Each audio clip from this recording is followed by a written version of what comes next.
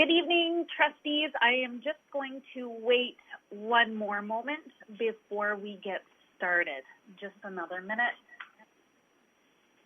to ensure that we have everyone on the line.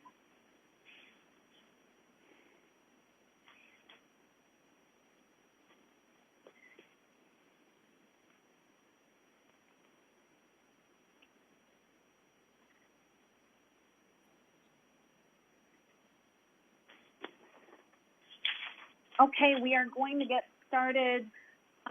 Welcome everyone to the Hamilton Wentworth District School Board meeting of June 22nd. Please mute yourself if you have not done so already. Please note that this meeting is being recorded and is available to the public through live streaming. During this meeting, we will move through roll call for each agenda item. If you do not have a comment, please state no comment so that we can ensure that you have been able to successfully unmute yourself. During this meeting on the agenda items with little or no debate, we will use a reverse vote where I will ask if anyone is voting against a motion to receive or approve a report. On agenda items with significant or much discussion and debate, I will go through roll call so that each trustee can have the opportunity to verbally vote for or against a motion. I will also randomly select movers and seconders to bring forward the committee reports unless the trustee has already notified me that they wish to bring forward a specific item. With that, we're going to go straight to calling the meeting to order. And I am going to start with roll call, confirm who is on the line. Do we have Trustee Archer? Present. Trustee Bingham? Present. Trustee Buck? Present. Trustee Danko? Present. Trustee Deese?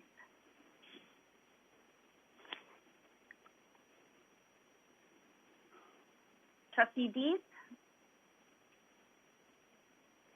So Trustee Deese is not with us at the moment. I'll ask our liaison officer, Trustee Liaison Officer Miller, if she could please send Penny a text to make sure that she is able to to find out if she's having trouble logging on. We'll keep moving through the list. Trustee Galindo? Present. Myself, Trustee Johnstone is present. Trustee Miller? Present. Thank you. Thank you. Trustee Mulholland? Present. Trustee Paikin-Miller? Yep, I'm here. Trustee Tutt? Present. Student Trustee Meddy? I'm here. Student Trustee Prozic?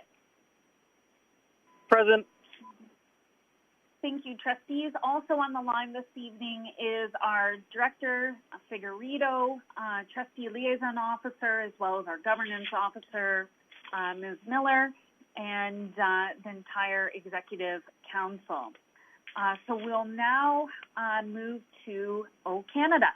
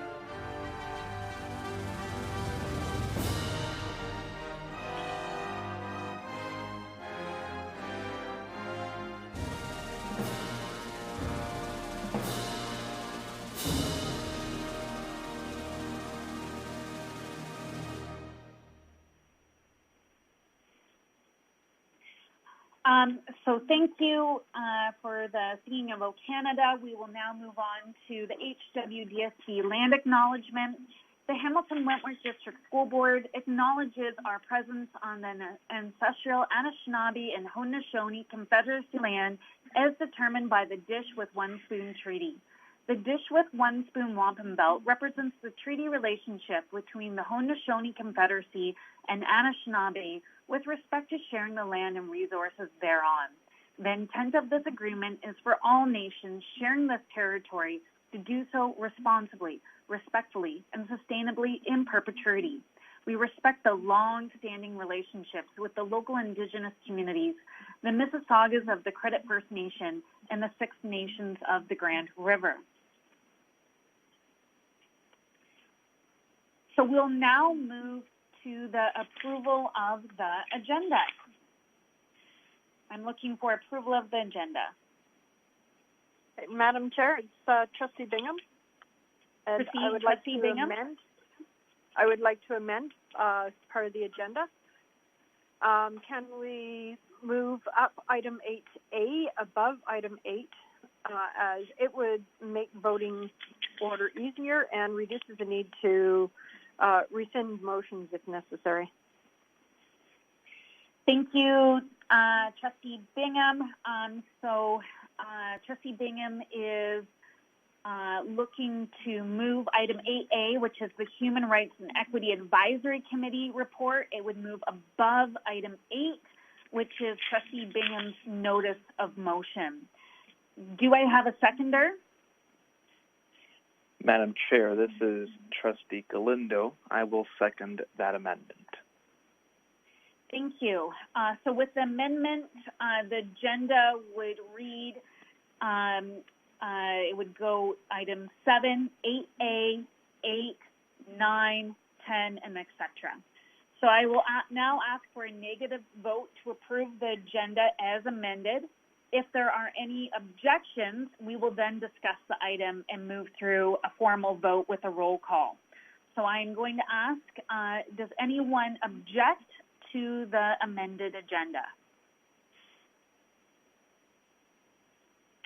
And I'll just wait a moment. Do we have any objections? Hearing none, so the amended agenda has now been approved. So we'll now move through to confirmation of the minutes from June 8th. And I'll give trustees a moment to look through the minutes.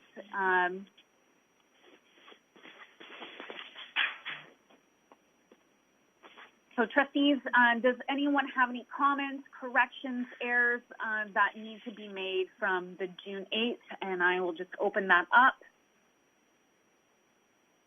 Hearing none, we will now move on to item 6. Correspondence received from Mr. Werrich regarding police liaison program. And I will turn to, could Trustee Officer Miller please read that correspondence aloud?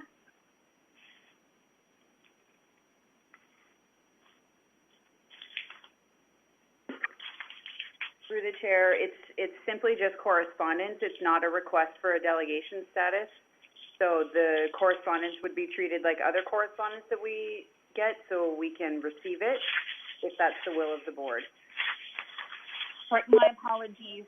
My apologies. For some reason, I thought it was earlier this week, a delegation. So I appreciate that. So with that, I am looking for a motion to Madam Chair. Madam Chair. Yes. I will move it received. Thank you. Thank you. This is Mulholland. Thank you, Trustee Mulholland. And I will move to have. That is received and filed. Thank you, Trustee Mulholland. So with that, I will look to have Trustee Tutt second the correspondence. So with that, I'll open that up to discussion. I'll just ask, are there any questions from trustees? Hearing none on the motion to receive Sorry, and Alex, file. it's Penny. Yep. Alex, Penny? sorry, Yep. it's Penny. Sorry, I had trouble getting on, and I came on late. Can you just back it up a sec for me? What's the motion on the table?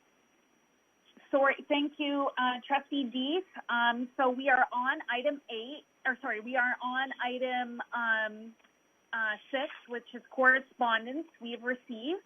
And Trustee Mulholland has moved a motion to receive and file the correspondence. Thank you. As is normally done when we receive correspondence.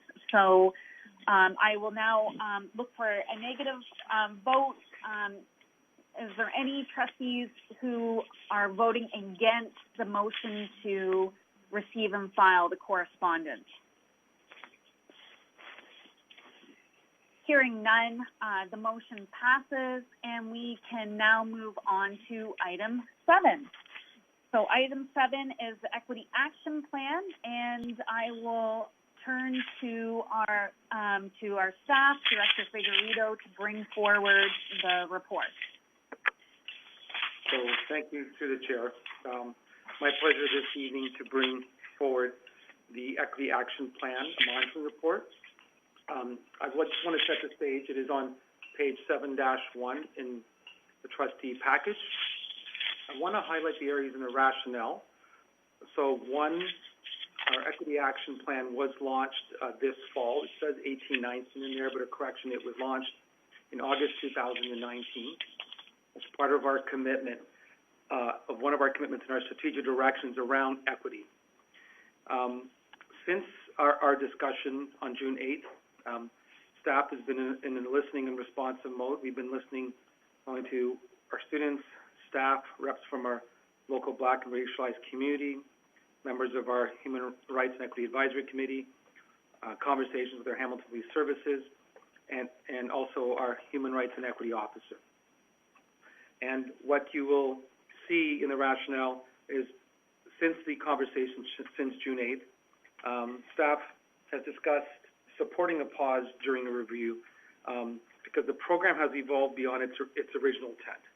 And in conversations with the Hamilton Police Services, they have indicated that they support the review and look forward to a review with evidence-based practices. Trustees have also received a slide deck from Trustee Heather Miller, and I am going in a second to pass it on to my team to present the report via the slide deck. So our Equity and Human Rights Officer, Johanna Otete, will be presenting this. She will be presenting what we've completed to date in terms of our equity and what is in our Equity Action Plan, 4 priority areas. Trustees will see that when we get to positive organizational culture and well-being, there's a commitment within our Equity Action Plan to review programs, policies, procedures with an equity lens. And this is where you'll see that the Hamilton Police Services Police Liaison Program is highlighted. To provide trustees with more information, Superintendent Stefanian then will provide an update in the slide deck in terms of Appendix A, which highlights the current board police protocol from 2016. Appendix B will then highlight the Police Liaison Program itself. And then Appendix C will highlight our initial thinking based on the trustee motion from June 8th, the elements of the review and the questions we'd be asking in the review. So just wanted to set the stage, and I'm going to pass it over to our Johanna, our Equity Human Rights Officer, who will walk trustees through the slide deck, and we'll begin on slide 2, which is a summary of the report. Thank you.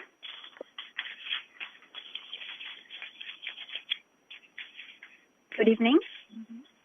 It's Johanna speaking now.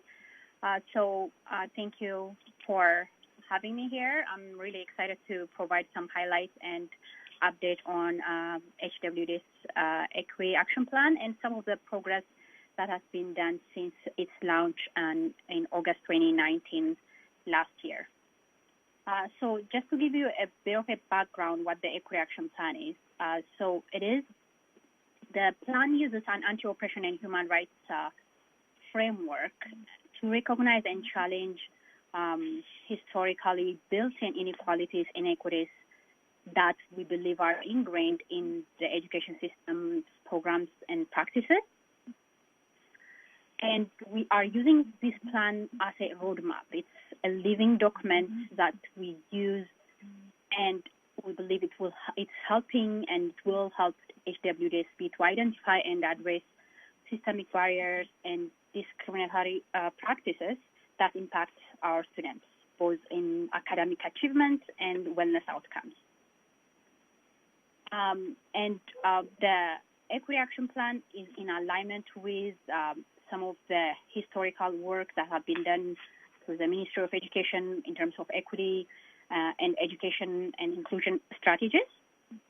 Most recently, it is really aligned with the most recent Ontario's Education Equity Action Plan. And then also there are other strategies that are aligned and are related to this. For example, the Ontario's Aboriginal Education Strategy, the Learning for All, which is a guide to effective assessment and instruction for all students. And when we look at the alignment in terms of our internal HWDSB policies and strategies, the Equity Action Plan also works integrated with other areas, including mental health and well-being, specialized services, Indigenous Education Action Plan, and then also through the strategic priorities of the HWDSB reimagined priorities. Having said that, I want to give you a little bit of a background what this equity work, how the Equity Action Plan came to be. Before that, there was some historical work being done through the past few years to align the structures and that support this work. So, for example, the role of the Superintendent of Student Achievement, Equity and Wellbeing, which covers equity, safe schools, and mental health. There has been some work that was done in terms of engaging the Executive Council team and system leaders in learning on bias, power, privilege, and courageous conversations. There has been a number of projects to supporting racialized students, student-led anti-oppression and anti-racism student voice forums, and those are actually really instrumental in terms of informing the priorities in the Equity Action Plan. There are also other supporting structures that are created, including the Human Rights and Equity Officer position. And this past year, there are also other structures that are added. For example, in social work, there are system social work roles that specifically support racialized, Two-Spirit, LGBTQIA students and Indigenous students. There is also a role, the Positive Culture and Wellbeing Consultant role is redefined to the position of Safe Schools and Racial Equity Consultant. So now when we go to the Equity Action Plan, it has 4 priority areas where we want to identify and address inequity. The first one is school and classroom practices.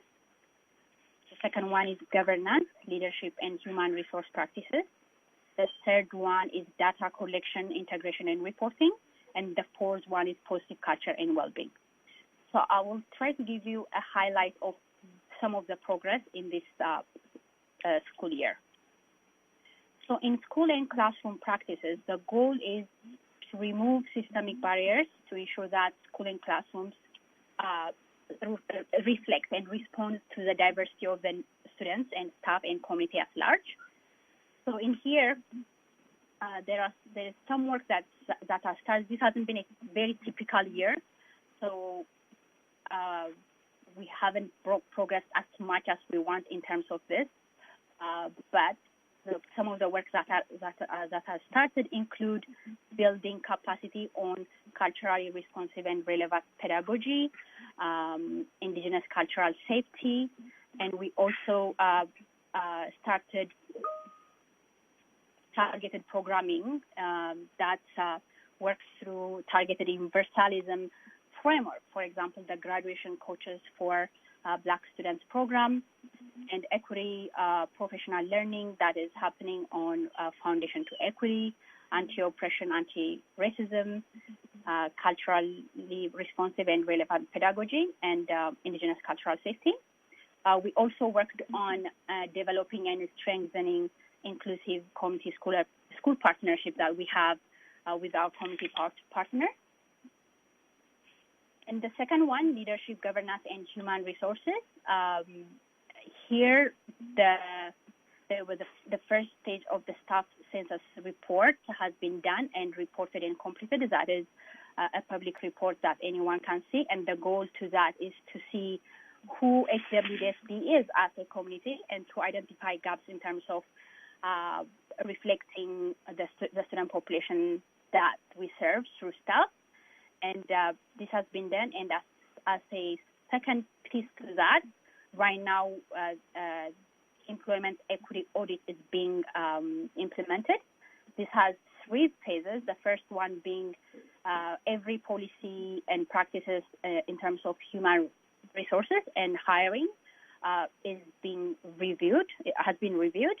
There has been one-to-one interview with staff.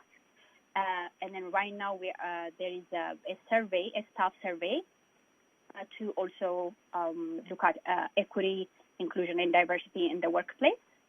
And this will be followed by focus group discussions with specific groups, especially with equity-seeking groups. So when the employment equity audit is completed, it will provide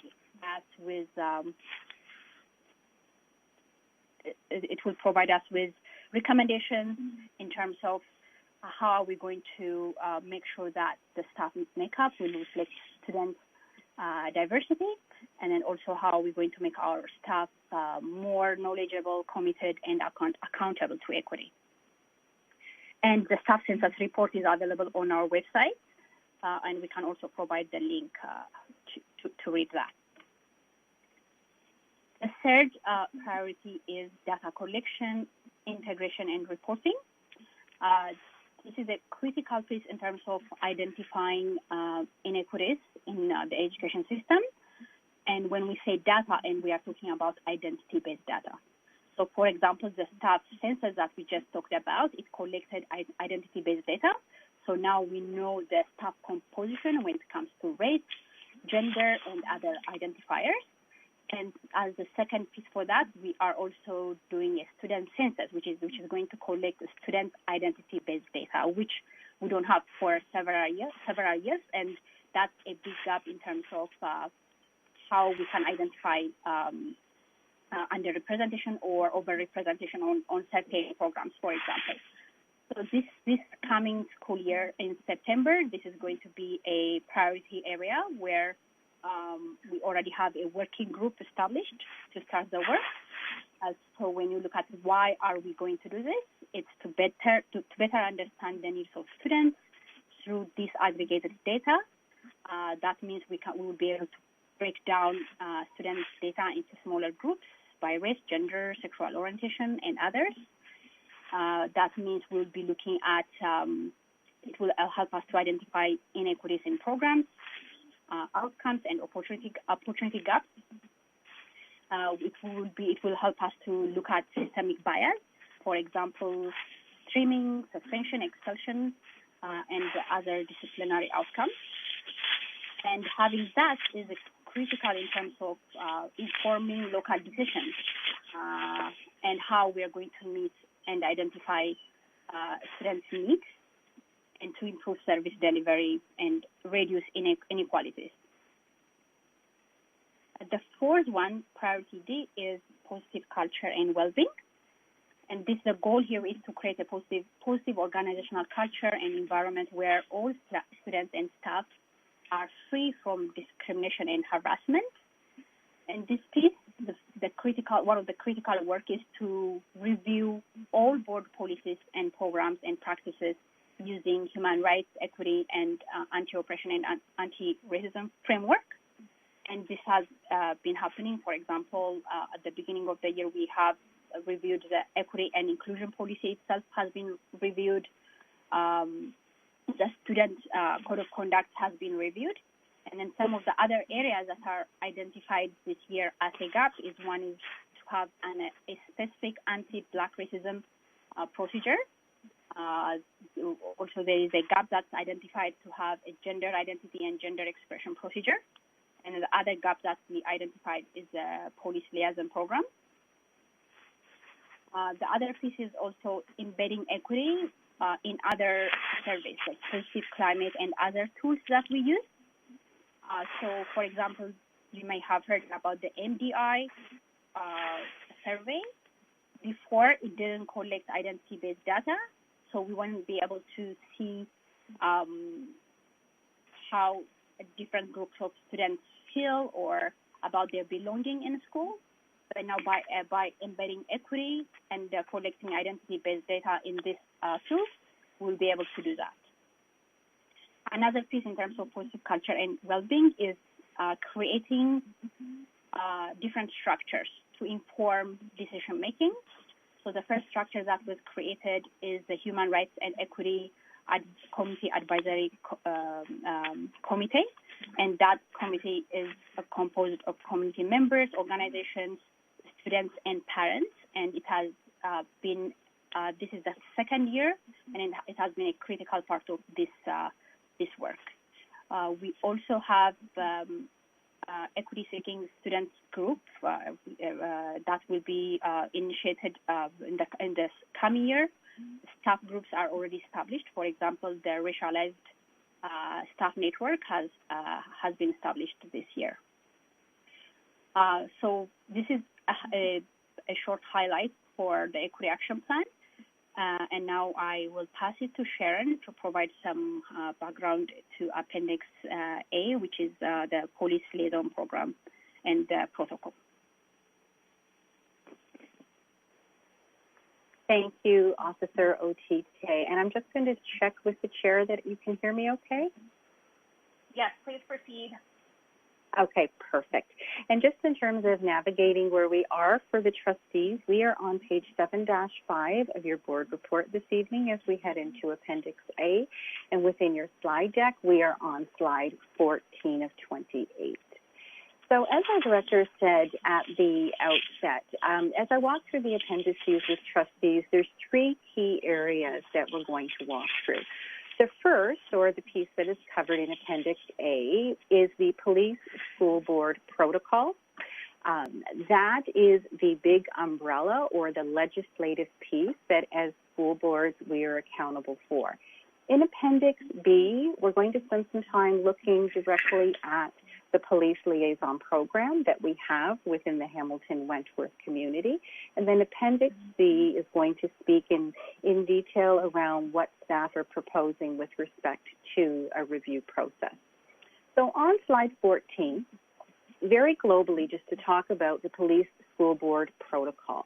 So the Police School Board Protocol lives within legislation. You can see on the slide deck that the Ministry of Education, together with the Ministry of Community Safety and Correctional Services, back in 2000, there was a policy directive established that essentially said to school boards and to police that we know there are times that you are going to have to work together in terms of keeping students safe, and that you both have very specific legislation and obligations that you need to adhere to. And so there needs to be a time when the school board and the police come together to work through and create a protocol that honors the legislative world that each of those institutions lives within and allows us to meet the mandate of keeping our schools safe. So 2015 was the last iteration of the provincial model that was developed. And what you can see on the right-hand side of the slide is the 2016 protocol that was created between the 4 school boards in Hamilton, ourselves, the Catholic Board, the French Public, and the French Catholic, as well as Hamilton Police Services. So this protocol guides all of the interactions that we have with Hamilton Police Services. The foundation for the protocol is a foundation of human rights, when it comes to interacting and honoring student human rights, and speaks to those processes that guide our interaction together. Moving on to slide 15, again, just to ground the work that we engage in. So from the perspective of the Ministry of Education, we have PPM 128, which is the Provincial Code of Conduct and School Board Code of Conduct. And in addition to other information that drives the code of conduct that we have as a board, this particular PPM also speaks to the role of police and our obligation as a school board around enacting the protocol and the accountability for a protocol. So again, just to situate the protocol within our legislative accountability. Now, slide number 16 speaks a little bit to the detail around what is in the provincial model with respect to the protocol. I'm not going to read the 22 required elements of the protocol. These 22 elements that are provincially required are included in our local protocol that has been developed. But we are going to spend a little bit of time focusing on two elements, and those are the elements that are bolded on your slide. And specifically, that is the role and mandate of police services as per the protocol, as well as occurrences requiring a police response, or those times in which we, as schools, are required to reach out to the police. So slide 17 digs a little bit deeper into the occurrences that require a police response. So these are the ones that within legislation, our administrators in our school must notify the police if these types of incidents occur in their school. And this is a requirement as per the protocol. Again, I'm not going to read them out to trustees, but certainly you can see from the nature of what is listed, these are the types of incidents that are extremely serious and certainly put safety of students at risk. Moving on to slide number 18, just to share with trustees, there are other times through the protocol and through legislation that we also will require police involvement in our schools. So to give some additional concrete examples, we know within legislation our schools are required to have a procedure with respect to lockdowns and how lockdowns are carried out. There is a requirement that the police participate in lockdown drills, supporting our schools in those processes. And naturally, if we ever find ourselves in the extremely unfortunate circumstance where we have a school that needs to go into lockdown, police would be involved in keeping, endeavoring to keep our staff and students in the building safe. In addition, if we are, again, in a situation where a school has received a bomb threat, there is a direct accountability and responsibility for police services to respond and support. And also the Youth Criminal Justice Act. So the Youth Criminal Justice Act covers a number of areas with respect to youth, but there are requirements if we have a young person who has conditions, or if there are transition supports that are required. We will find there are times when we are in conversation with police around how best to support the transition of a youth back into school. So the other areas I mentioned that we wanted to talk a little bit about as per the protocol is the role and the mandate of police services. And again, this is coming from the provincial document, which aligns with our local document. So you can see there are a number of areas that are highlighted in terms of the role. Highlight for trustees, the reason the first four bullets are in bold is because those would be the four areas that exist within the protocol that locally are operationalized currently through the police liaison program. So that specifically is engaging and working proactively in partnership with school officials to ensure the effectiveness of the protocol, assisting in the development of young people's understanding of good citizenship, promoting and fostering the prevention and reduction of crime, both against and committed by young people, and diverting people away from crime and antisocial behavior. So those areas for us, the four boards within our community, those are operationalized through the police liaison program. The remaining bullets are bullets that are also part of the role and mandate of police services as per the protocol, but they are connected to our work in Safe Schools. So moving on to slide 20, and then again, just to navigate within the report, this is Appendix B, which begins on page 7-8. So we're going from the very high level protocol document, which again, provincial mandate, local protocol developed in alignment with, but we're going to dig deeper into our police liaison program that exists within our community.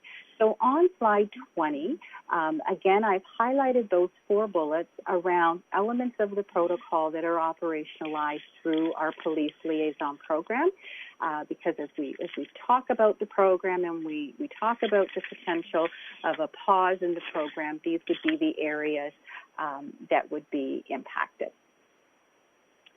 So a little bit more specific detail around the program itself, and I'll refer trustees to slide number 21.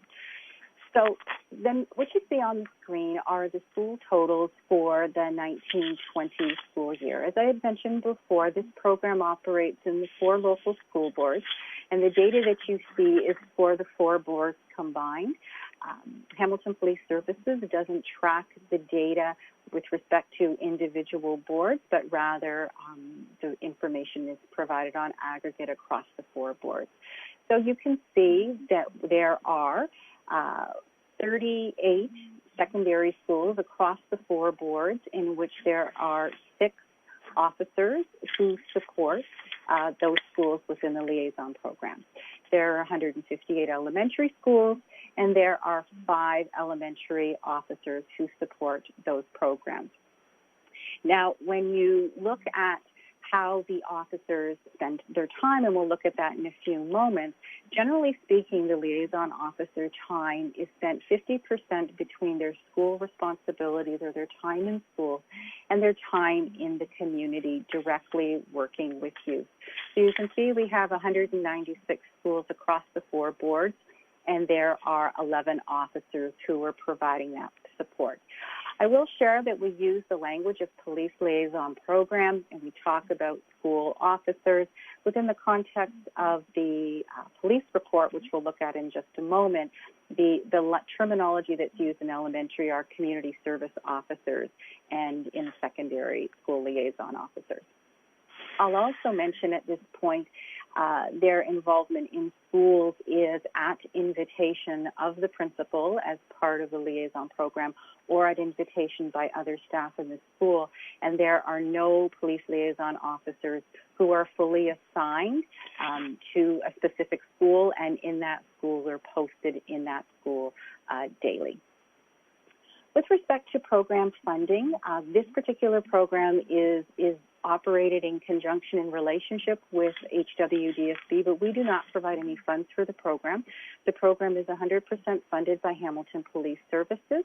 The major costs of the program are the salaries and the benefits for the 11 officers who are involved in the program, and approximately $9,000 a year is set aside for training and any other resources that they may need, again, completely funded through Hamilton Police Services. On slide 22, and I apologize, there's a lot of text on this slide, but again, we're just trying to provide a little bit more context in terms of the type of activities that we see liaison officers engaged in within our school. As I mentioned, as trustees are looking at the chart, and this is a chart that comes directly from the Hamilton Police Services 2019 report on the involvement of officers in the community with youth, but also in this specific diagram with respect to involvement in our schools. So you will see that in elementary, the terminology that's used is community service officers, and in secondary, the language that is used is school liaison officers. Divisional youth officers, generally speaking, are not involved in the work at the school level. They work within the division, and they really support engaging with youth outside of school connected to the Youth Criminal Justice Act. They will, however, go into a school on the occasion that a school liaison officer is scheduled to go into a school. There is a last-minute emergency. They're unable to, and they will sometimes sub in for their colleagues. But generally speaking, they're not assigned to specific schools, and they don't work in schools on a regular basis. So in terms of the types of activities that the liaison officers are involved in, and keep in mind a few slides earlier, I had shared with trustees how some elements of the protocol are operationalized through this program. And that certainly would be presentations, and you can see the types of presentations they're involved in. They're invited in for school visits, which can be school-initiated or officer-initiated. They really focus on that proactive piece around supporting community engagement and relationship building. They can be called in, or they are called in for investigations, usually initiated by the principal. It can be part of the mandatory reporting, but principals may also call their liaison officer in if for a non-mandatory or a discretionary area. So vandalism is an example of that. We also find that liaison officers are sometimes involved in formal restorative justice processes at the school level, as well as informal, less structured processes at the school level.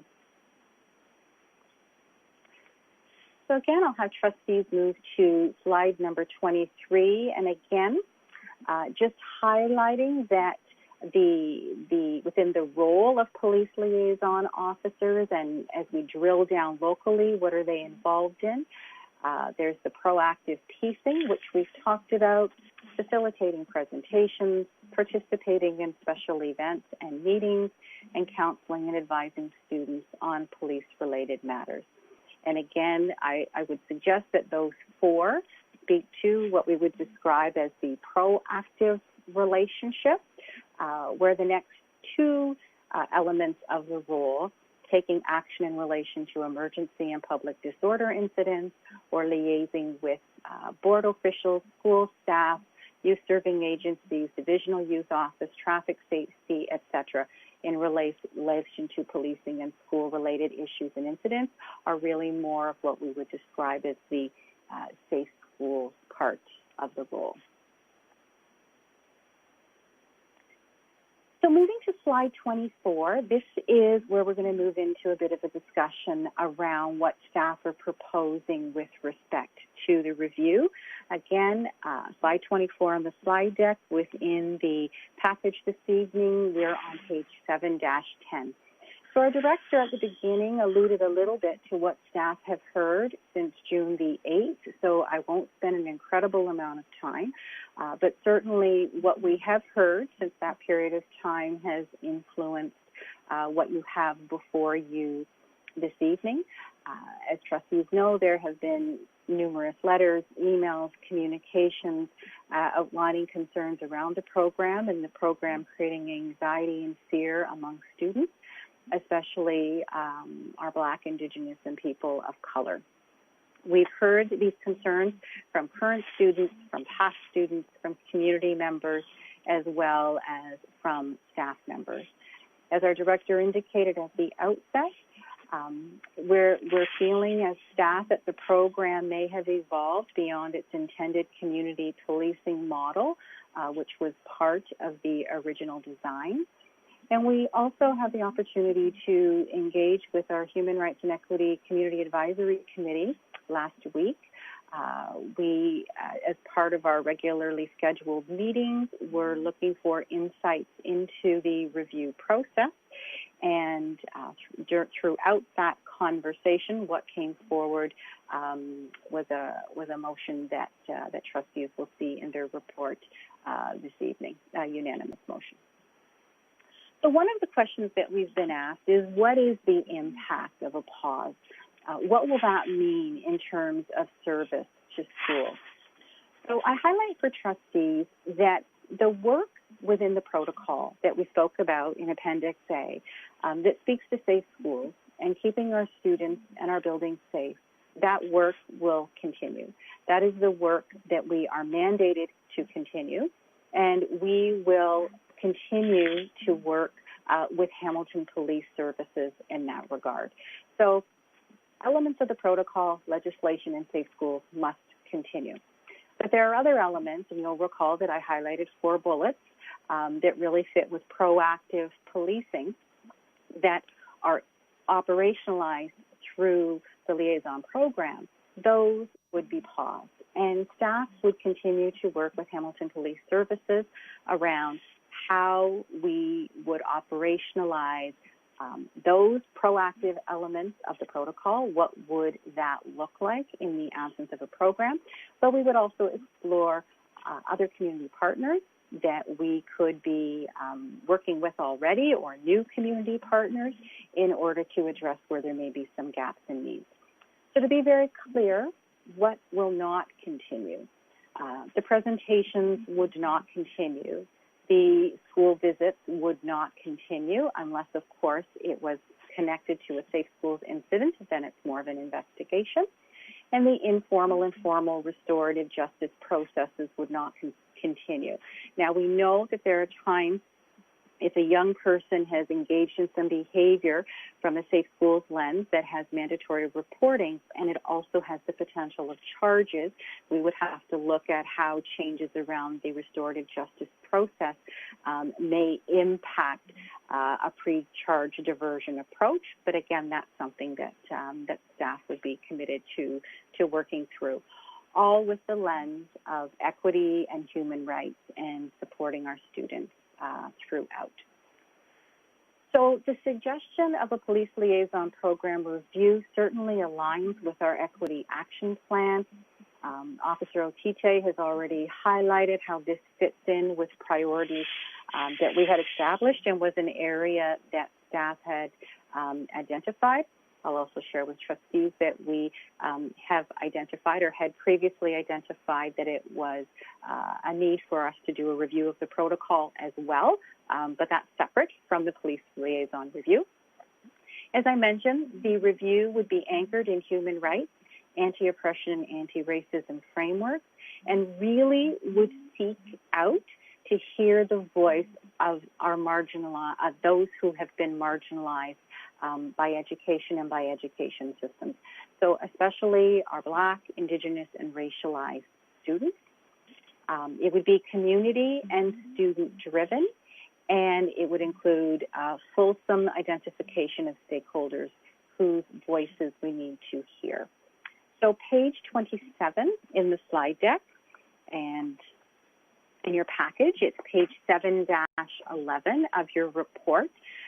We identify those who we would see as being part of the task force to carry out this work. We see the work being very much led by students, parents, community, with support from staff. So we would be looking at a number of our existing student structures and a number of our existing trustee community advisory structures, and seeking representation from those groups to bring a diversity of thought and perspective around the table in terms of engaging in the work.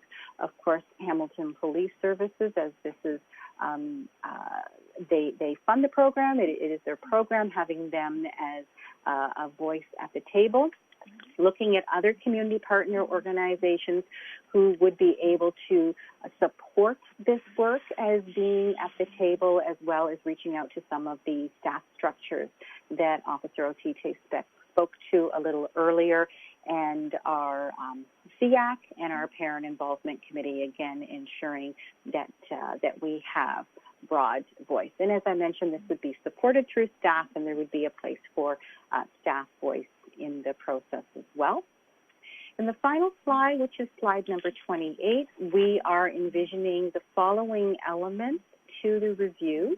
The first step being stakeholder identification and data gathering. Stakeholder identification being extremely important, so we have the opportunity to ensure that as many voices as possible are heard. I will mention that undertaking a review like this, it is extremely important that the lens of equity is used throughout, so that we are taking the opportunity to elevate the voices of those who may be, who are impacted negatively by the police liaison program. Certainly wanting to ensure we hear the voice of our Black community and our Indigenous and our racialized communities. With respect to data gathering, certainly there is the first-hand data gathering, but there's also other data that we have available to us. And bullet number 2 talks about the importance of the literature review, including information that has been gathered through the Bullying Prevention and Intervention Review Panel consultations, because we understand that there has been conversation in those sessions with respect to the police liaison program. Also, a series of questions outlined for trustees on 7-11 to really help us gather further context and conduct an environmental scan, and ultimately bringing forward the deliverable, which is a recommendation related to meeting student needs as we go forward. And so with that, Madam Chair, that's an overview of our work in equity and how our work with Hamilton Police Services, as well as the proposed review, will fit in with that work. And we're pleased to respond to that. Thank you, Superintendent Stefanian, for your excellent report, for all of the work that you and the entire staff team have done to put into this enormous package. With that, I'm going to start with a motion to receive the report. I'll have that moved. I'm just selecting at random, but I'm having the motion to receive by Trustee Pagan-Miller, seconded by Trustee Buck. That's to get this item on the floor. I am going to break up the discussion into 2 parts, as there's 2 major components to the report. So we'll start with a general discussion on I guess, all of the items that are on any area of the action plan besides the police liaison program. In the second part of the discussion, I'll ask trustees to hold off questions that are specific to the police liaison officer program for the second part of the discussion. As this is a monitoring report, there is no action items, so it is a motion to receive. And if trustees are looking to have additional items considered in the review, they can state that. There is no need for a motion unless there is a significant change in direction. If we are uncertain, we will, of course, refer to our governance officer for advice. So with that, I'm going to start through the roll call, and the first discussion is on everything but the police liaison officer program review. So the rest of the equity action plan. So we'll start with Trustee Archer. Do you have any questions or comments? I really don't have much in the question. My concern is I want all voices heard. I'm very concerned about some voices not being heard, and there's some groups there that have not been mentioned, and we've had a certain group of people that have been mentioned, and I want to make sure that all students' voices are going to be heard in this process. Even the ones that have trouble speaking up, I want to see reports from all students, not just a certain group of students. Thank you. Thanks, Trustee Archer. And just to clarify, we're not speaking to the police liaison officer program just yet, in case that's where you're speaking to, but I will turn to Superintendent Stefanian. Can you please talk to us about how student voice is captured in our equity action plan? Thank you.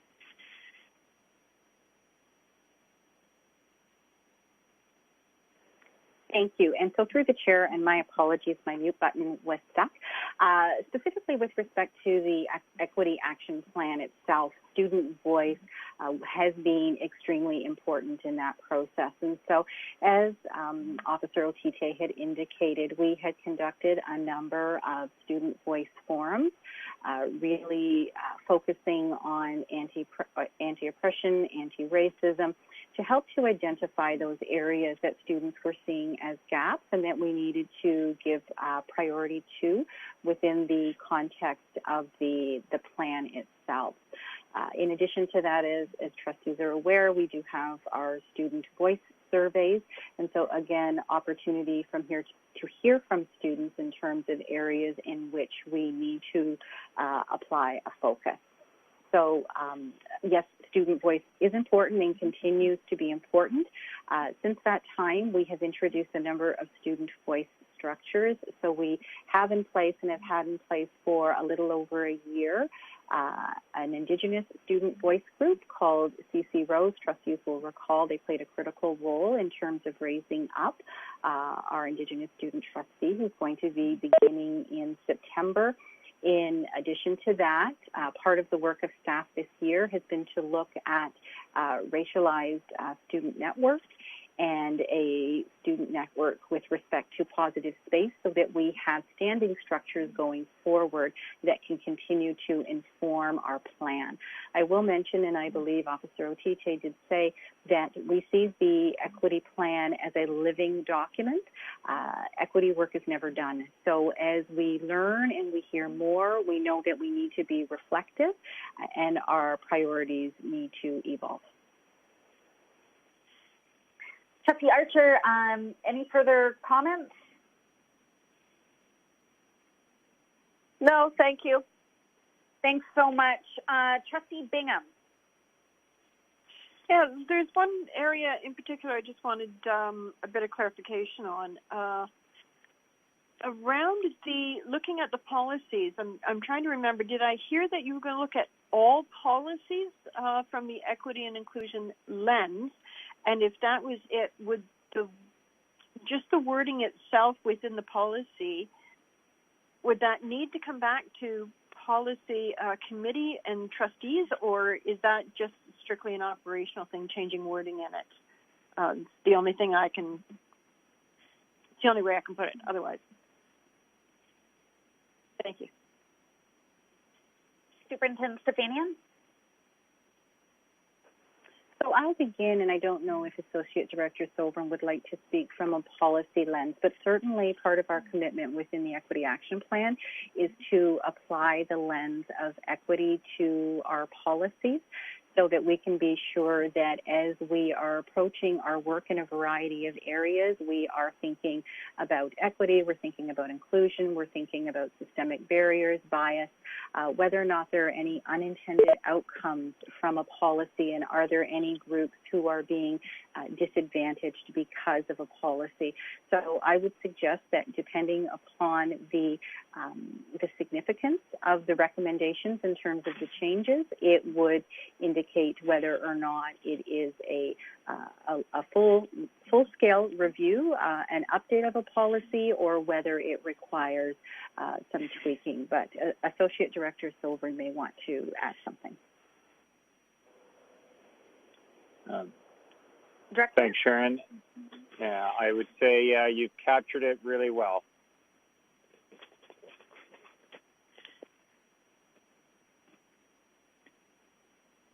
So, Associate Director, do you have any further comments, or is that?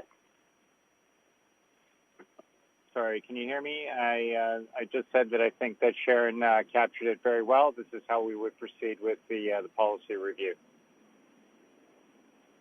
Excellent. Okay. Further questions from the trustee?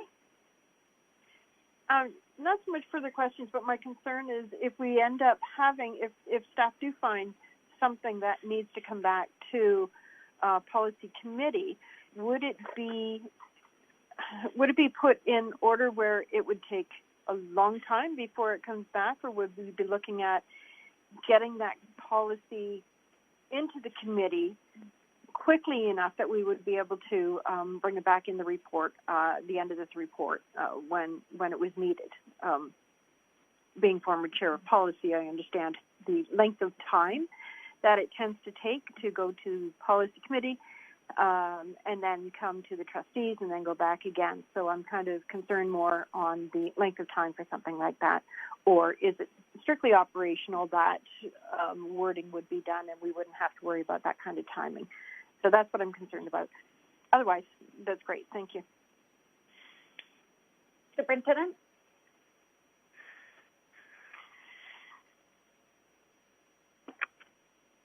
So through the chair, Alex, it's Manny.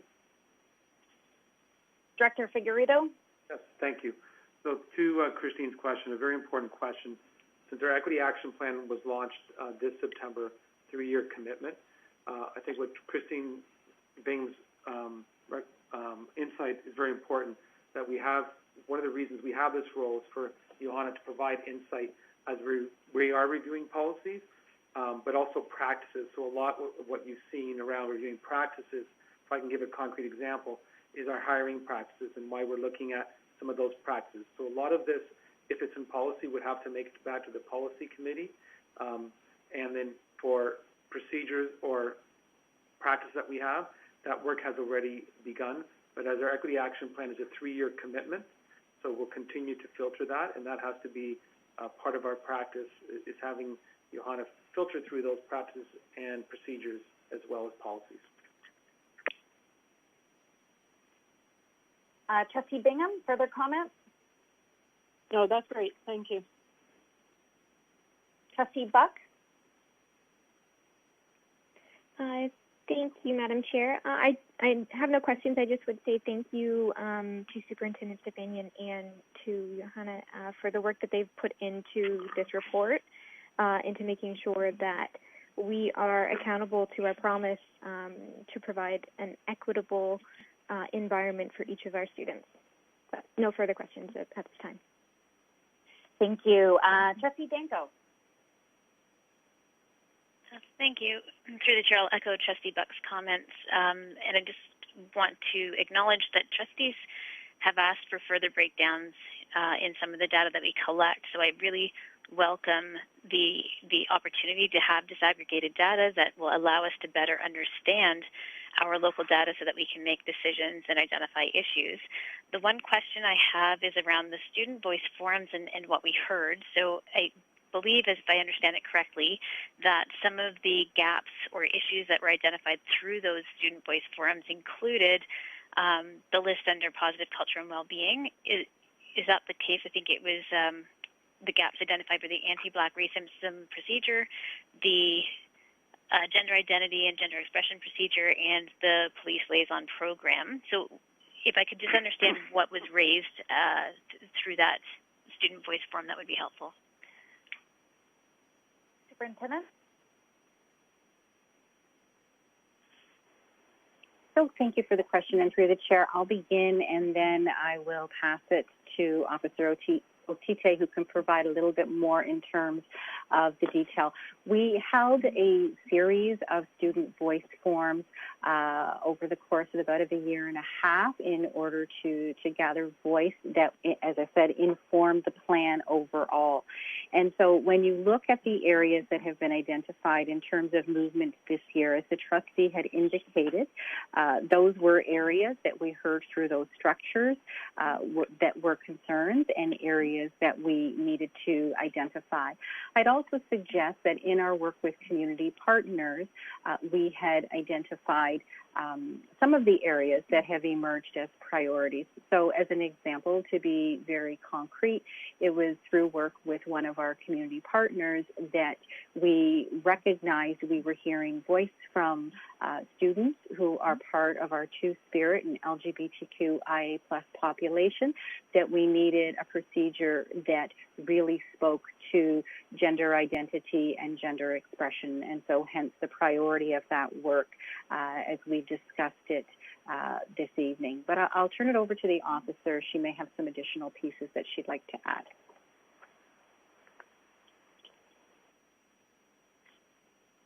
Thank you, Sharon. You covered most of it. And to add an example, the anti-Black racism procedure is that actually was identified by the Human Rights and Equity Advisory Committee. They had, in one of their meetings, I believe it was December 2019, they had a motion that discussed the need for looking at anti-Black racism, specifically because we already have a anti-racism procedure, but they identified that some of the specific issues that Black students face might not be covered and needs clear attention, and they put a motion to have anti-Black racism procedure to be developed, and that's how it came to be. Thank you. Trustee Danko? Thank you. Those are all of my questions for now. Moving along to Trustee Dees. Thank you, and echoing some of the comments, thank you for the comprehensive report.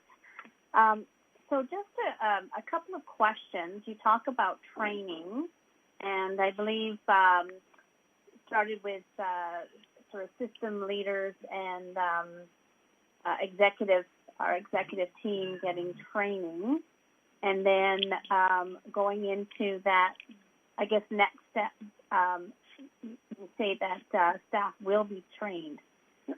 So can you just maybe add on to that? How are staff going to be trained? And I do recognize that you probably won't have all the answers right now. And just, are there going to be measurable goals attached to this training? Superintendent? So thank you. So through the chair, and again, I'll begin and then pass for more details to Officer Otite. The training is an extremely important part, and as we mentioned, we have already begun and we have done some foundational work with the Executive Council as well as with our system leaders. But of course, we know that the work needs to go deeper. We have engaged a number of schools in CRRP, or culturally relevant and responsive pedagogy training, the end of the previous school year and in the beginning of this school year. Unfortunately, with job action, some of that learning needed to halt. But again, it was an opportunity for us to work with a handful of schools in order to look at what was an effective practice in terms of training around what that looks like. In addition to that, we see the work that's outlined in our Indigenous Education Action Plan, specifically connecting in with Indigenous cultural safety and some of the learning that will evolve from that as being part of this important group, as well as the work that we've been engaging in around mental health. And so trustees are very much aware of the training that we have been doing with staff with respect to validation. Validation really has at its core, how do we create the conditions for our students to feel safe and supported and accepted, and how do we create that caring adult relationship within our school? And we spoke a little bit earlier this evening around aligning those portfolios of equity, safe schools, mental health, Indigenous education, all under one superintendent, so that we can create those opportunities for alignment and for integration.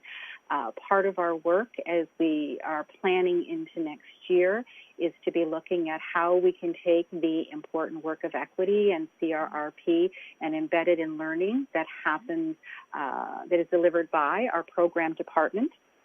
And what does it look like when we connect and we provide that? I will also share with trustees, again, based upon feedback from staff who were part of our staff positive space group, as well as community partners whom we've worked with.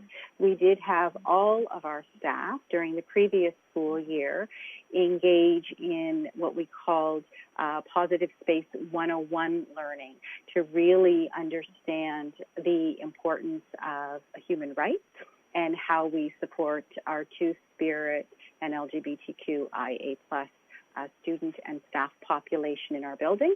And Officer Otite, I don't know if you'd like to add anything to that. No, I don't have anything to add. You covered it well. Thank you. Further questions, Trustee Dees? Yeah, so thank you for that, for expanding on that. Because as we know, we've talked about the importance again of making sure that training is not just sort of a one-time, that it is ongoing and embedded. So that's good to hear. The other thing is in regards to the data that we're collecting, which is great to hear because I know it helps us make decisions.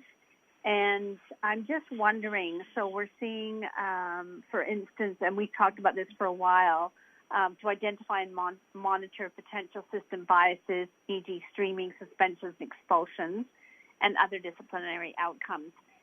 So are we going to see this data embedded in our positive culture and well-being reports? Superintendent? Yes, so thank you for the question. Yes, absolutely. As Officer Otite had mentioned earlier, we are anxious to move forward with our student census, and we have begun the planning work this spring, and we're looking at next spring as the opportunity to administer the census. It will allow us to disaggregate our suspension and our expulsion data, which will come to trustees through the Positive Culture and Wellbeing Report, where that information is shared. I'll also share with trustees if further interest within understanding in detail the components of the Equity Action Plan. It's been a number of months since trustees have seen the document. There's an entire section to Trustee Dees' comment that speaks to supporting our student pathway choices.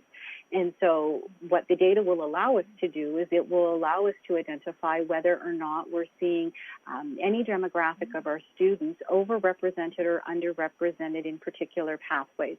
So, for example, are we seeing a particular demographic that is overrepresented in the workplace stream, or upon graduation, are directed into particular pathways. So there is a section of our Equity Action Plan completely dedicated to support and understanding around student pathway choices, and involves working with staff in both elementary and secondary, as well as working with our families and community partners. Trustee, further comments? Yeah, no, I mean, thank you for that. And I guess, like I said, around, I think it's obviously going to be really helpful data for us to base decisions on. And I think can also provide more support. I mean, we've talked about suspensions, expulsions, for a while, and being a little more, or being proactive and getting help ahead of time. And how do we do that? So this data is a good step towards that. So thank you. Thank you, Trustee. We'll move to Trustee Miller. Hi. I have a few questions, and they are a little bit all over the equity plan, so I apologize if I'm jumping around a bit. I will say that I am so happy that the secondary school in my Ward 3 has both the Black Youth Mentorship Program in addition to a very amazing Positive Space group that meets weekly for Two-Spirit LGBTQ plus students. In terms of exporting those supports and those types of groups where students can really be seen and supported, be themselves amongst themselves, would it be possible to get some clarification how we are, is that going to be a kind of a system-wide initiative? I'm sure other schools also have some similar type groups or organizations, but I would really love to see from even just an accessibility lens for that opportunity, for those connections to be available at a variety of different schools. Superintendent? So if I can, pardon? sorry, were you done or? Yes, sorry. Yes.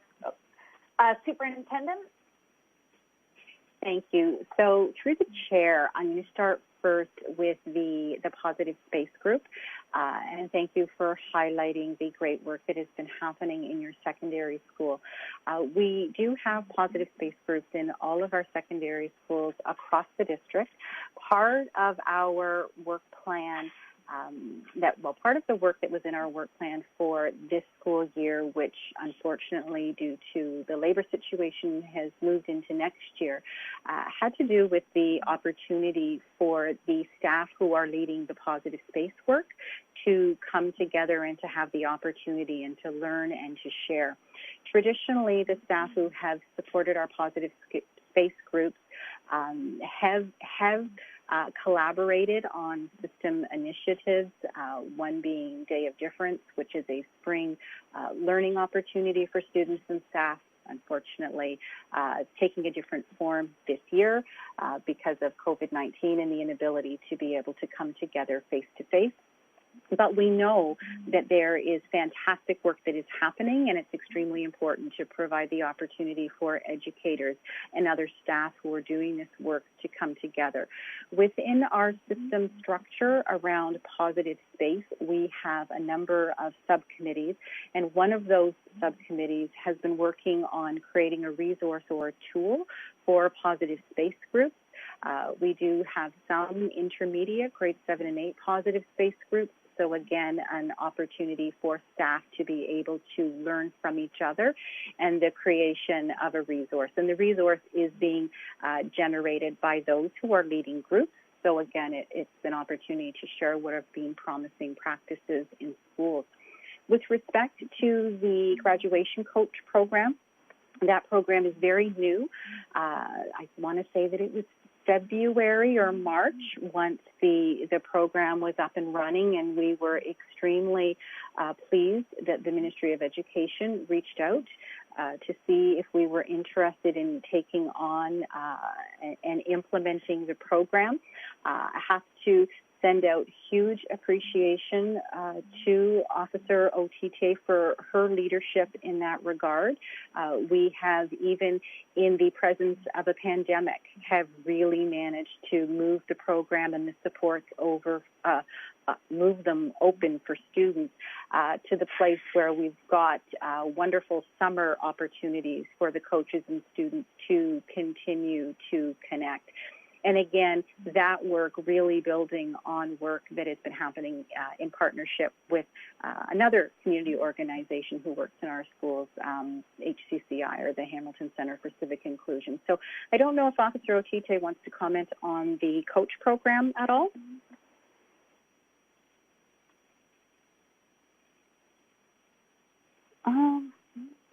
Yeah, I think Sharon, you covered most of it. So the graduation coach program is being implemented at 2 schools, and we have seen the benefits even during this time during school closure. The graduation coaches has been very instrumental in terms of keeping in touch and connecting with not only the students but their families and finding out what they need, what their connection are, and when there is time that there's the motivation is going down, they have been championing and helping students, and we are really excited to see that that will be something that will continue come September as well.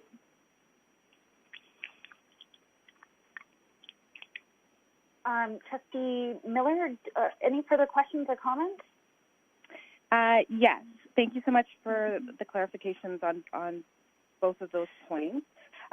Just a quick question around the student network for racialized students and the LGBTQ+. Is that a physical network or an online one? How are students being engaged in those programs? Superintendent? Sharon, you want to? Okay, Officer Otite, go ahead. Okay. So the system level groups for racialized student network and for 2 LGBTQIA students. hasn't been created, like the process has started, but the call out is going to was going to go out just before we actually close for the school. So we are hoping that that's something that will start come September, but so far they haven't started. But the plan is to have a system level group where there would be representation as much as possible from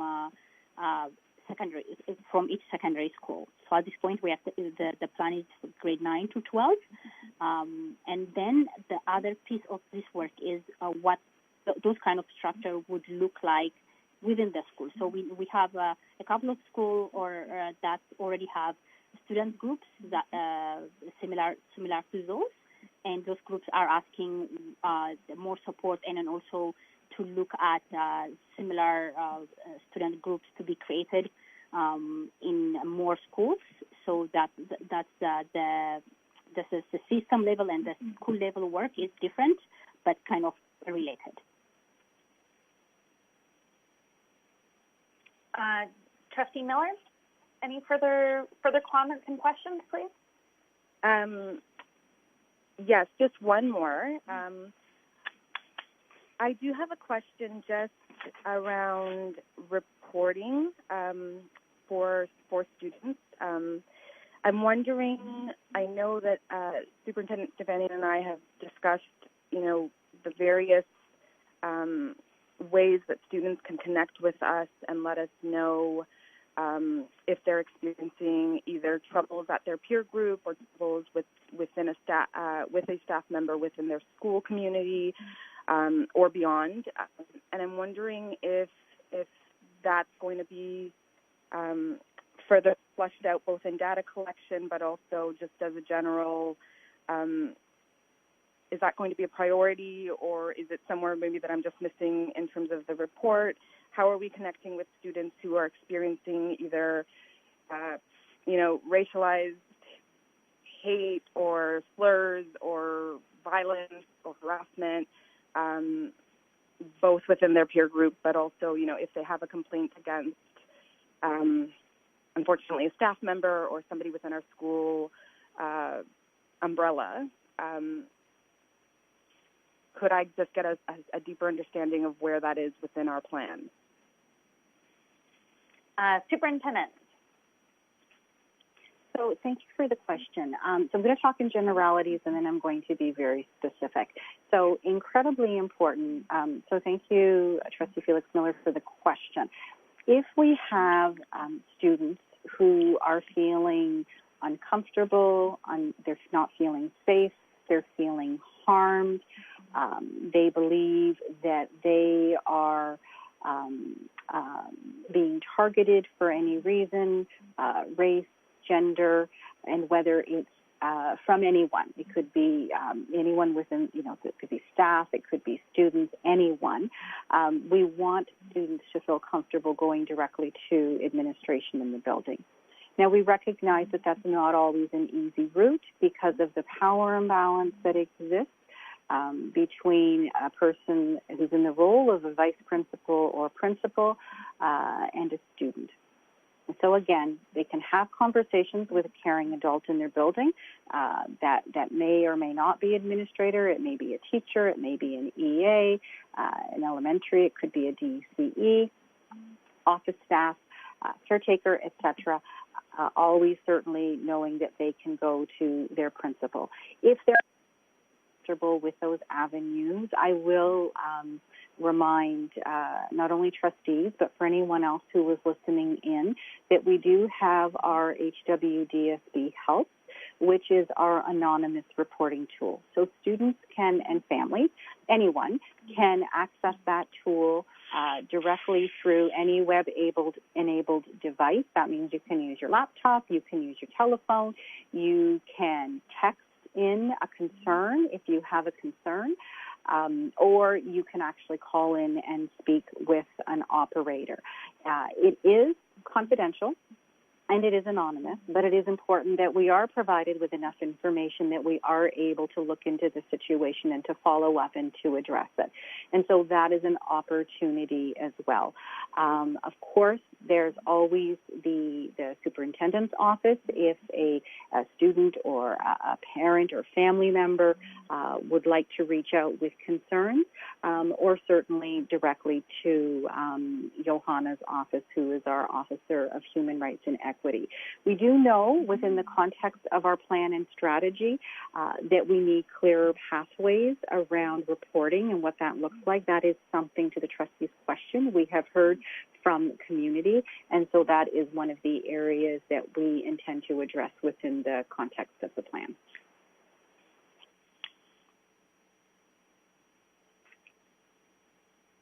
Trustee Miller, further follow-up? No further follow-up. Thank you very much for that response. Thanks so much. Trustee Mulholland. No comment. Trustee Pagan-Miller.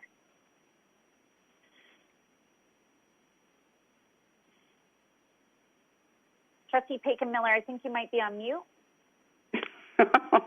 Thank you. I was. Okay, so I have a couple of concerns, questions. One of them is around what Superintendent Stefanian said with respect to this being a living situation, so that, in other words, if there are other concerns on a go-forward basis, there will be some modifications and adjustments and so on. That I just need that, first of all, reaffirmed. Is that true? If there are more problems on a go-forward basis that I want to bring up, is that something, or that anyone needs to bring up, even students, is that something that can happen at another time? Thanks. Not just tonight. I'll turn to Superintendent Stefanian. Yes, absolutely. That is accurate to the trustee's question. Equity work is, as everyone knows, equity work is incredibly complex work. It is not work that is a checklist, and you can say we've done that. There is always the need to be reflective and to look at, as we make decisions, what are the outcomes of those decisions? Are we seeing unintended outcomes from decisions that have been made? And then how do we revisit as we move forward? So yes, absolutely, we see this as a living document that will undergo not a full review, though it'll undergo a full review once we've ended the 3-year plan, but certainly there will be modifications made along the way in response to what we are hearing and learning. Well, okay. Now, the other thing, thank you. The other aspect of all of this is that I respect and I'm glad that we are looking at anti-Black racism. I think that's a definite problem within society. But I haven't heard a word about kids that are experiencing anti-Semitism, Islamophobia. It seems that we are centered on one area more than anything else. Is there something to be said about the inequity of that? Superintendent. So thank you to the trustee for the question. And we know that equity work is challenging and it's complex. Equity is not sameness.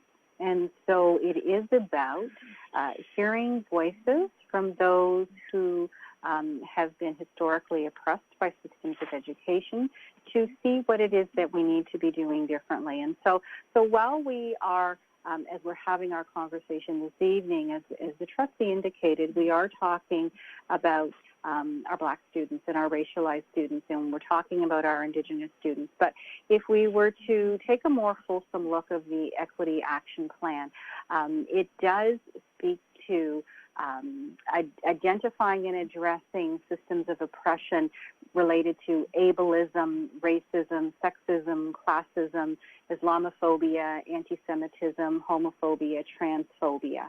And so while we are Speaking of specific groups, rightly this evening, I do want to ensure the trustee that we have been informed within the context of the plan from the groups that we have heard concerns around, recognizing that equity is not sameness.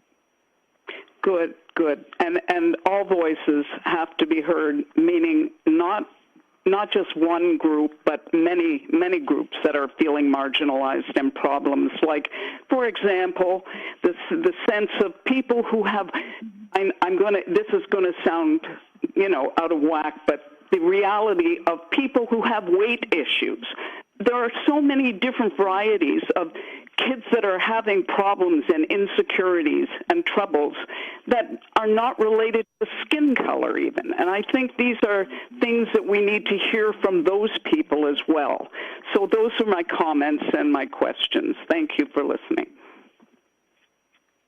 Thank you. I think the superintendent probably already captured, but everything to address that. But Superintendent, did you have anything further, or did you conclude? Sorry, through the Superintendent, I think you're on mute. Oh, sorry. Can you hear me? Yes, we can. Sorry. Sometimes my mute button sticks, and I think I'm unmuted, and then I'm not muted. Can certainly appreciate the trustees' comments. I think that what is extremely important, especially at this time in history, and I go back to equity not being sameness, and I think it's extremely important that those of us who have power and privilege use our voices to raise up those individuals and those voices who are harmed by systems. Black Lives Matter.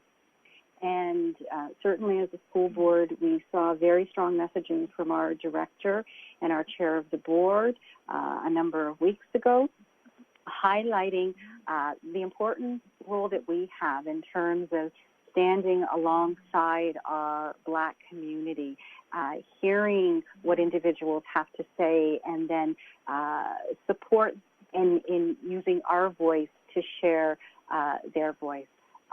Black Lives Matter, and we need to ensure that we are supporting our Black students and our Black staff. And I don't know if Officer Otite has anything she'd like to add. Yes, I would like to add to that. In the Equity Action Plan, most of the things that Trustee Carol mentioned are identified: anti-Semitism, Islamophobia, and all the other isms that are creating inequities in our schools are identified, and newcomers, immigrants, racialized. So there are many issues, and but that doesn't mean that we have to focus on one thing. So we don't want to engage in whataboutism or, like in the oppression Olympics. But one thing that we acknowledge is that anti-Black racism is real and a priority right now. So the framework that we are using, it's called targeted universalism. That is, when you serve the most marginalized, you actually support all. So that's where that's why we are doing this, and that's why we are the focus on anti-Black racism, right? Like Sharon said, especially at this time, is critical. Thank you. Thank you. Trustee Pagan-Miller, you stated that you'd wrapped up. Thank you so much. And I missed Trustee Galindo on our speakers list. Trustee Galindo? Thank you, Madam Chair. The Equity Action Plan is something that always gives me a great sense of pride, and has been since I took office about 2 years ago, or about a year and a half ago. With that, I do want to just give another quick shout-out to the Human Rights and Equity Officer, Johanna Otite, and the Superintendent of Equity and Wellbeing, Sharon Stanian. The work that you folks do is amazing, and I really appreciate it. And I think from my perspective, it's certainly we're certainly leading in the province in many different ways. Now, I appreciate how the Equity Action Plan is a living document, needs to be a living document. I do have a question about one of the focus areas for the Equity Action Plan, specifically around data collection, integration, and reporting. So we heard that identity-based student data collection is going to happen in the next school year as a student census. I do have some concerns with regards to who will have access to that data and what steps will be taken to protect that data from misuse or inappropriate use. And I guess I'm trying to picture what that data collection looks like.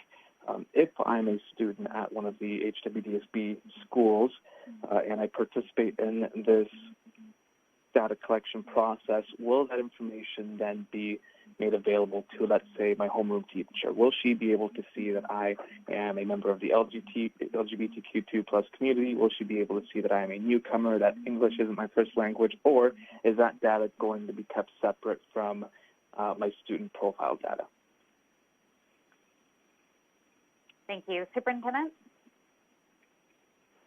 So thank you for the question. And again, I'll begin and then I'll turn it to Officer Otite to provide some of the more details. Really appreciate the trustees' reflective questions because unlike the staff census was anonymous and was not attached to individual employees. But in order for us to be able to do the critical work of looking at the demographics of our student population and whether or not they're, as we talked about before, overrepresentation in suspensions or expulsions or in particular pathways, we do need to make an attachment of that data to our student information system. We know that there have been some other boards who have already completed student census, and so part of our preliminary work has been reaching out to them around how they have managed to attach the data to student information, but at the same time honor the confidentiality where data needs to be used confidentially. Our commitment in terms of using the data is to use the data on aggregate. So it would be looking at the number of students who identify as Black, as an example, and then to look at other areas where we're looking for potential systemic barriers or bias. It wouldn't be about using the data for individual specific students, but certainly part of the work that we are engaged in at this point is trying to learn from other boards. There's also been some resources that have been created from the Ontario Human Rights Commission when it comes to organizations collecting census-type data and the types of cautions to put in place. And certainly, as trustees know, our research and analytics department and privacy will be working alongside us throughout this process, and they are at the table right from the outset as we've begun the process to think about what the census will look like and how it will be completed. I don't know, Officer Otite, if you want to add anything. No, you covered most of it. One thing I would like to add is like some of the information is already available like through the student registration rate. So, for example, you said if a student is a newcomer or an immigrant, so in the registration process, there is where you put place of birth. So if that is part of your teacher, probably the teacher in that in the classroom might know that, or if there is as a student is, let's say, have a second language. So those are as that. But the other piece is like you brought a very important issue in terms of why the data is being collected and how to use it, because even after disaggregated data, like it's identifiable data is shared, how that is also being communicated, the narrative by itself is very important in terms of if we are saying a certain group of students are underrepresented or overrepresented in some areas, are we going to further perpetuate maybe stereotypes that are already there? So the way it's reported and used is very important. So that's why we are engaging with the other school boards that have already collected data, and we are also will be using the anti-racism standard that is being used to collect and how to collect and how to identify, how to use the data to identify racism. So that's going to be a key element in terms of how we are going to engage in this work. Thank you. Trustee? Yeah, thank you for that. I mean, I'm certainly not against the collection of data. I think it's very important, especially when we look at what the future of the Equity Action Plan is going to look like and how we can use information and statistics and that data to inform, future decisions, not just on policy, but on operational pieces too. But ultimately, again, my biggest concern with this is what stops my homeroom teacher from having access to that data that otherwise, under normal circumstances, wouldn't have been included in the student registration form when registering for school. And I do have specific experiences of my grade school career where, and maybe I'll use this one as an example. When I entered high school, this was at the Halton Catholic District School Board. I ran for grade 9 rep for student council. I won the election. Shortly afterwards, I found out that the school had a list of at-risk students in every grade. It was broken down by grade. It was a list of at-risk students. It threw me off completely. How I found out was because one of the teacher advisors shortly after the election pulled me aside and said, "Camilo, why are you on this list?" She was questioning me about being on this list of at-risk students as if it was my fault that I was on that list and that somehow I knew that I was on that list. And, it does raise some alarming concerns around not every teacher will like every student, and I certainly had my fair share of teachers who sometimes I felt like they were out to get me, right? And I think it would be concerning for me as a student to think that a certain teacher might have access to certain information that I wouldn't feel comfortable divulging otherwise, right? And, being gay is a piece of that too, right? I don't want just anyone to go on there and see, oh, he's part of the LGBT community. Interesting. I don't want a system to out me if I'm not comfortable with it. So I guess if anything, I would just want staff to take that away and keep that as a high priority, because there are ways of working with technology to make sure that unless you have access or unless on a need-to-know basis type access, not everyone will just have access to that information who's a teacher or a staff member at the school or at the board. So I'll leave that with staff, and then that concludes my questions. Thank you, Madam Chair. Thank you. And then are you looking, would you like the superintendent to provide a response, or was that more of a statement? It was more of a statement, not necessary, but if there's something to be said, I'm always happy to hear. Okay. Superintendent, any comments? Not necessary, but you're welcome to provide comments. Thank you. Just absolutely reiterate the importance of having our privacy officer at the table to inform the work as we go forward, as the trustee has indicated. Really need that lens as we're embarking on gathering and recording the data, and also, as Officer Otite has spoken to, really thinking about the use of the data and guarding against the data being used in a harmful or negative way, because that certainly is not the intent. So appreciate the trustee's comments and reflections. Thank you, Trustee. Moving along to Trustee Tutt. Thank you, Madam Chair. I originally wasn't going to make any comments with regards to this action item because I thought, the presentation spoke for itself. I think we have two great speakers who have delivered this presentation in an absolutely professional, caring, thought-provoking and inspiring manner. So my hat's off to both of them, and I thank them for this hard and difficult work that they're doing. And I also want to acknowledge the fact that,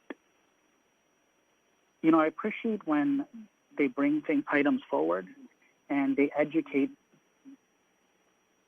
trustees around the table, particularly when the level of ignorance is just jaw-dropping. It's 2020, and you're absolutely right, anti-Black racism is real, and Black lives do matter. So I just wanted to tip my hat and thank them for the presentation and for educating trustees today. Thank you, Madam Chair.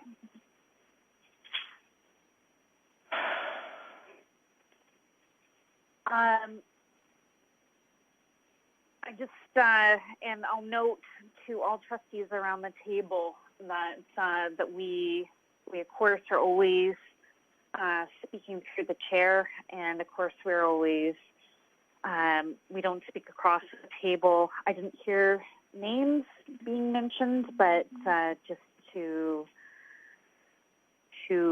I guess remind everyone of that. With that, moving on to student trustee Mehdi. Yeah, so I just wanted to say thank you to Sharon and Johanna for the very detailed update. I just wanted to emphasize the fact that we're speaking a lot on protocol and procedure and policy, but in reality, for a lot of students, what's clearly outlined is not really reflected in our school practices and the lives of our students. So, for example, a lot of students who are marginalized, they don't feel as if their educators are committed to the anti-racism and anti-oppression framework that was mentioned. So what I'm kind of wondering is how we as a board are kind of holding ourselves accountable publicly, whether that's through data collection or... Sorry, I think you might have, can you just repeat the last line there, Hona? Because it cut out a little bit for me. Sorry. Okay, for sure. So yeah, I was just wondering how we as a board are kind of holding ourselves accountable publicly, whether that's through data collection or through independent community partnerships or complaint bodies or anything else of that matter when it comes to being culturally responsive. Thank you. Superintendent. So thank you, Trustee Mehdi. Great question. And again, I'll begin and then I'll pass things to Officer Otite. I think, when you talk about the accountability and the presentation this evening, you're absolutely correct. The presentation speaks to what is the vision and the intent. I know we're not talking about the police liaison program yet, but because you referenced it, I'll just reflect back to that piece. But one of the things as a system that we need to hold ourselves accountable to is the collection of voice and responding to that voice. So whether the voice is gathered informally, as it has through involvement with community partners, as we've talked about this evening, and how that work has informed our equity work, or it is through forums that have taken place and how that has influenced our work, or it's through student voice surveys. Again, I think one of the pieces that is essential is we may have a program that has certain goals or areas of focus, and we're expecting there to be positive outcomes. We need to hold ourselves accountable if we hear that the outcomes are not being received that way for all students.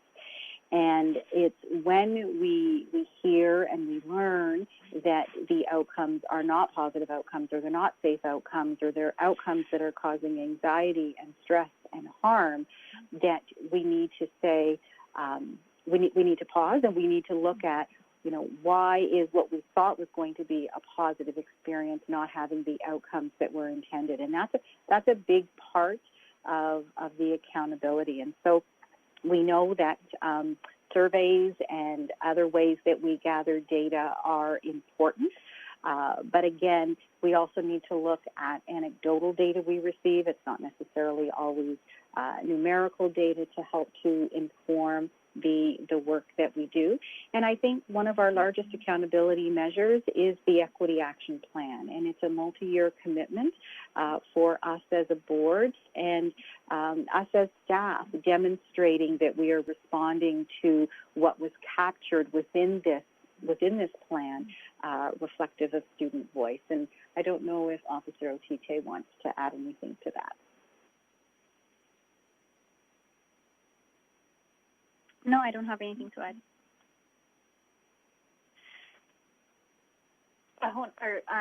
Student Trustee Mehdi, further comments?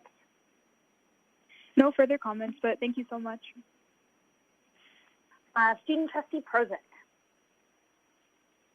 My questions were addressed in previous questions. Thanks. Thank you.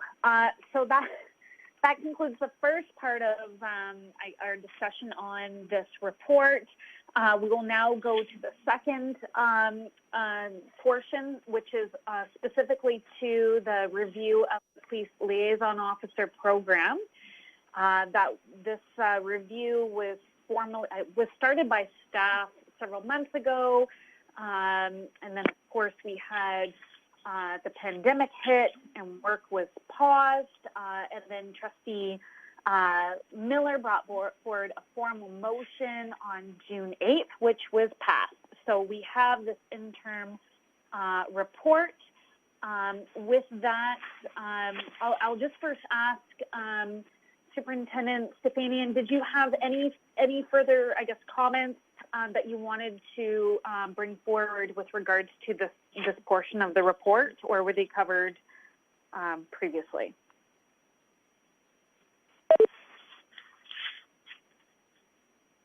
Superintendent, I believe you're on mute.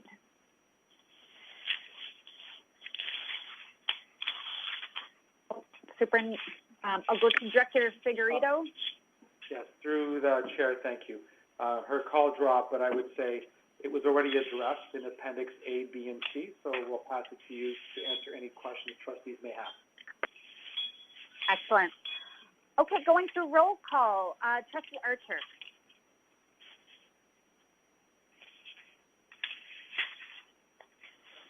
Trustee Archer, I think you might be on mute.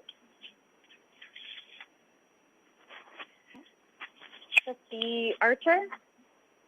We'll come back to Trustee Archer. Trustee Bingham.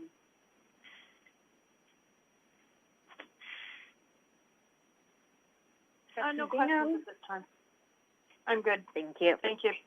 This moment. Trustee Buck.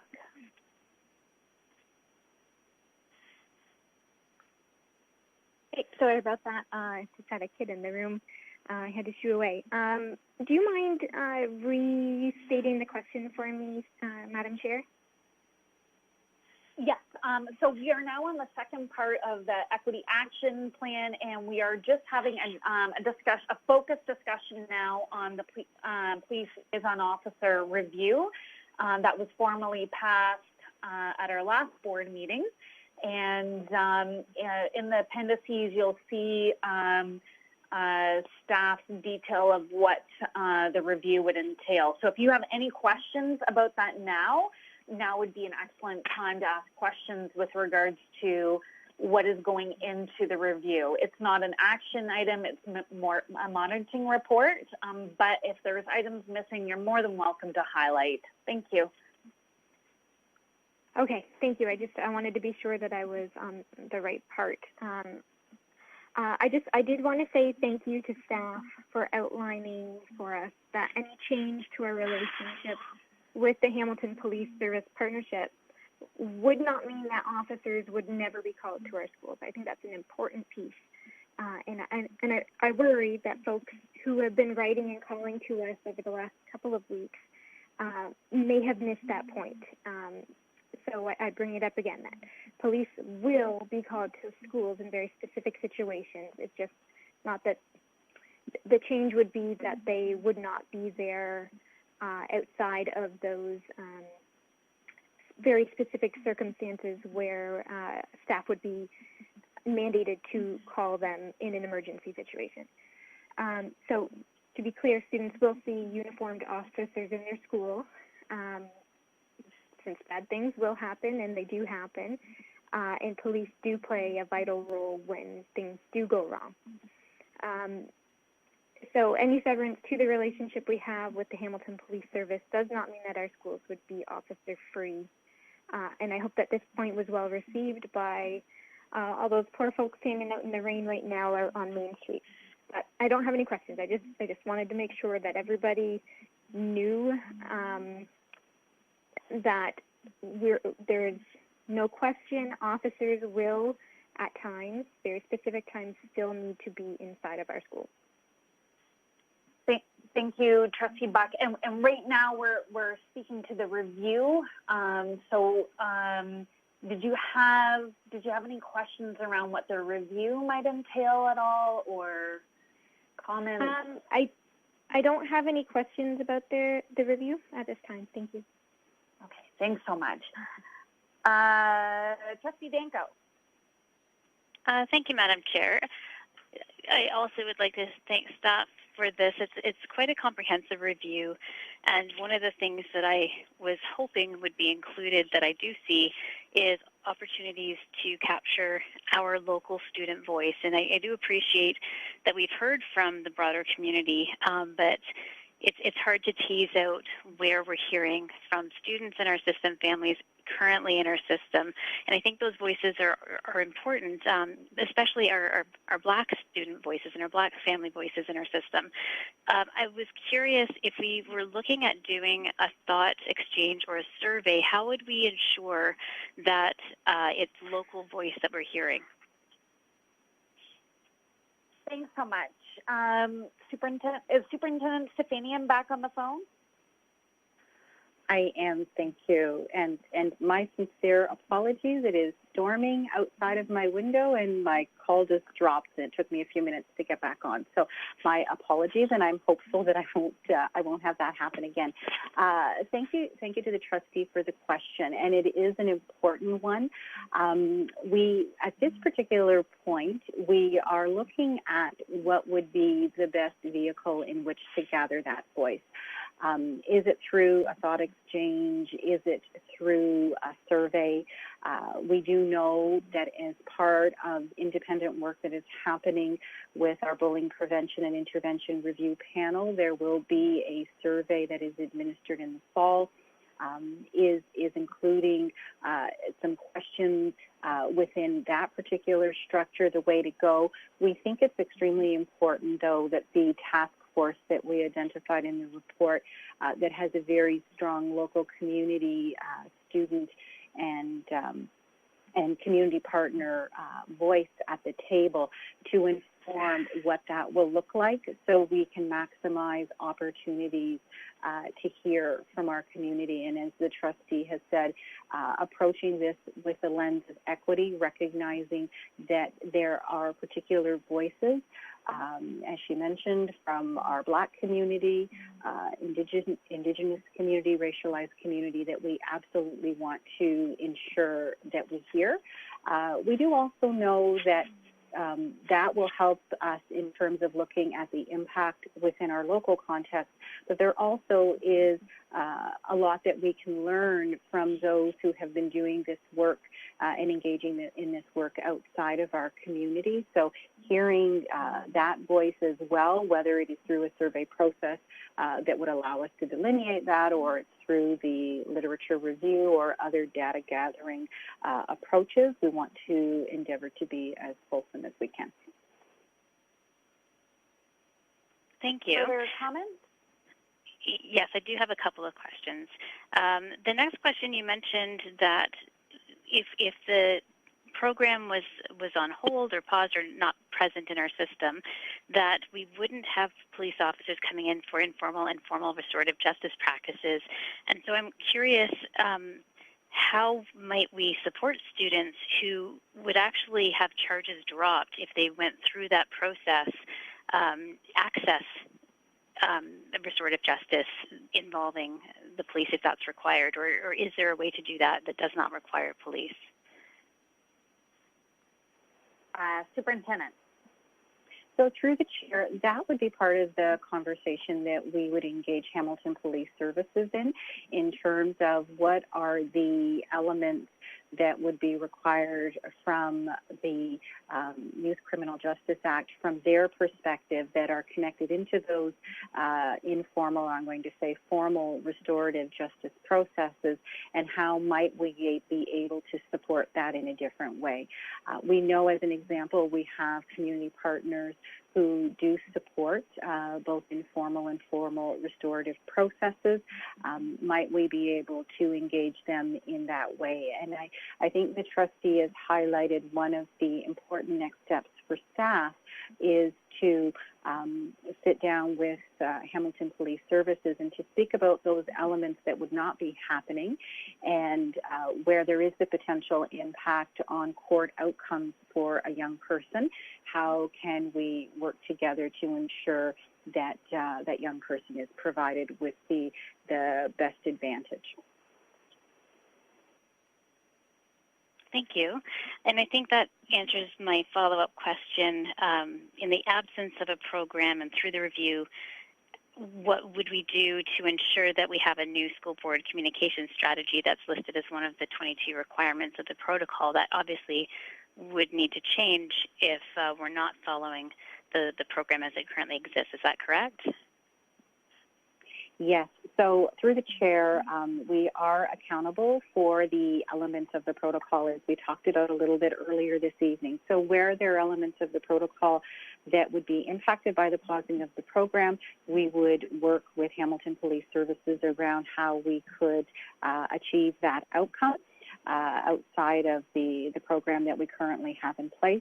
And we also, of course, would give attention to areas such as presentations that we talked about this evening, and how can we work with existing partners or new partners in order to close any potential gaps that may be created if we don't have Hamilton Police Services providing presentations. And we know we've got wonderful partnerships within the community, and certainly looking to further cultivate where some of those can go. Thank you. And I have learned about how the program happened to work at my local community school, my high school in particular, and a number of the benefits that I've heard about include staff being able to access the liaison officer to consult on things like court orders that can impact students at school and interpret them with the help of the officers so that they can make that work in the school setting. Another is students sometimes ask for referrals so that they can talk to a police officer about different issues. And so in the absence of a program and through a review, are we able to provide students access for referrals or families access for referrals if they're requested? And will we be able to support our administrators in the way that the program supported them prior to this? Superintendent? So through the chair, yes, we believe that we can. So the first scenario that the trustee had identified in terms of conversations around conditions, that would continue because that would be part of what would be the expectation under the Youth Criminal Justice Act. And so that level of interaction and conversation would continue. Of course, it is also impacted by privacy legislation and other pieces of legislation, but in that specific example that you've identified, that would still fit within the context of the protocol, and that conversation would continue. Again, we would work with Hamilton Police Services to say if we have a student or a family who is directly reaching out and is requesting a connection with police from providing services to families within the community. What does that look like from the Hamilton Police Services lens?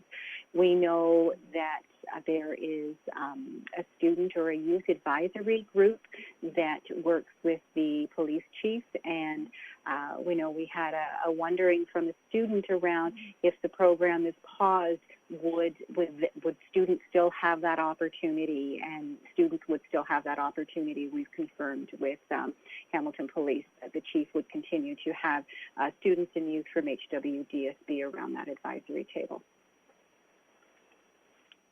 Thank you. And I want to respect that other trustees likely have questions, so I'll just make one final comment. So I think Trustee Buck mentioned this, and I think it's very important to make it clear to the public that in many cases when we have police come into our schools, it is a legislative requirement, and that is not going to change. And so, there has been a suggestion that we should have no relationship with the police, but that is fundamentally flawed for the reasons that have been outlined by the superintendent. Because we're legislated to have them in our schools according to the protocol, we really need to work together to maintain student dignity and positive relationships. So I'll leave it at that and make sure that we've highlighted that, but I really appreciate the thoroughness and thoughtfulness put into this proposed review. Thank you. Thank you, Trustee Danko. Moving along to Trustee Deese. Thank you. And I think Dawn, Trustee Danko mentioned some of it, but a couple of things that I would like. I don't want to reiterate things just to sort of flog it to death, but I do. And what I'm seeing here is that. Again, for clarity, that police have to be called for certain things in our schools, and that won't change. So basically, what is going to change are those 3 points that were mentioned, which is presentations, school visits, and the restorative justice. So, and my understanding is, like we talked about, is the restorative justice can be done by other organizations. School visits. So my one question is around relationship building, because my understanding was that was a big part of this program was around building relationships. So how will that continue? Because I understand in some schools where there has been instances where police have come in and played basketball or interacted with the youth in a positive way. So I'm asking, so I guess my question is all that going to end? Superintendent. So through the chair, yes. And I certainly can appreciate how for some students, some of the informal support and community engagement or relationship building can be seen as positive. What I think is important as we're embarking on this decision is that we are using that lens of equity to look at how our student population who are historically oppressed and marginalized are feeling through those community engagement opportunities. We spoke a little earlier this evening around the times when we have programs that might have good intentions, but they end up having negative or harmful outcomes for some. And what we've been hearing from our Black community, from our Indigenous community, and our racialized community is that while the school visit might be something that for some students is positive, for other students that invokes anxiety, it invokes fear. Students feel extremely uncomfortable. I had a virtual conversation with a young person who spoke about the fact that when she sees a police officer in her building, she feels she needs to act and behave a certain way because her parents have said to her, this is what you need to do in order to stay safe. We can't have students who feel that way when they're in our buildings. Our students need to feel safe. And so I think that it's the trustee had asked, would we see those school visits happening? We wouldn't see those school visits continuing for the reasons that I've outlined. Trustee Deese? So I understand that, and you know what, and I don't like the idea of any student not feeling safe, in our buildings, and you want it to be that safe place and not feel intimidated or threatened or nervous in any way. But I just worry, we throw the baby out with the bathwater, and I just, my concern is that because, we've had a lived experience up here, as you all know, and I spoke about last time, where I did have a student who was fearful of the police because of past what had happened with him. And then when we did relationship building with the police, it changed the course of this kid's trajectory, right? He was on the path not to graduate, and getting in trouble with the law, and he was getting deeper and deeper into criminal activity, and this changed his trajectory, right? So he graduated, and the police were, he met with them, he talked with them, and they really had some great conversations, and we were able to implement some programs out of that.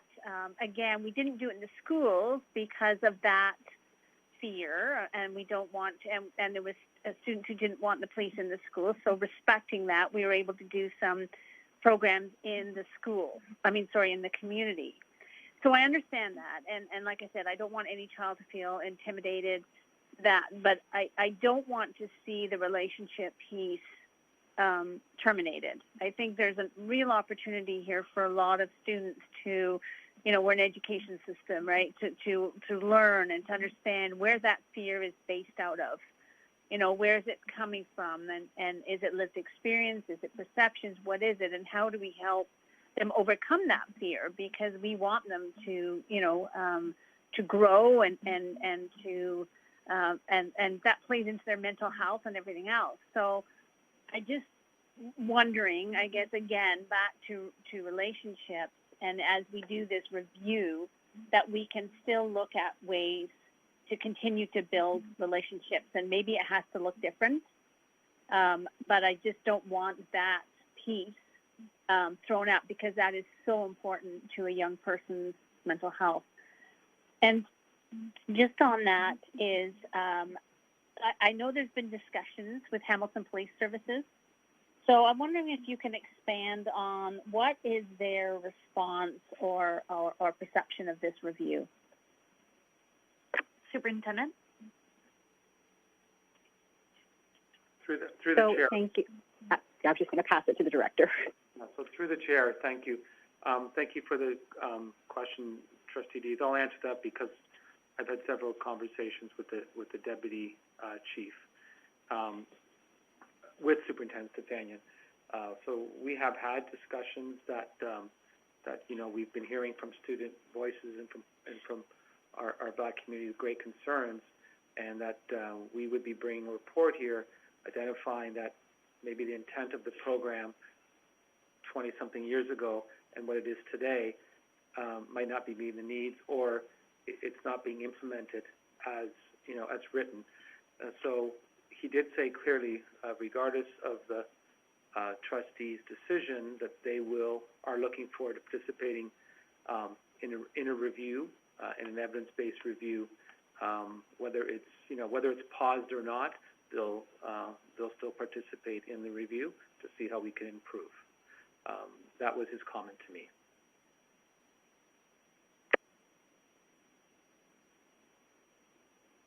Thank you. Further comments? Yeah, thank you. And the other thing, again, just stating that this program is a program of Hamilton Police Services, paid for by them. We do not put any money into this. This is their program. So, in effect, as it's their program, we cannot cancel or terminate or pause their program. All we can do is determine or pause or terminate our relationship with HPS and the program, or determine how we utilize that program. But we cannot, because, like I said, it's not our program. It'll continue to run in other schools with other boards. So I just want clarification. Trustee Dees, so sorry to interrupt, but I think that discussion might be coming next. Right now, we're only speaking to the review, but that might be coming next. Okay. And I guess, so back to the review. So I'll just say that as part of that, and it looks like we are able, as part of the review, to add in protocols, maybe a memorandum of understanding, some guidelines. Is that correct? Yeah, so I'll turn to Director Figueredo. Through the chair, that is correct. Okay, thank you. Sorry about that. Trustee Galindo. Thank you, Madam Chair. This brings me back to our last board meeting earlier this month, where I mentioned with the questions that I was asking that it felt like I was pulling teeth here. And I'm happy to see that most of my questions that I asked at the last board meeting are answered in this monitoring item in this update and with this review document as well. So I'm glad to see that.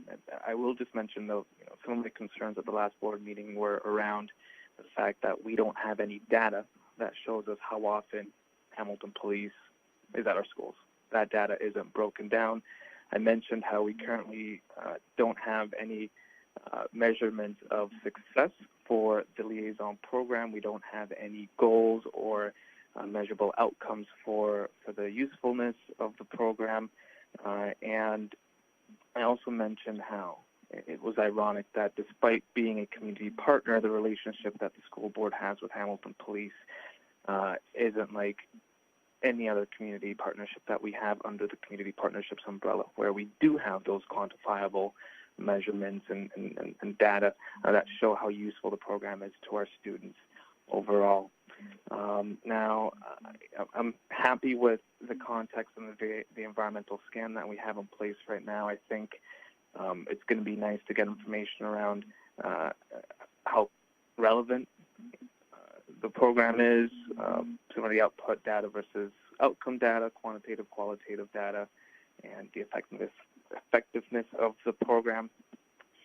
In light of the hundreds of emails that I received in the last few days alone, many of which highlighted the work that many of the community organizations do in the community around engagement, raising awareness on bullying, racism, vaping, violence prevention, safe social media activity, in light of a broader community conversation around decreasing police budgets across the country with the goal of redistributing funds to community resources.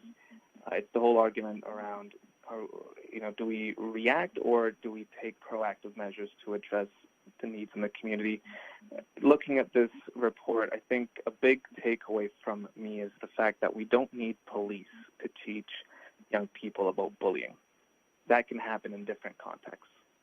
We don't need police to teach young people about violence prevention. We don't need police to teach young people about racism, vaping, or social media.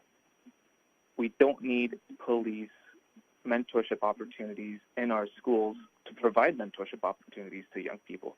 The notion that we can't have a mentorship opportunity or a discussion on bullying, internet safety, vaping, social media, violence, racism without police is just wrong. That to me is wrong. And I think to the comment that staff made that where the program was, what the original intent of the program 20 years ago may not be, what we're seeing today is very accurate. And I think, again, going back to the hundreds of emails that we've received, we're seeing that every day and the lived experiences of young people in our schools. So I'm happy with the direction of this review so far. I think it's going to help. Not that it needs legitimizing, but I think it's going to help measure the overall impact of this program so far. But obviously, I'm looking forward to the next discussion item as well. So I'll save the rest of my comments for that. Thank you, Madam Chair. Thank you, Trustee Galindo. You're on a roll, so I didn't want to stop you, but I think that a number of your comments will probably also fit into our next discussion, similar to some of the other trustees. We're almost there. So the focus on this discussion is the review, what you want to see in it, asking questions of staff of what is already in the review or the process or items like that. So moving along to Trustee Miller. Hi, thank you. A couple of comments, and I will try to stay on track for the review. I believe that a fulsome review, both with system-wide trends for across our whole board, so that's all of our schools across the city, as well as a breakdown at the school-specific sites, so profiles for each individual school, needs to be presented, and I fully believe that that is something that needs to be in front of trustees, regardless of what happens later on tonight, whether it is a termination or a suspension of the program. I'm going to be really honest. For a set of table with my colleagues here who keep asking for evidence and data and have seemingly very little trouble disregarding the lived experiences of our Black and racialized students and community members. The reality is that every one of you, regardless of whether or not you agree with the motion to terminate or to suspend, should be calling for a review purely based on the fact that until we have our own numbers, everyone will be able to say, oh, those are someone else's numbers. Those are someone else's stories. That's someone else's study. That was community level. That was grassroots level. That wasn't our numbers. We don't know what our numbers are. So I think just purely based on that, we need our own review. The Hamilton Police does not need to be involved with that. We should be able to look up our own numbers. We should be able to have some very frank and difficult discussions with our community members and our administrators about what is going on at our schools. Why are these police officers being called in? Where are the liaison officers working? I keep hearing that they're working. I've had no constituent reach out to me to tell me that it's working. But I will entertain the fact that it is potentially working at some school. So we need follow-up questions there around why is it working at that school? What is the role of that administrator? How is that administrator implementing a program that seems to have a more positive slant than in the rest of the system?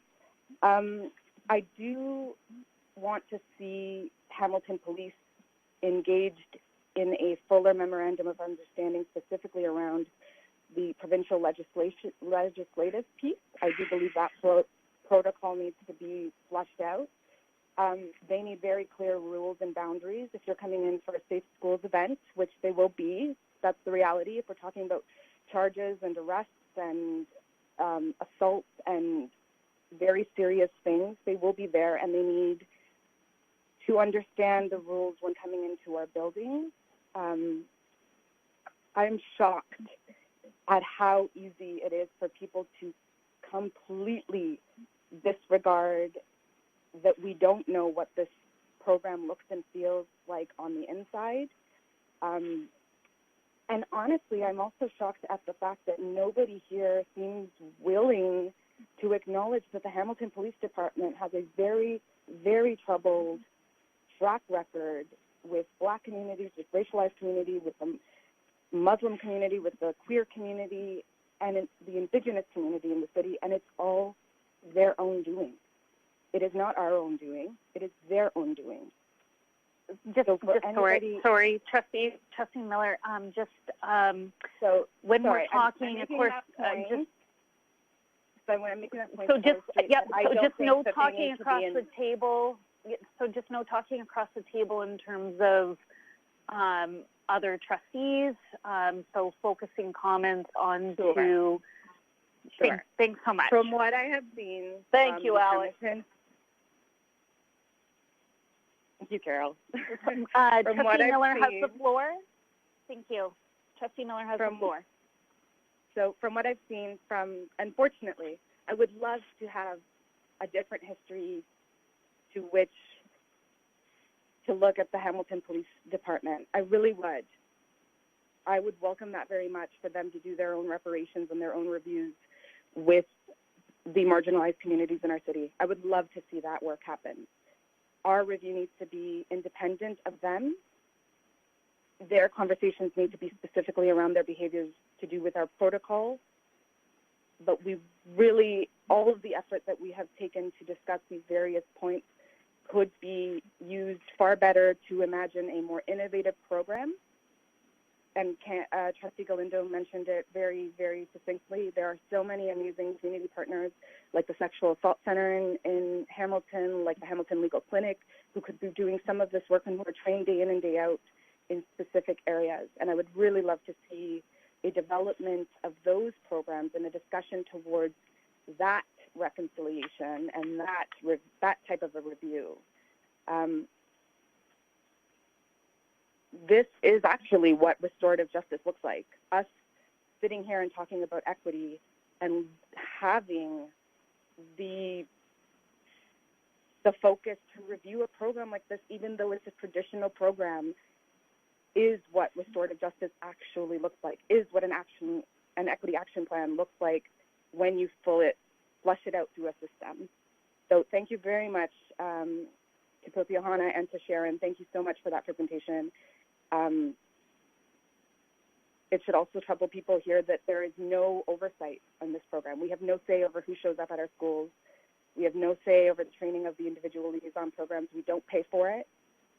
We don't have any control. And if you're just looking at the evidence, that in and of itself, combined with the lived experiences of the people in our communities, should be sufficient for everyone at this table to take a really long, hard look at this program. Thank you. Thank you. And that was Trustee Miller. Those were, I think, comments for colleagues, not necessarily for staff, correct? You're not looking for a staff comment? My one comment towards staff would be that if we are entertaining a consultation with the Hamilton Police, I feel that it should be bound specifically to terms around the Ontario provincial piece, which is our protocol, not specific to any new program that we develop. If we're looking for a safety piece for our students, if we are worried at potential fallout of removing or suspending a liaison program, that's a fair concern. That's a real concern. I don't want any student to feel unsafe because we removed a program. What I'm asking staff to do, and I know that they have already begun that work, is how can we engage without the Hamilton Police as a cornerstone here, because it's problematic. And it's problematic from their behaviors, not from, that's the reality. That's the track record that they have as an organization in the city. And my fellow colleague, Trustee Galindo, mentioned it. If this were any other community partner, and we've talked about it at length at the previous board meeting, we would not even be having this discussion at the table. The program would have already been paused. I respect that people have concerns around safety. I'm asking people to consider, one, we need fulsome data, both at a system level and at an individual school profile level. But our work really needs to be independent of an extremely problematic organization that goes beyond just anxiety for our students. It has potential violence. It has potential arrests. That's what I'm concerned about, that we don't seem to be talking about the fact that police have force on their side, the fact that police can arrest students on-site, off-site. Sorry to interrupt, but we're on the topic of the review. I think I can tell trustees are so ready to get into the next topic because yes, I will leave it there. My main focus around the review is it needs to be done for our own facts, for our own picture, for our own development of any future program, whatever that may look like down the road. And two, if we are consulting with police, it really needs to be kept to the question around the protocol. And I will ask that who's ever not on mute, please mute themselves, because the sighing is really disrespectful. But yes, if I'm going to summarize all of my points, those are my points, and staff can take that under their own review, I suppose. Thank you. Thank you. Trustee Mulholland. Well, I've heard it for roll call, but I have no questions. Thanks. Thanks. Trustee Paikin-Miller. Okay, I had to put myself off mute. Are you there? Hello? Yes, we're here. Okay, good. I think that I respect what Maria feels totally, but I also recognize that the review that we want done, in fact, hello? Point of order. Sorry, Trustee Paikin-Miller, we don't talk across the table, so we actually don't mention anyone's name, right? Oh, I'm sorry. I apologize.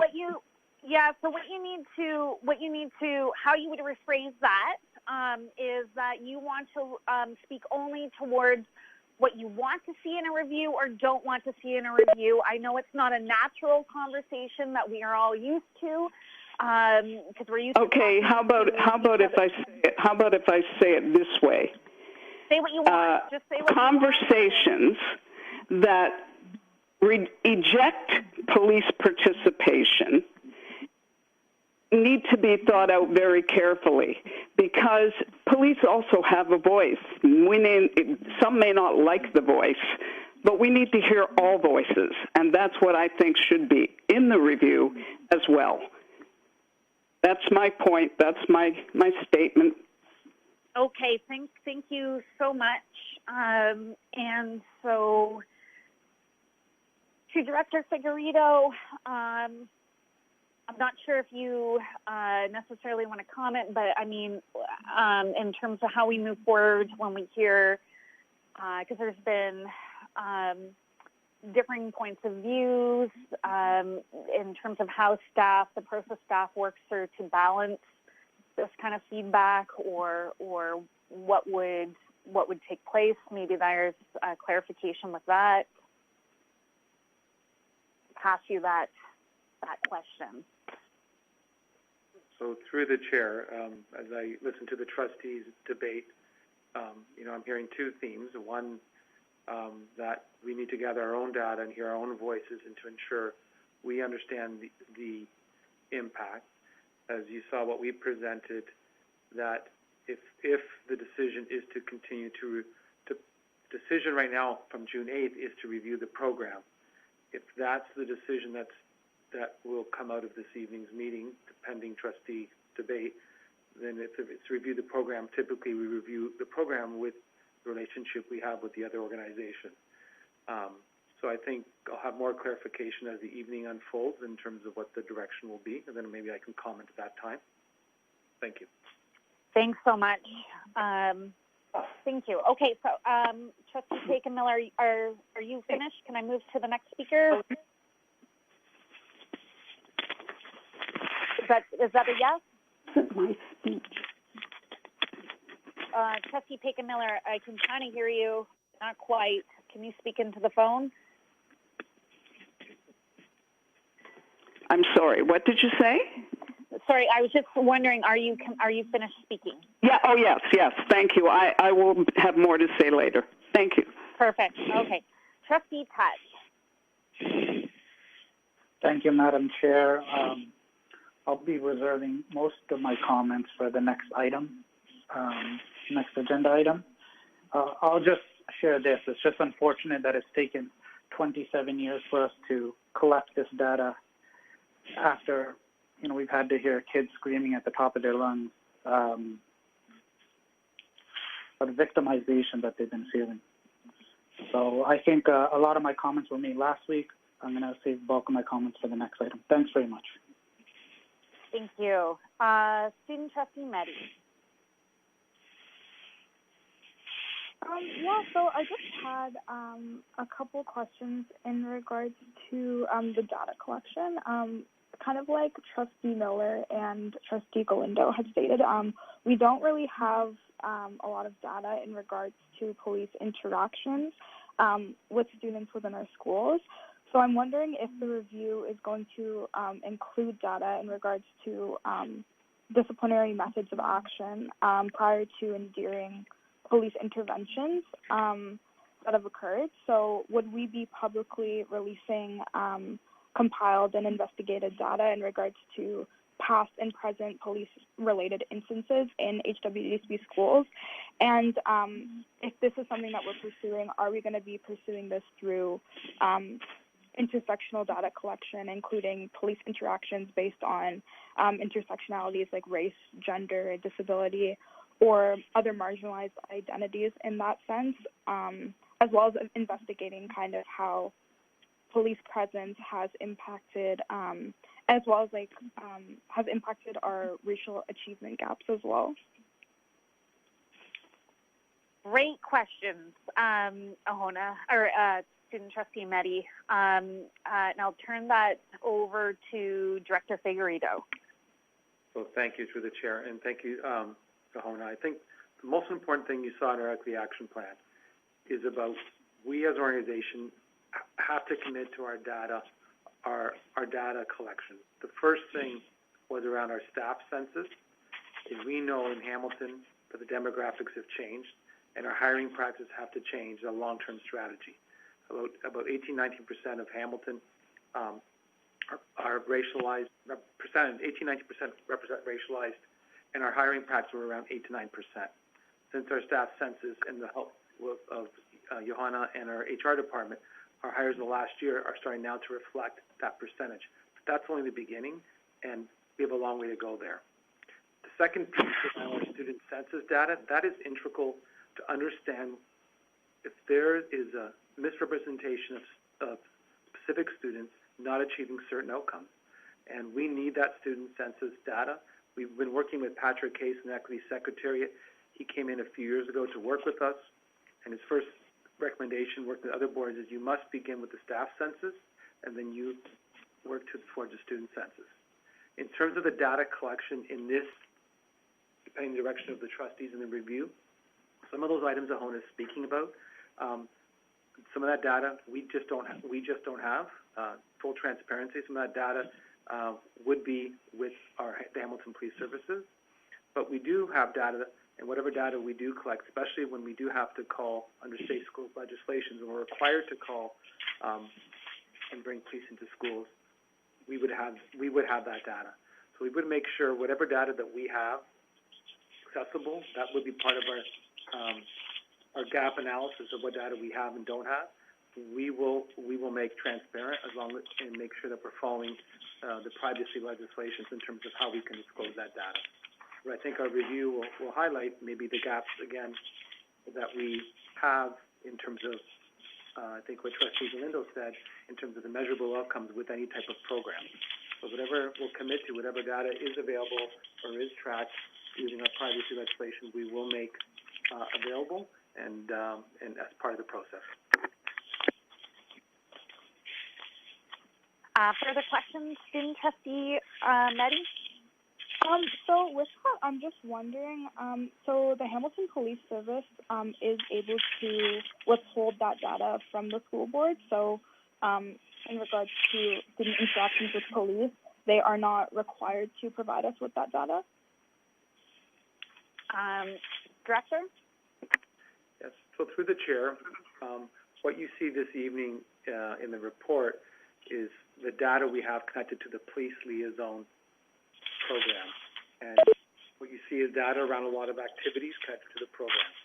In terms of the other questions you're having, I can't comment today because I just truly Ahona don't know in terms of their collection and what they have. So I don't want to speak on another organization and their legislative requirements because I truly don't know at this point in time. Okay, thank you. Student Trustee Prozek. Thanks, through the chair. Like other trustees mentioned, many of my comments will be saved for the following items on the table. But I guess just one comment pertaining to review. I think it would be interesting to include a breakdown of interactions with our school liaison officers based on race, gender, or religion and creed, and how the student felt about the interaction. So, really understanding the amount of interactions that police have based on those factors, as well as understanding how the student felt based on those factors. It'd be very interesting and kind of open our eyes and really contribute to, the decision made about the school liaison officer program. I would also just like to take a moment to talk about equity itself. Equity does not mean everything is equal for all. It's leveling the playing field. To analyze equity effectively, you need to understand the concept of privilege. Now, privilege does not mean that you have an inherent, visible, or fiscal advantage to someone else. It can be as simple as not having to worry about something someone else does. For example, I'm a white male. I do not need to worry about being racially profiled. Many people of color do, with every interaction they have. When discussing things like equity, it's important to understand your privilege and how it's affecting your concerns and decisions. As decision makers, we have a responsibility to make decisions that's in the best interest of all the people we represent, and that includes making equitable decisions. So I'd just like to sit with that, and that's all I'd like to say. Thanks, Madam Chair. Thanks so much, Student Trustee Prozik. And I have myself at the bottom of the speakers list. My only comment is just with regards to the review, I would really like there to be a child's rights / parental rights lens or focus. I'm wondering if during this process we could actually invite Irvin Ellman, Ontario's former child and youth advocate. I believe that he's currently under the Ombudsman's office, but when he was the child and youth advocate, or when he had the entire office, he produced a number of phenomenal papers with regards to child rights, and I'm just wondering if we could send our, have him have some eyes on the review, just so we can have that lens. I think that would be really useful. So that's my only comment. With that, folks, we have now come to the completion of the Equity Action Plan. And if I'm looking back, the motion was moved by, I had selected Trustee Paikin-Miller, seconded by Trustee Buck. We'll do a negative vote to receive. Is there anyone voting against the motion to receive the Equity Action Plan? Hearing none, the motion passes. Thank you, trustees. And we'll now move on to item 8A, Human Rights and Equity Advisory Committee report. This is the item I think we are all looking forward to. And with that, I will slowly walk everyone through this step by step, but I'm going to start by asking Trustee Miller to please bring forward the report. Thank you, Chair. The Human Rights and Equity Community Advisory Committee met this past June 16th from 5 to 7:23 in the evening. There were many members present. The community engaged in an extensive conversation around the purpose and vision of the Police Liaison Program. The committee shared the perspective that it is important for the board to stand with racialized students. While the program may have had the intention to build relationships, police presence in schools results in fears and anxieties for many students. While the review is happening, police officers would still be in schools, and experience with police being in school hallways can make some students feel anxious. Students shared experiences of racial profiling. Children have the right to education under provincial and territorial education acts. Human rights. Sorry, is everyone on mute? Some of us can't. Some of the trustees aren't able to go on mute because of they have a different model of cell phone, a flip-up phone. So, I apologize. So that is why. Sorry. Yeah. Sorry. Just hearing a lot of paper shuffling. So, Human Rights Act ensure children have access to protection from discrimination. The Ontario Human Rights Code says that case law recognizes that racial profiling is a systemic problem in policing. While the program may appear neutral, it produces different outcomes for different students. The committee discussed community partners who have the expertise to support presentations currently provided through the Police Liaison Program. On the motion of Sabrina Gahab, seconded by their co-chair, the Human Rights and Equity Community Advisory Committee recommends a full termination of the Police Liaison Program. It was carried unanimously. and then at that appropriate time, I will move that to the table. Also, they did have a secondary monitoring item that they discussed. The committee discussed the importance of providing input around specifically anti-Black racism procedures and the best structure to support the process. The committee decided to create a working group made up of community members to provide input to staff on the procedure. I do want to just make one small point. I sit on this committee, and it is quite a dynamic committee. There are various members from all over different communities from Hamilton. There's, I believe there's someone who works at McMaster and academia and various people from around. And the whole evening, this conversation around the police liaison program was very troublesome, both from personal experiences that people shared that I won't go into, but also anecdotal things that they kind of had shared from their own various community groups. So this is, I just mentioned that in order to illustrate that this conversation is very deep, and this program has ramifications that are being felt throughout many different communities, even beyond our school walls.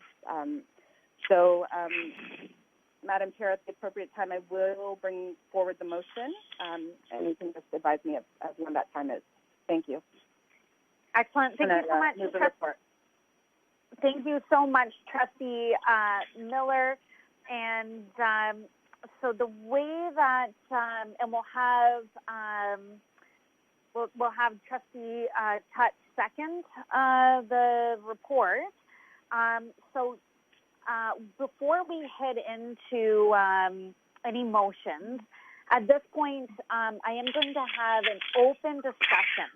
And the reason why I'm doing this is due to the complexity of tonight's agenda and the way that our governance rules, Robert's rules function. It's difficult to have, I think, a normal conversation that we would normally have if we all got in a group in a room together. And it's made even more difficult tonight by the fact that we are distant and over the phone. So I'm going to start with an open discussion. And trustees are going to be able to share comments or ask questions on any of the following: a termination, a review, or a pause and review of the police liaison program. At the end of the discussion, we are going to go back to Trustee Miller, who will then bring forward the motion. I'm going to remind trustees it is so important at this time that you are speaking towards what you want to see. You're not speaking towards other trustees in terms of disagreeing with what individuals' comments or positions have been. At this point, you really, you can state that you're against a specific area, but it's not to a specific person. And I know that is not normal conversation, how we would normally talk to each other, but it's so important that that we are communicating how we are speaking for or against a specific area, or if we have questions, we're raising those. Okay, and at all points we're going through the chair, and that's also just for our regular meeting decorum. So with that, I'm going to start on the speakers list, and so again, it's open discussion. You can raise termination, a review, or a pause or a review, and we'll start with Trustee Archer.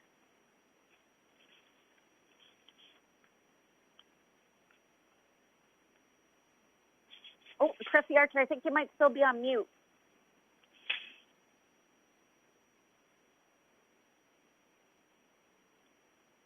Trustee Archer will have to come back. Trustee Bingham.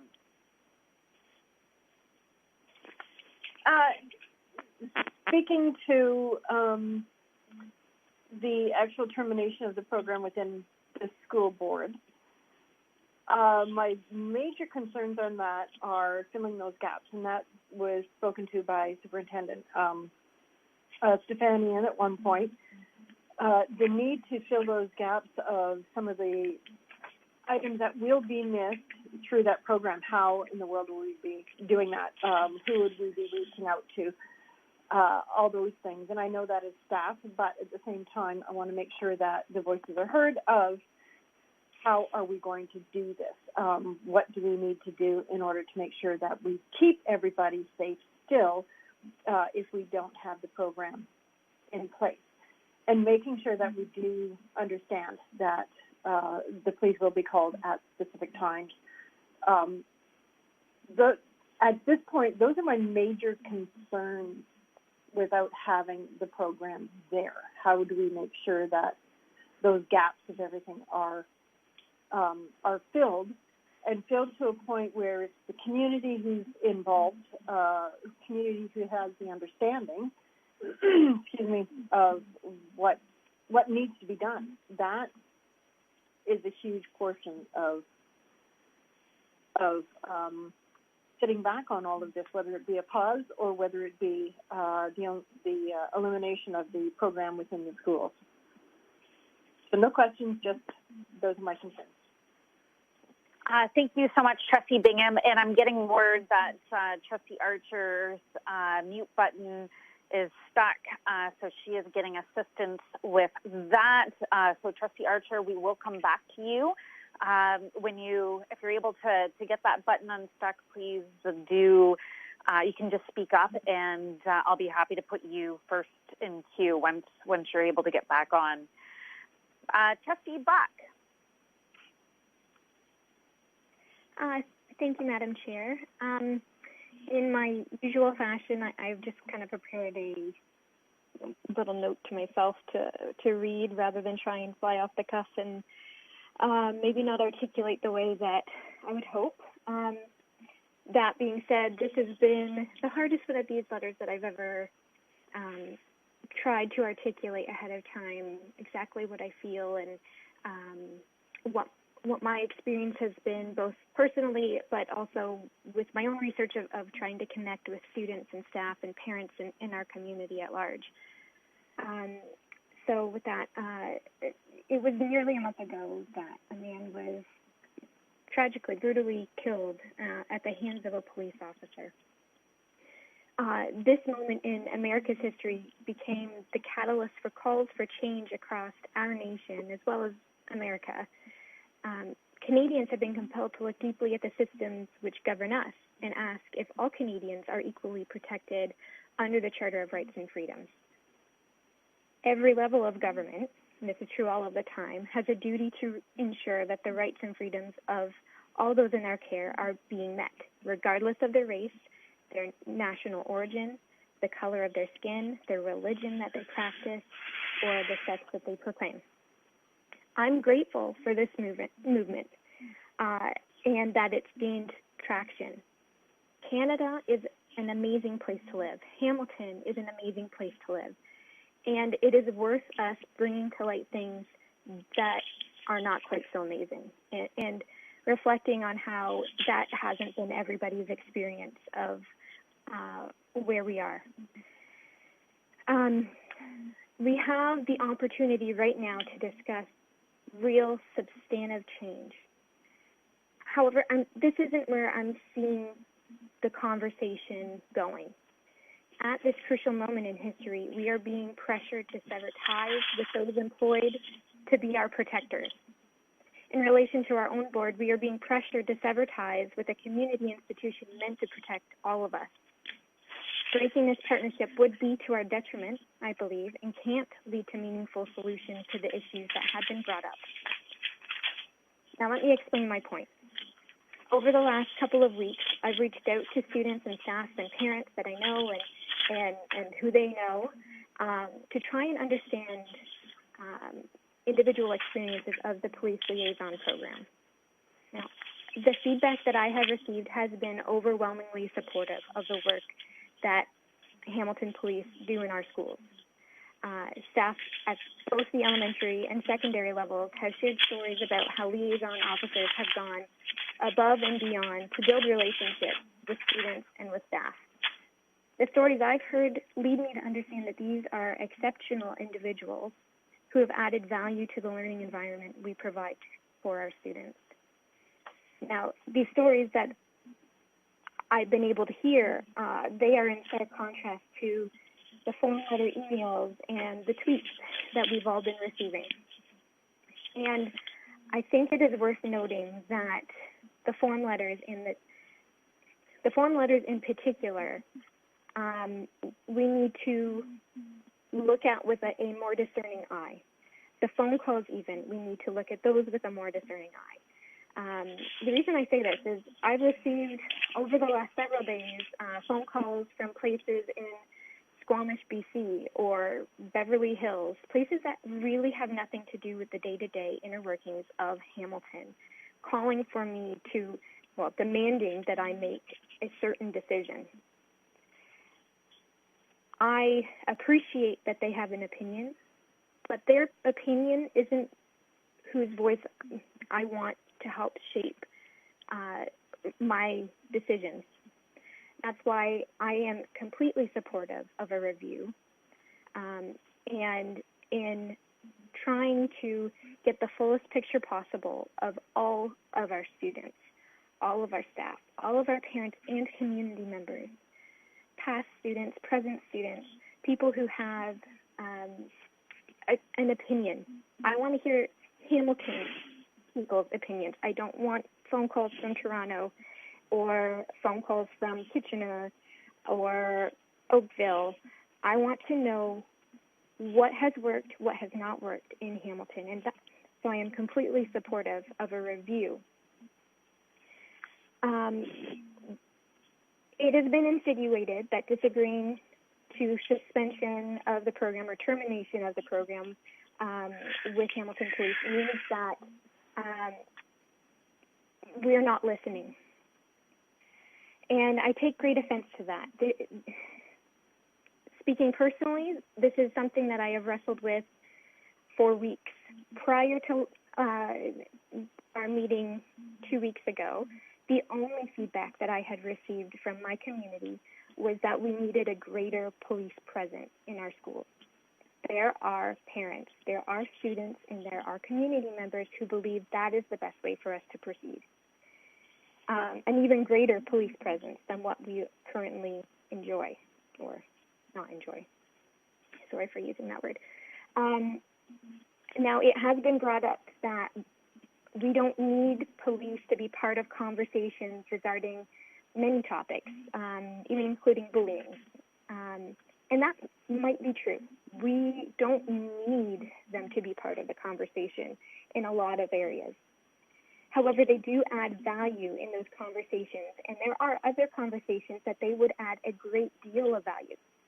Off the top of my head, the police would add an incredible perspective and add value to conversations surrounding cyber safety, cyberbullying, and in particular, human trafficking. And I would love to see us keep that door of communication open for us to find a new framework in which we operate with Hamilton Police, and ultimately to make it a more responsive program that reflects the needs of our entire community. It is a gift. They didn't have to do this program for us.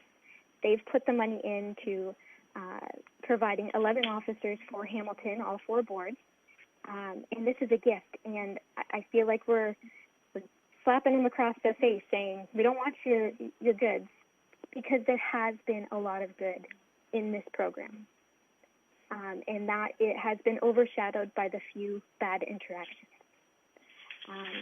So that's all I have to say. Thank you for listening to my little rant. But yeah, that's where I stand tonight. Thank you, Trustee Buck. Trustee Danko. Thank you, Madam Chair. I'll also, I guess, just read something to try to express where I am. So let me just find where that is. I've got a lot of notes from tonight. Okay. So as we continue our discussion on this, I want to start by acknowledging my privilege and that I'm learning about my own assumptions and perspectives as I consider this motion. And like Trustee Buck indicated, that has been challenging. It really is truly challenging to try to see how minority voices coming forward need to be considered differently. And I have reflected, I have engaged in really tough conversations, I've asked people to challenge me, and so it's been difficult to work through, and I'm not necessarily going to use the right words that everybody's going to agree with tonight, but I'm going to ask that we give ourselves and others grace as we do our best to make thoughtful and informed decisions on behalf of our students and our school system. And I would say this is so important to get this right. I hope this community will respect that we do seek to make data-driven decisions, that we do seek to get local input, but we are listening. This discussion is happening because we are listening to what is being brought forward by the greater community. And we're making those decisions on behalf of our 50,000 plus students, but we're considering every student and students who may feel that this program has been a challenge for them. So while I was working through this, I learned a lot about the program, the intent, the history, and I've already mentioned that in my school community at my local high school, there's been a lot of positive impacts. And that's not to say that there aren't negative impacts elsewhere. I think one thing we've learned about this program through our discussions, through what staff has brought forward, is that it can be quite different at different schools depending on the personnel that is there, depending on the administrators that are there, likely depending on the student population and some of the behaviors that might be happening at that school level. But what I do know is I need to acknowledge that there was proactive and supportive work done at my high school with our specific liaison officer and our admin team there.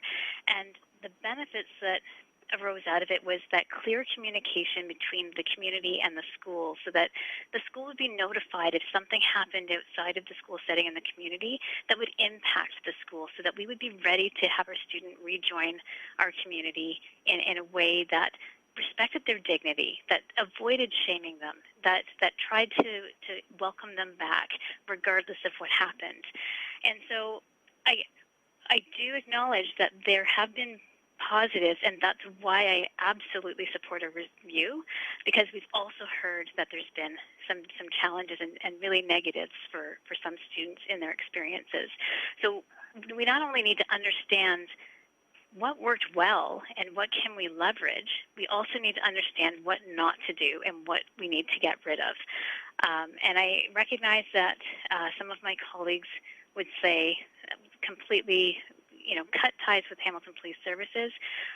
I believe that as an education system, we know that the only way to transform anything is through education. And to cut ties with an organization that it's been suggested that because of some historic events and maybe a lack of action in some cases, that there are challenges in that system, but that system is here in Hamilton. The only way we influence it and we help change it is by being part of a discussion and helping them learn. We also want to make sure that we're engaging in the conversation because we need this to be a transformative moment. We can't just brush it under the rug and pretend the police services don't exist. Our students will encounter them in the community, and that's a concern to me if we aren't doing something to make change. Some of the barriers that I haven't mentioned, because I didn't know that some people were going to be arguing to the motion in the last round, one of the barriers or one of the gaps we currently have, we don't have a formal complaint process in place. So while I can say we have had no specific complaints come from my high school community, I can't say that no concerns exist because we haven't put a procedure in place. That's something I would be seeking, even for our protocol. There should be a mechanism for students to bring concerns forward or staff to bring concerns forward. We've already heard we want better collection of data. We want very clear guidelines when police do have to be in our schools for legislative reasons. And I do agree and have heard that at other high schools where different programs have been brought in, they can make a really big difference in the school community, in particular supporting positive culture and well-being for students. So what are those programs, and how do we build something new that will include other community partners where appropriate? I do acknowledge that we've had communities and community members demanding an increased police presence, and we do have information coming from our Safe Schools review panel. Oh, not sure if that was me. Sorry, our Safe Schools review panel that we have committed to honor, and we don't know what that's going to look like. So I am hesitant to fully support termination, but I do have an amendment to points that I would propose if we did go down that route, and we were debating that. The one question I have for staff is, if the program was terminated, can we still go forward with the review as it's been presented? Thank you. Trustee Danko, I'll turn this over to the director. So thank you for the question. So through the chair for Trustee Danko's question. So your question, if the program is terminated, can we still do a review and assessment so we can learn from it? I would say there's always value to assess and reflect after a program is terminated from the lens of our students. So then we can learn from that and use that to apply it from any future program or services or partner that we work with. So yes, we can, and because I think it's value added to learn and learn from our perspective too, because we're having conversations here, but there's also learning from our perspective as an organization, as a senior team, as leaders in schools in terms of how we use a program, and if the intention of the program has changed over time, what's been our responsibility with that piece as well. So I think there's value added to review and learn. Thank you. And so if we can do a review, I can potentially support a termination of the program with additional minor amendments to ensure that we have those next steps built into the motion.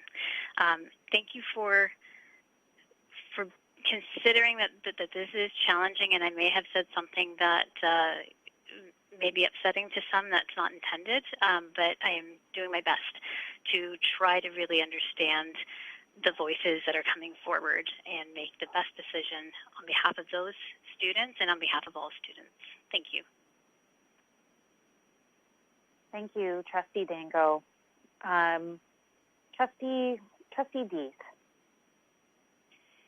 Thank you. And, I think echoing what some of Trustee Danko has said, this has been a difficult time. And, we value the input and the voice of our students above everything. And so it's trying to cut through it and make sure that we're hearing everything, the good and the bad. So as with Trustee Buck and Trustee Danko, I've again kind of written down some notes so that I kind of want to make a point of as we make the decision on this as to whether we pause or whether we terminate. And from what I'm hearing, and I mean myself, I support the review, and I think that was unanimous last time.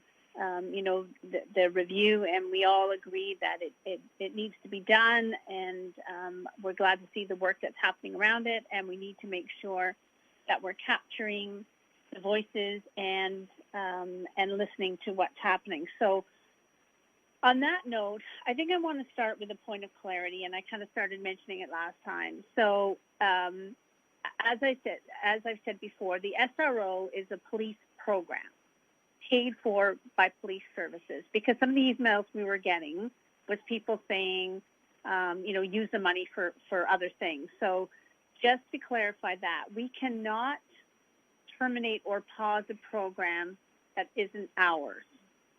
All we can do is determine how we utilize this program in our schools. So as a point of clarity, I just want maybe ask that as a question. So if that's correct. Or is there somebody, the director, speak to that? Yes, so I'm going to turn to the director, Dr. Figueredo. Sorry, I had a hard time hearing. Could that question be repeated, please, Trustee Dietz? Yeah, sorry. So I just said, as a point of clarity, the police liaison program is a program paid for by police services. We cannot terminate or pause a program that isn't ours. All we can do, because that program, even if we vote to terminate or pause it, it still exists. The program still exists. All we can do is determine how we utilize this program in our schools. Would that be correct? Yes, so thank you for clarification. So through the chair, if there was a motion that terminated the program, it's our participation in the program within HWDSB schools, not us terminating a program for another organization, but it's our participation. So the program, how I would interpret it, would not be in our schools if terminated. Okay. And further to that, what we can do, so again, it's focusing on what we can and what we can't do, what we have sort of the opportunity to change and what's within our power to change and what is not. So within our power to change, hopefully would be maybe the reporting process, interactions, determining when police liaison officers are called in, how our staff utilize that, putting some guidelines around it, and I mean, and I think it was mentioned before by student trustee by Ahona, is just talking about some kind of there must be a report that is an incident report, and whether we can work, whether we get access to that or not, I'm not sure whether that's something that we would be allowed to see, but I think that reporting from our own staff on all interactions would definitely be helpful. So that said, and again, I've talked about this before, and just so you understand where I'm coming from, this is my lens. This is what I've been involved in. Yes, like Trustee Danko and Trustee Buck, trying to learn, talking to talking to parents here, talking to students here, and trying to really learn and understand, plus my own children who are in their 20s and attending university and are very engaged in the Black Lives Movement. So trying to learn and just try to be respectful around this whole dialogue. So as you know, and I've spoken about, I've worked with liaison officers for 10 years in our community before I became a trustee, as founder of Healthy Youth, and as a school council chair before I was trustee. And in fact, Healthy Youth was launched out of a community meeting which our school liaison officer attended. And we also held training sessions with school liaison officers, and out of which came some great initiatives, which I've talked about before.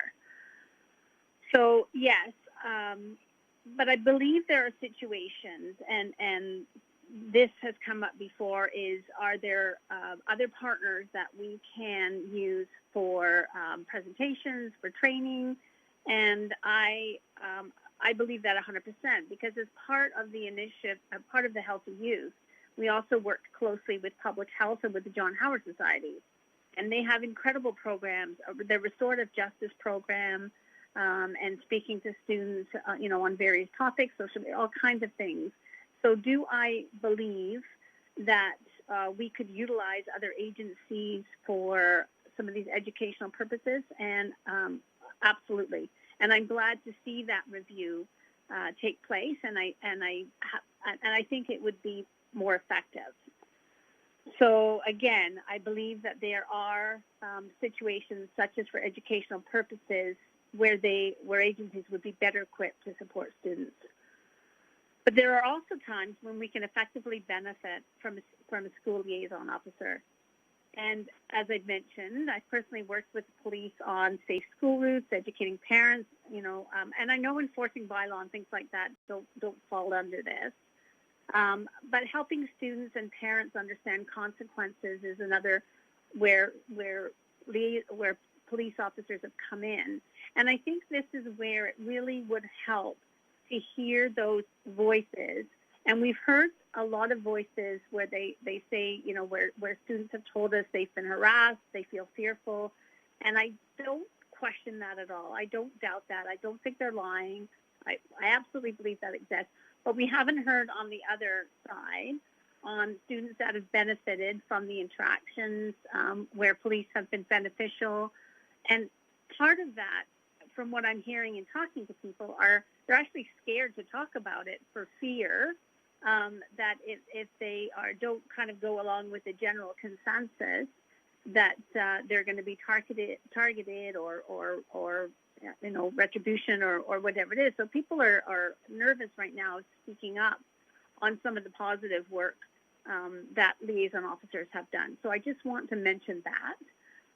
So I know I'm not saying anything new here. I'm just saying, again, I think we have to be really sure that we're talking to those things that we can change, and that we're not delving into areas, and not that none of us or that I don't agree where, there needs to be some change within, systems, where there's been absolutely wrong in some of the brutal things that have happened.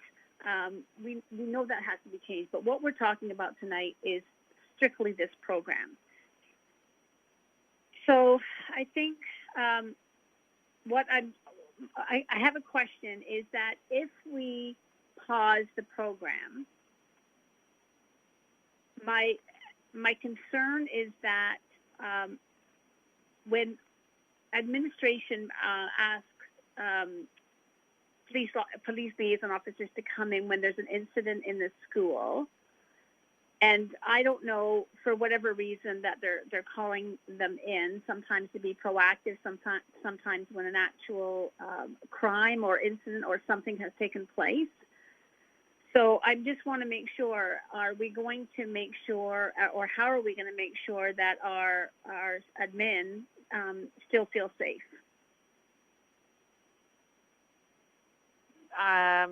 Director Figueredo on support for staff and students with regards to safety if the program is removed. So thank you, through the chair. So thank you, Trustee D, for your question, specifically around administration. Pending the decision tonight, we know we're going to have to work with our administrators around if the program's paused or terminated.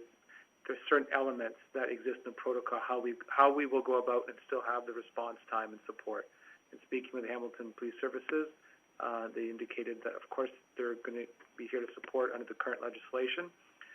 So Superintendent Sharon Stefaniel will work with our contact there, and of course we'll connect with our administrators to make sure they're aware under the safe school legislation and requirements in terms of how, not only what, but how we will go about it moving forward. Our school leaders will be an integral part of the conversation. So just to that, though, will that be for both situations? So if a crime has, I understand if a crime has been committed, we have to report and police have to be involved. But I guess it's more of the, if admin feel that they're being proactive in bringing police in to talk to a student or a group of students, and I guess part of the review is going to, help us determine if that's effective. But is that going to, I think, is that where that can still continue, some of that proactive work without liaison officers? Director Figueredo?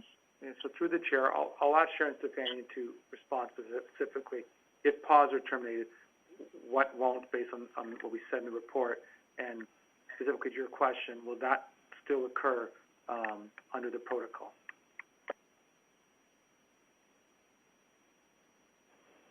Trustee Dees? No, it was to Superintendent Stefanian. She's there to answer that question. Yep, I'm through the chair. Am I okay to respond? Sorry, I'm struggling with my own mute button here. Yes, you are. Whenever the director sends it over to you, just start speaking. Thank you. Okay, sorry, thank you. So thank you for the question. I would say in the situation that the trustee has described, in which the administrator would be reaching out to Hamilton Police Services in a proactive way. If the administrator was seeking information and clarification around a potential legal point or something connected to the Youth Criminal Justice Act or an element of the protocol, I would say that would continue. I would say, however, the police officer coming into the school in a proactive way to build relationships, participate in activities, that would not happen. That would be a part of what would be terminated.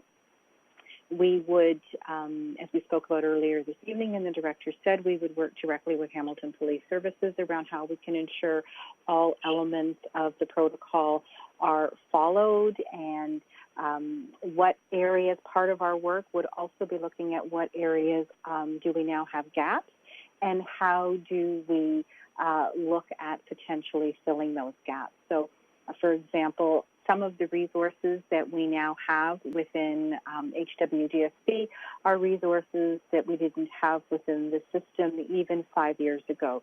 So just as a concrete example, we do have a system principal who has responsibility for safe schools. That person, part of that individual's role is to work and to support administrator colleagues and to provide support and coaching. So we do have other resources internally that we can turn to as well. We spoke a little earlier tonight around a new role beginning in September, which is the role of a consultant that is focusing on safe schools and racial equity. Trustee?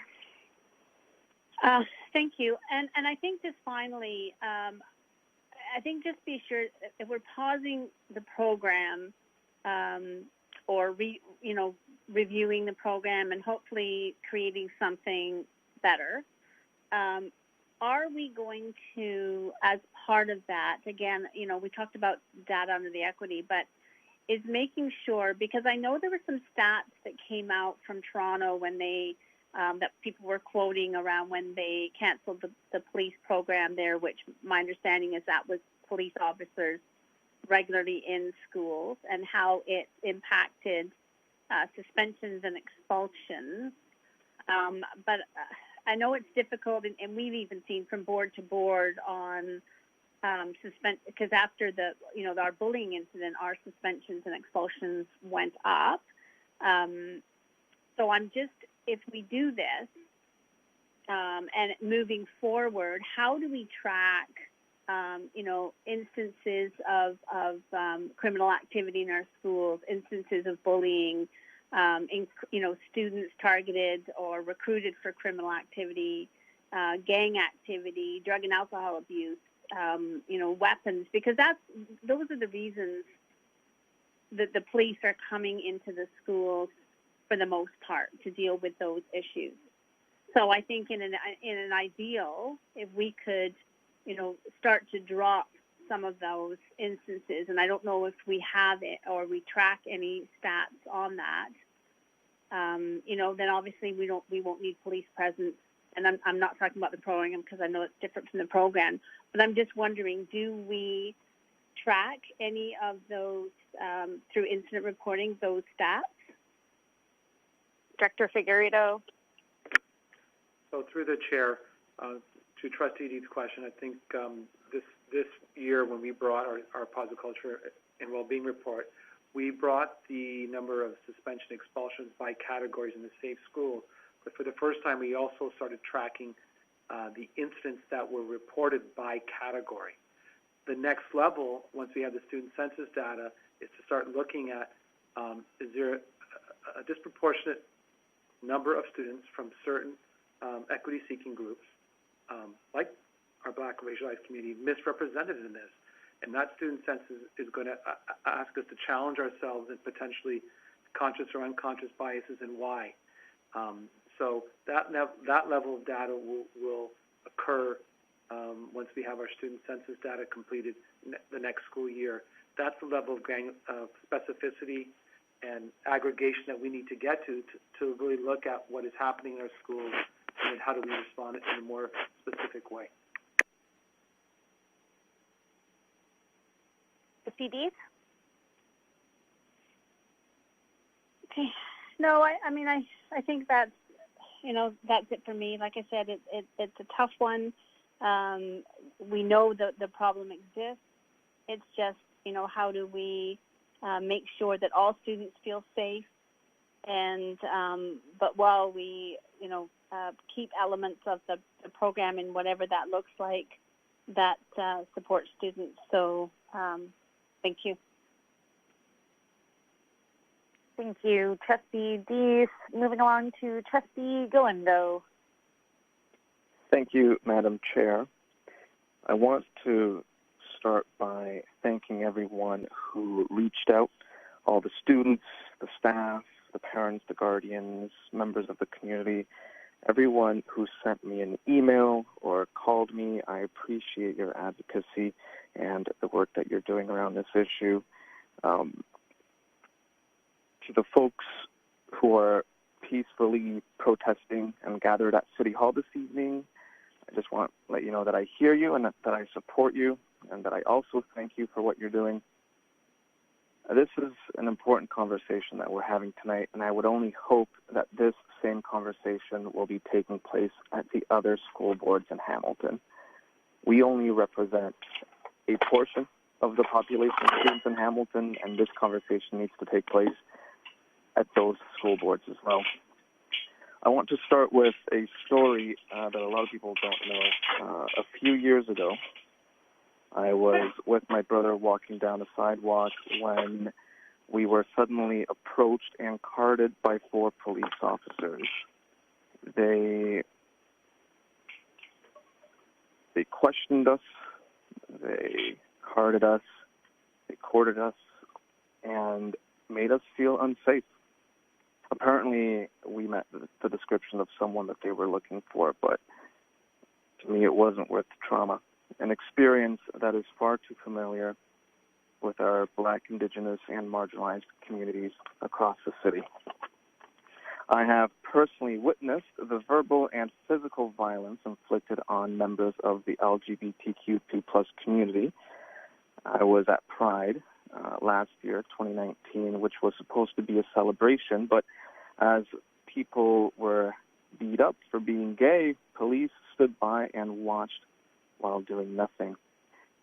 An event that many HWDSB students attended, many for their first time. A report that came out earlier this month later called the police response inadequate and failed to protect attendees.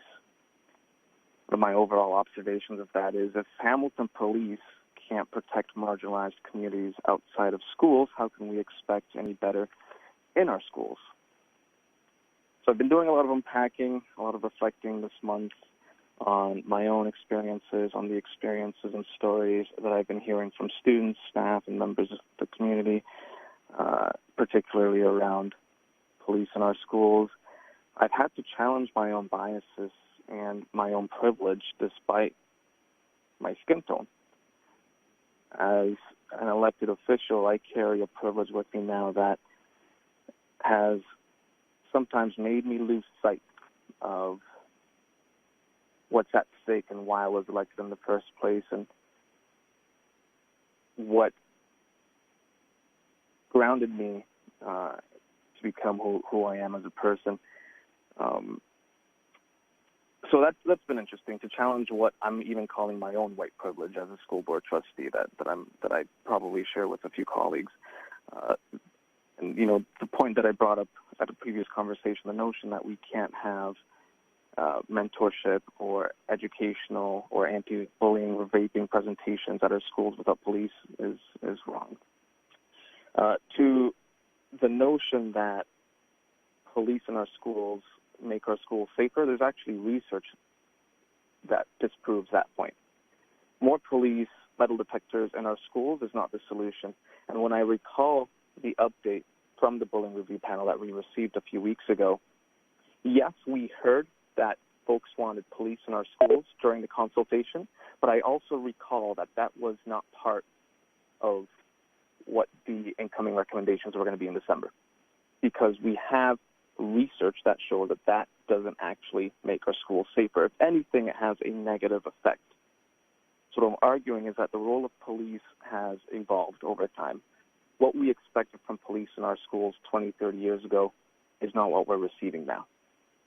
Their role in the community is changing as well. Their focus needs to be outside of what happens in the school setting. The bullying review panel will help us as a system, as a school board, address bullying in the classroom. We do not need police to help us with bullying. That will make it worse, particularly to our marginalized communities. So for that reason, I'm looking forward to having Trustee Miller table the motion to terminate the police liaison program from our schools. I will be supporting that motion, and I will be supporting an amendment, hopefully from Trustee Danko, to continue the review of the liaison program, because if anything, we can still learn from this experience. Because the role of police is changing across the province, we have an opportunity to lead by example, be one of the first school boards to effectively eliminate the program and redefine what the role of police are in our community. We have an opportunity to do that, and the research that comes out of our review in a few months will help identify why we've terminated the program. By waiting or suspending the program, this is going to come back in the fall, and we're going to be in the same place that we are now. We might as well rip the Band-Aid off now, get it over with, and start moving forward, and start the healing process. That concludes my statement. Thank you, Madam Chair. Thank you, Trustee Galindo. Moving through the speakers list to Trustee Miller. Hi, thank you. And I just want to commend Trustee Galindo for sharing a very personal story. It can be very difficult at a table when we are trying to be the best versions of ourselves to share something so personal. So thank you for sharing that. And it definitely does beg the consideration that if, someone as smart and quick as Trustee Galindo can feel very nervous around police, what does that imply for our youth within our schools, where they know that police in the city have the option to use force, the option to arrest them? I brought up the themes that came forward from the interim report from the Safe Schools Review panel. Last time when we started this discussion, and in there specifically, there were calls around repairing our relationships with our marginalized and racialized communities. It specifically called for more engagement with local community partners who are already doing this work, and there are many of them. We do just have to look for them and want for more. Trustee Galindo is absolutely correct. Study after study comes out to show us that more police in schools does not mean more safety. The fact is we've had this program for 30 years and we still have issues with bullying. We still have issues with weapons. We still have issues with violence. We still have issues that are very concerning around safety, and we have police in schools. I said it earlier tonight, but I'm very concerned at the onus that we have set up on our marginalized communities to constantly and over and over and over again prove that their experiences are real, prove that their experiences are valid, and prove that their experiences are worth more than playing basketball with a police officer. I'm happy another student in our system has that chance. But unless you know what it feels like to have a police officer represent someone who took you from your home, someone who arrested a parent, someone who carted you at a bus stop, someone who hassled you about where you were going outside of a school, outside of a library, someone who intimidated you, I can't, for the life of me, understand why the comfort of some of our students is worth more than the fear, than the dignity, than the right to come to a place that is safe, where they're allowed to be who they need to be. I'm very concerned about where the discussion has been tonight. At this point, I think, considering the amount of outreach we've had from across so many of our communities, and it's not just our Black youth, there have been, if you read all of the emails and listen to all of the voicemails, and I did do that. I kept checking them and deleting them to make sure that every phone call that came in could leave me one. I could not speak to everyone because I was at home with 3 of my own children, and I was preparing very hard for this meeting. But this is a call from across the board to be on the right side of history, to have the innovation and the dedication to do something, to just imagine a better program. Honestly, everyone here has been trying to grasp at straws to prove that this program has this value that we can't tamper with, that we can't get anywhere else, and I still can't see it. I still can't see why it's worth more the safety and the dignity of so many of our community members. I was very reserved in my previous motion at the previous meeting because I knew how difficult this would be for a lot of people, and I recognize that many people at this table have actually come a long way, and they are being very honest about where their limits lie and where their biases lie and where they're trying to get it from so many different angles and get it right. They want to land it for everyone here, and they want it to be good work, and they want it to be informed work. And I respect that, and I appreciate the people who have been willing to come to the table and do the work. I still am just very confused as to why our students have to do the bulk of it. At this point, I can honestly say that I do not believe that the police liaison program has the good faith of the city. I don't believe that it has it from this table, and just that by definition should mean that it should be a termination. There absolutely needs to be a deeper review. We still need to keep this conversation going. But to imply that we don't pay for it, it's paid by the HPS, so it's free.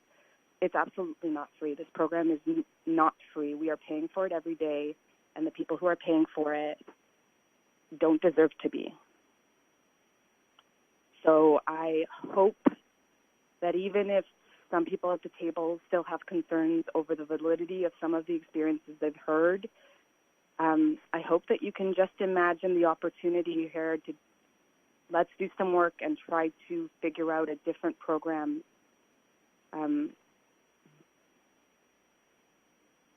I hope that there's a little bit more room for growth. I've seen some of it, and I'm hopeful that people will consider supporting our advisory committee's unanimously passed motion to terminate this police liaison program completely. And I do welcome an amendment for a further review and for direction towards staff along the lines of next steps, community discussions, community outreach. I think that is a very important part as well. But I think that currently, as the sentiment is across the city and across our community members, this program cannot continue to stand. Thank you. Thank you. Trustee Mulholland, are you still on the line? Trustee Mulholland. So Trustee Mulholland may have gone. Trustee Archer, are you, I know Trustee Archer was having major difficulties earlier. Is Trustee Archer on the line? Okay, can you hear me? Hi. Hello? Yeah. Oh, I'm unmuted. Yes, I was silent for such a long time there. It's nice to hear everyone's opinion and the voice, and that's what we're here to have a voice and hear for everybody. I just want to make sure all students are included in this decision. It's just not a certain group of students speaking their voice. I know that I have for 2 weeks have read the same email that has been sent out with different names. I've also received phone calls and have been demeaned, just put down, just horrible way of talking to people. And, you know, if we want to make a difference and make a place safe for students, we got to remember how we come across with our information just my concern is the students that their voices aren't heard. And I know we have a loud group out there right now talking, but like I said before, what about the vulnerable kids and the kids that don't know how to speak up and their parents? And one thing I heard loud and clear tonight is we have students that are terrified of the police, but when questioned, they have that information, that fear from their parents. Well, we need education. We need to educate people and let them know what the police, what their job is and why they're in the schools and things like that. We can't just assume everything. We have to educate, and that's our role as educators, is explaining and making students safe in school. We've got a long ways to go, but this is at least a start with the review. And thank you. That's all I have to say. No. Thank you. Moving along to Trustee Tutt.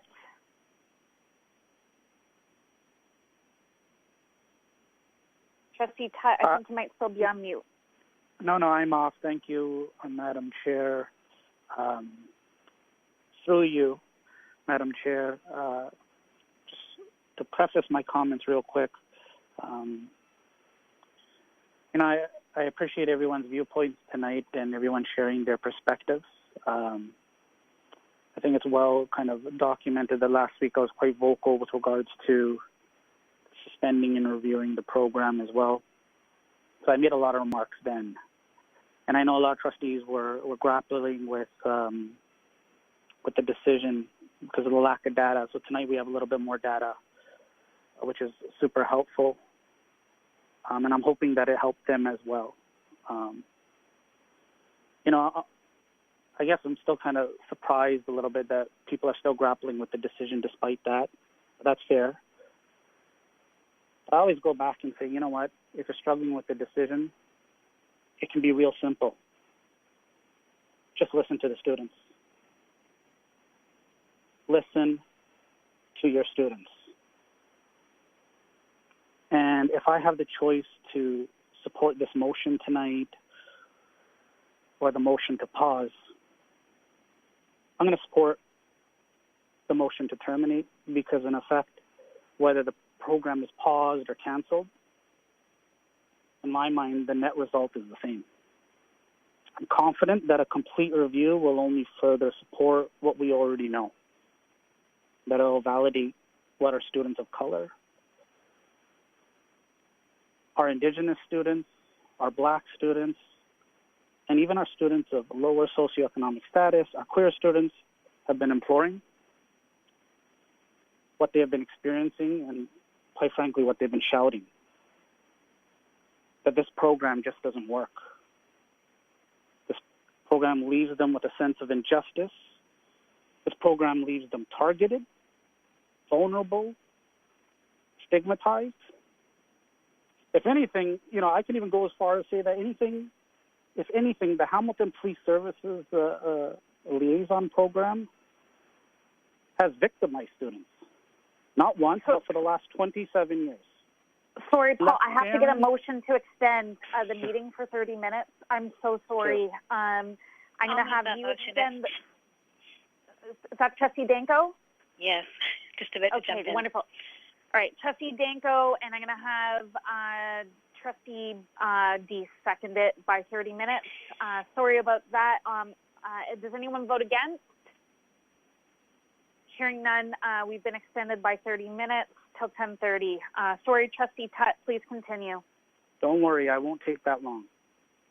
If anything, the Hamilton Police Services Liaison Program has victimized these students, not just once, but for the last 27 years, and has left our parents, our educators to pick up the emotional pieces left behind. So, despite what we're hearing, maybe the stories might not be real to you, but the bodies are. Just take a look at your email inbox. Take a look at what's on the news. Take a look at the multiple cases before the Human Rights Commission. Take a look at the students advocating in the rain right now outside City Hall.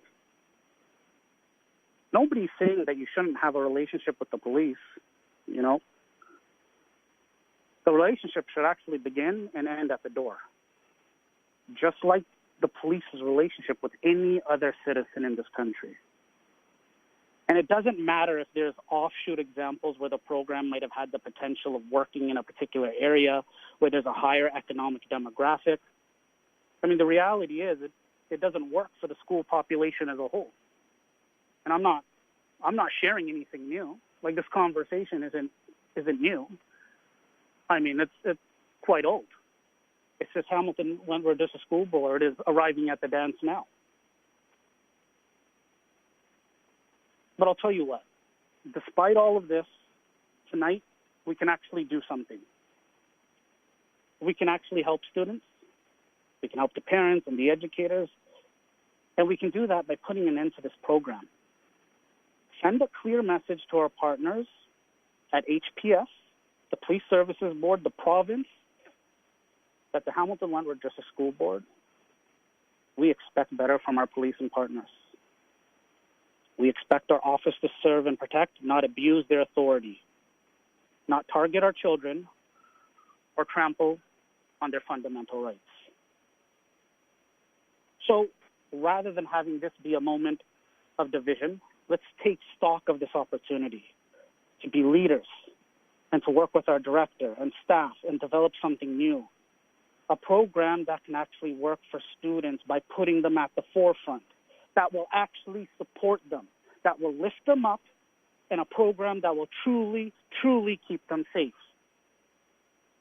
Last week I asked to look deep within yourselves and despite what you feel personally, do what's morally right.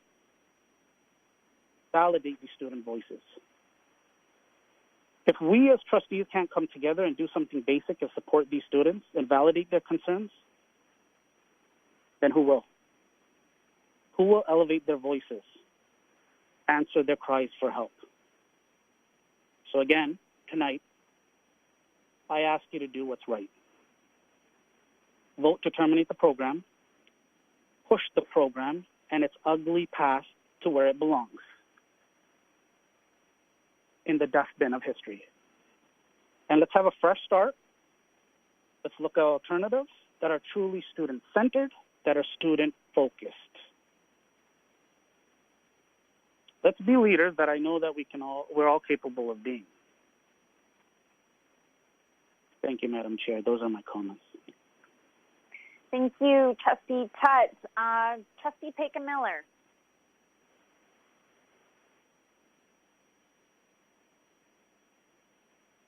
Trustee Paikin-Miller, I think you're on mute. Oh, sorry. I've always believed there are many ways to deal with issues. My way has always been education, communication, and legislation, not obliteration or cancellation. We need to share our perspectives on all sides, to listen to each other, not only hear one side, but listen towards deeper understanding. As a teacher myself for 40 years, if any kind of racism afflicted any student in my class, I stopped teaching in the moment and opened up dialogue.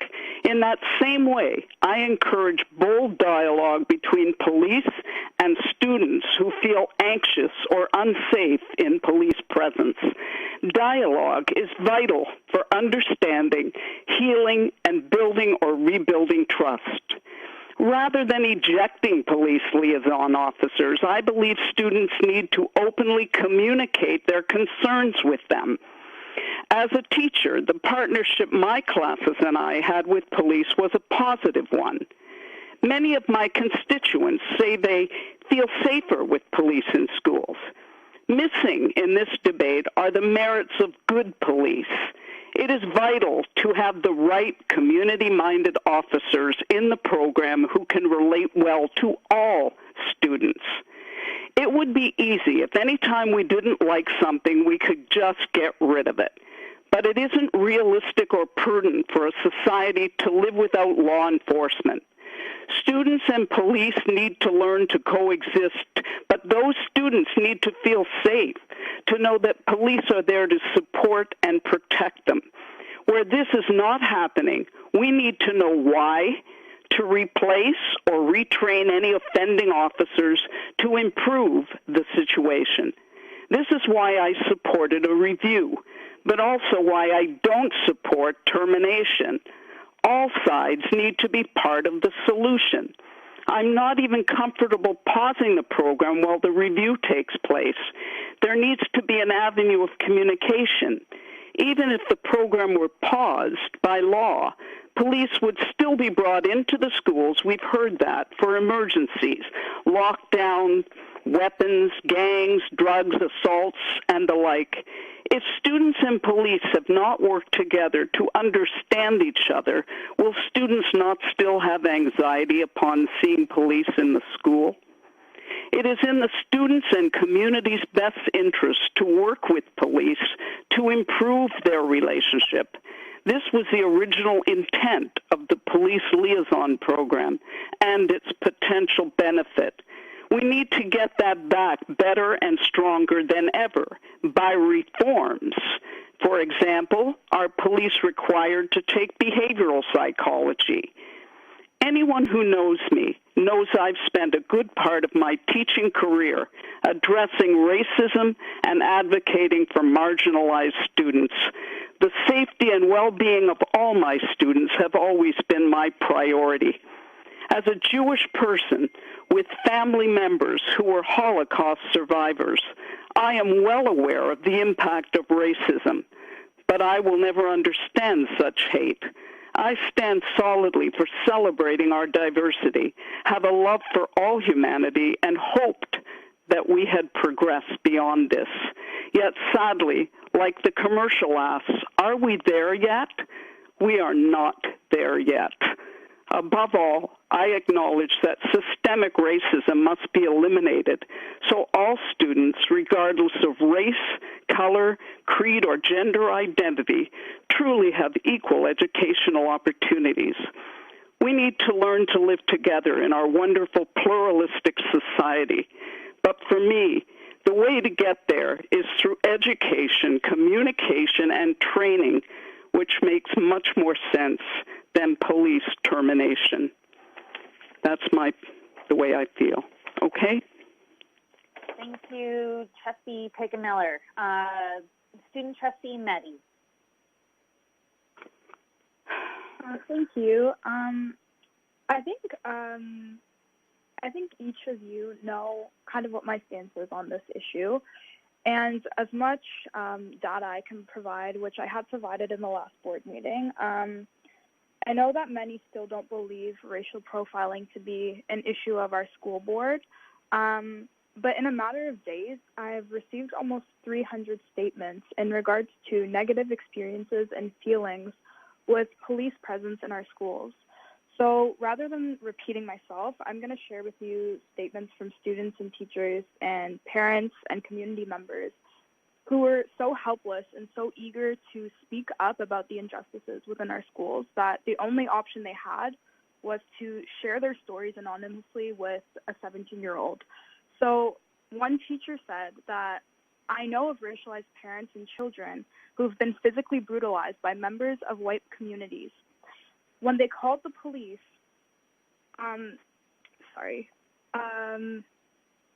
when they called the police officers were seen exchanging high fives with the perpetrator and told the Black parents to keep their head down. When I brought this concern to the police department's attention later, they advised that the victims needed to learn ways to adapt to their community and perhaps needed to learn English. And I'm not sure if this is a shocking experience to some, because it's not to me, but I know that many are complacent because it's not an experience of a white child. But I want you to take this in, and I want you to take in the fact that a historically colonial and racist organization, which was designed for the purpose of maintaining systems of slavery and imperialism, is still associated with our schools and continues to actively dehumanize Black and racialized families. My question is, why is the HPS volunteering to fund this program, and why are they spending their time and their money coming into our safe spaces and brutalizing innocent families? Something that continues to be brought up is the fact that we're apparently not hearing from a community with a different stance on this issue, but clearly we're talking about non-marginalized white communities. But that's something that individuals are refusing to be explicit in. And I want to make myself clear when I say that Black, Indigenous, and racialized lives and their safety should not be for the sake of another's comfort or relationship building in a corrupt system, and remaining comfortable in a system that dehumanizes minorities each and every day is not something to be proud of. So if when we say we want safe, equitable, and inclusive schools, we're only talking about straight, able-bodied white students, then clearly we have no idea what equity is. And, you know, police have never been intended to protect people of color, nor have they ever intended to protect marginalized communities. So, you know, a Black student wrote to me that seeing a police officer makes me tense up. It makes my back bend unnaturally straight. It makes me stare down at my toes, and it makes me nervous. And she says, as a Black kid, I've always lived by a set of rules that my mom taught me to make my interactions with the police as minimal and easy as possible. But seeing police at schools has made me uneasy. I ask myself questions like, what are they doing here? Do I stand out to them? Am I acting natural? I don't ask myself these questions because I've done something wrong, but I ask them because doing so is what has been ingrained in my body, mind, and spirit from a young age. School is supposed to be someplace where I can feel comfortable, where I don't feel like a target. Black students have experienced carding, random locker searches, and police have found nothing, and they've been racially profiled within their own schools, handcuffed, or even placed in the back of police cruisers. And these are children we're talking about. And this is not a difference of opinions or politics or seeing both sides of the coin. It's about whether or not our board chooses to see Black and racialized children to be equally worthy of life and safety as the white children in our board. And this is not about whether or not we value equity. It's about whether we value racialized or marginalized lives as much as we value those who have been privileged enough to enjoy lunch and play basketball with cops in our schools rather than fearing their own safety. So I've said it before and I'll say it again. The TDSB did terminate their SRO program in 2017, and this was not because each and every student felt unsafe around police, but because the school board was aware of the fact that 11% of students felt unsafe as a result of police presence in schools. And regardless of the small number, the TDSB chose to terminate the SRO program as an act of integrity, an act of true equity, and an act of solidarity with their Black students. Because 11% is 11% too high, the same way that 11 police liaison officers are 11 too many. And even one unsafe student is one too many unsafe students. And following the termination of the SRO program, suspensions in the TDSB dropped by 24%, with 1,774 fewer suspensions as the previous year, and expulsions dropped by 53%, with 30 fewer expulsions as the previous year. And an indication of shift from punitive disciplinary practices and the most used intervention by school were contacting parent guardian or guidance support and social work support reports. Well, Ahona, you're just breaking up a little bit. Can you speak right into the mic? Yeah, for sure. So the Portland Board of Education, as well as the Minneapolis Board of Education, have discontinued the presence of officers in schools as well. So we have no right as a board to claim that we need time or that we're not ready. And I have to say, if the suspension does come forward, I will vote in favor, but I want to make it extremely clear to trustees that a suspension is not enough, because our Black, racialized, and marginalized communities have expressed extreme pain, fear, and hurt in regards to police presence within our schools. And if a suspension passes and a termination doesn't, it paints a picture of equity, and the board is able to falsely claim allyship with the Black community, when in reality the suspension is a distraction from the lived experiences of Black students that are being steered right now. So the marginalized community will not be distracted, and we're going to continue to hold the board accountable for maintaining a system embedded with institutional racism and white supremacy. And there's no reason that trustees can't do the bare minimum by voting to suspend this program while it's under review, especially considering the fact that students are not even in schools right now.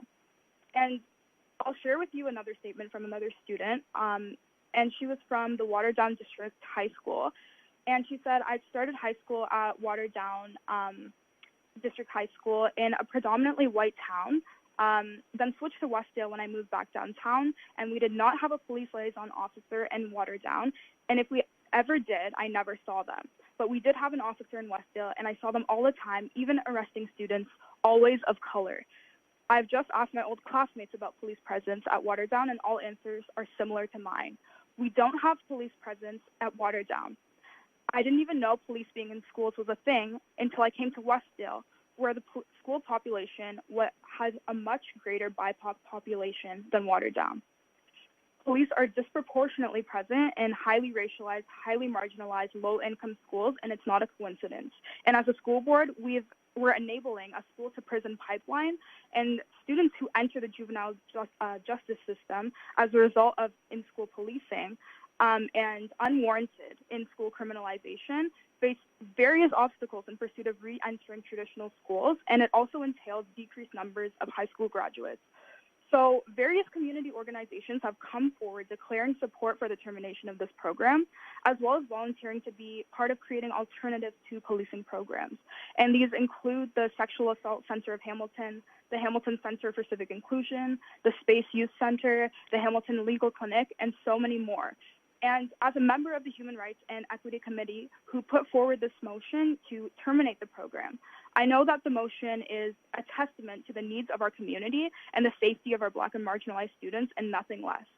So if we as a board truly care about Black and racialized lives, we will not fail to vote for the termination of this program, because our students, our teachers, our communities, and our parents are demanding it. And we've failed them time and time again. So the lives of our Black and marginalized students matter, not only when Black death is viral, but always. So it's time for us to prove it, and we can't be responsible for upholding a school system based on white supremacy, as well as anti-Black and anti-Indigenous racism.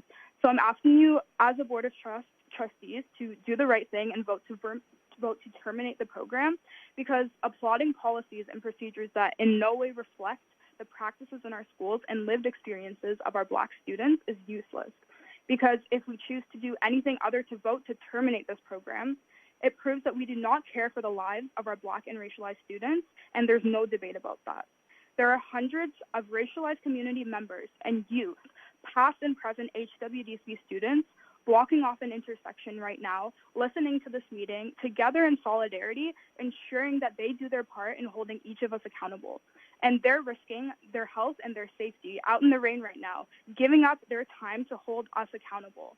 So it's time for us to hold ourselves accountable and do the right thing. And if we don't do the right thing, which is voting to terminate the program completely, it's our job to do the bare minimum and vote to suspend the program while it's under review. So I'm going to restate Lawrence Hill's statement to the HWDSB trustees last night, and he said that now is not the time to indulge in platitudes about diversity and inclusion. Now is the time for action. Let's take the first of many steps. To the trustees of the HWDSB, I say do the right thing. So terminate the police liaison program. Thank you. Thank you, Student Trustee Meddy. Student Trustee Prozic. Thanks, Madam Chair. And I'd like to start with a quote that I'm sure we've all heard. With great power comes great responsibility. As trustees, we have a great power. Every decision we make has an impact on a student, staff member, or community member's life. The decision we make tonight affects both the feeling of and physical safety, well-being, and wellness of students in our schools. We have heard from community members, parents, but most importantly, students. Myself and Student Trustees Meddy's mandate and primary responsibility is to amplify the voices of these students. I have seen an incredibly remarkable amount of students posting their Instagram, Snapchat stories, and all other social media platforms about the decision we will make tonight. All of them, and I mean every single one that I have seen, say one common thing. We do not want police in our schools. But more importantly than that, never in my career as a student trustee, in my whole 2 years, and even my role with OSTA ACO, have I ever had so many students reach out to me about this decision, asking us to prioritize their feeling of well-being and safety. Do not tokenize the few, and I mean few, students who have had positive experiences to justify a vote against all the others. I invite you all for a moment to go on Twitter and look at the account of HWDSB Kids Need Help. They are live streaming a rally of students and community members alike, my very own peers, who are begging us to make the right decision tonight. Now, let me take a step back. I would like to once again make it unequivocally clear that my support of the termination of this program in no way represents the work that has been done by police liaisons thus far. This also does not mean that we are terminating the relationship with the Hamilton Police. In fact, I see it as quite the opposite. We are revisiting our partnership and giving it more focus than it has ever had before. For any other partnership, if this much public outcry arose, we would suspend the partnership while we review it to make objective, informed, data-driven decisions. We can do so much more. We can truly stand with the marginalized community and terminate the program. Now, I was hesitant on terminating the program for a multitude of reasons, but tonight, the remarks made by those watching this meeting on the YouTube live stream and trustees during this meeting have made me change my mind. Trustees, please, please be open to change your mind. If there is dependencies on whether or not a program helps or harms students, then we should revisit what we're doing. In this situation, when we have to reach out to find people who support this program, it obviously impacts those who are negatively affected a lot more. So I'd actually like to take a moment to ask staff, and I'm not sure the chair can direct it to whichever staff member, would suspending the their school liaison officer program make our schools objectively any less safe? We'll go to Director Figueredo. So thank you for the chair, and thank you, Cam, for the question. So you heard clearly that there's a protocol where we're required to report to police and have police in our schools under certain legislation. Depending the outcome tonight, we will just have to quickly work with our police to ensure that any part of the program that Superintendent Stepanian has identified, that piece rolls over into the protocol to ensure that piece. So to answer, we're committed to that, and I know the Hamilton Police Services indicated as well that they would work through us around achieving that goal as well. So the answer, I'm going to say confidently, is no, but we'll have to work with any gap that it might create from that and make sure it's in the protocol. Thank you so much. That answers my question. So now I'd like to take a step back and ask the board, why does the role of student trustee exist? It's because students are on the front line, because students see what happens in schools, because students know students best, and because we know what our best interests are. Staff, in their package, on the very first page, have explicitly stated that they support a pause of the program during the review period. Your student trustees, your students, your community members, your parents have begged you to at least suspend this program during its review. During this very meeting, we are still receiving emails asking us to do this. A vote against the suspension of this police liaison program, and I will make it unequivocally clear for everyone in the room, is a vote against these students, is a vote against your students who have asked you to help to feel heard, to feel safe, and to feel welcomed in our schools. Student trustee Mehdi and myself don't have a binding vote tonight. Advocate with us tonight. Advocate for us tonight. Be on the right side of history tonight. Advocate for those who have less privilege tonight. Show who and what you truly stand for tonight. Vote for your students. That's all, Madam Chair.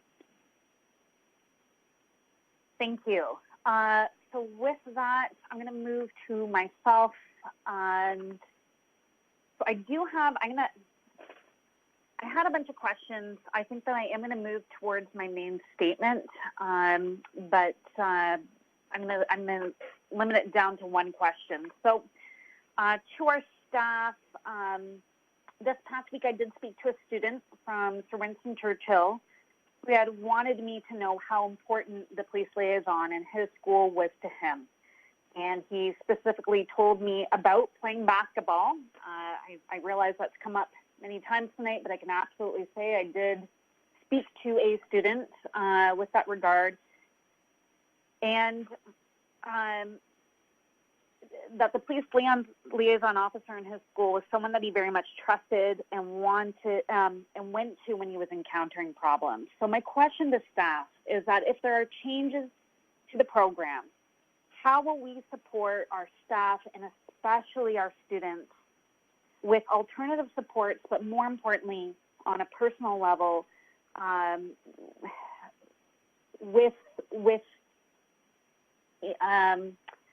guess with the loss of a caring adult. And I know that we do go through that all the time. We have students who move, they have different teachers come in and out. So maybe if staff could just talk to generally how we support students through those moments, because I think it's really important for all of us to know, because we're all worried about all students. And so just to know how we work through supporting them.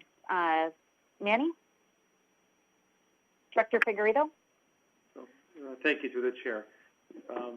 So you raised an important point around the importance of caring adults in our schools, and each individual student will identify with different caring adults. But you've also identified that transition happens at times. So we'll have to be very clear if a caring adult is lost for a student, or it might take a different shape and form outside of our school, that we're going to have to work through these case by case. I'll ask Superintendent Stefanian to speak about sort of our approach with that we use with our leaders, with our staff, and our social work to support students through these transitions. Especially, we've been doing so much of this work because many of these caring adult relationships during COVID had to transition from face-to-face to the digital world.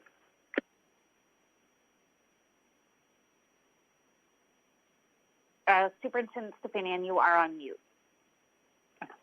Sorry, thank you.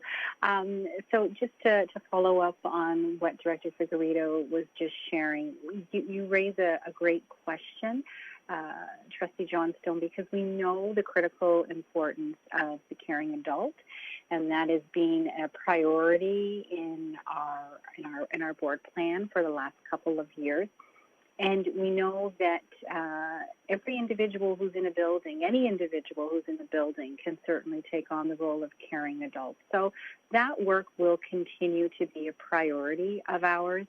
That includes working with our staff around strategies and approaches.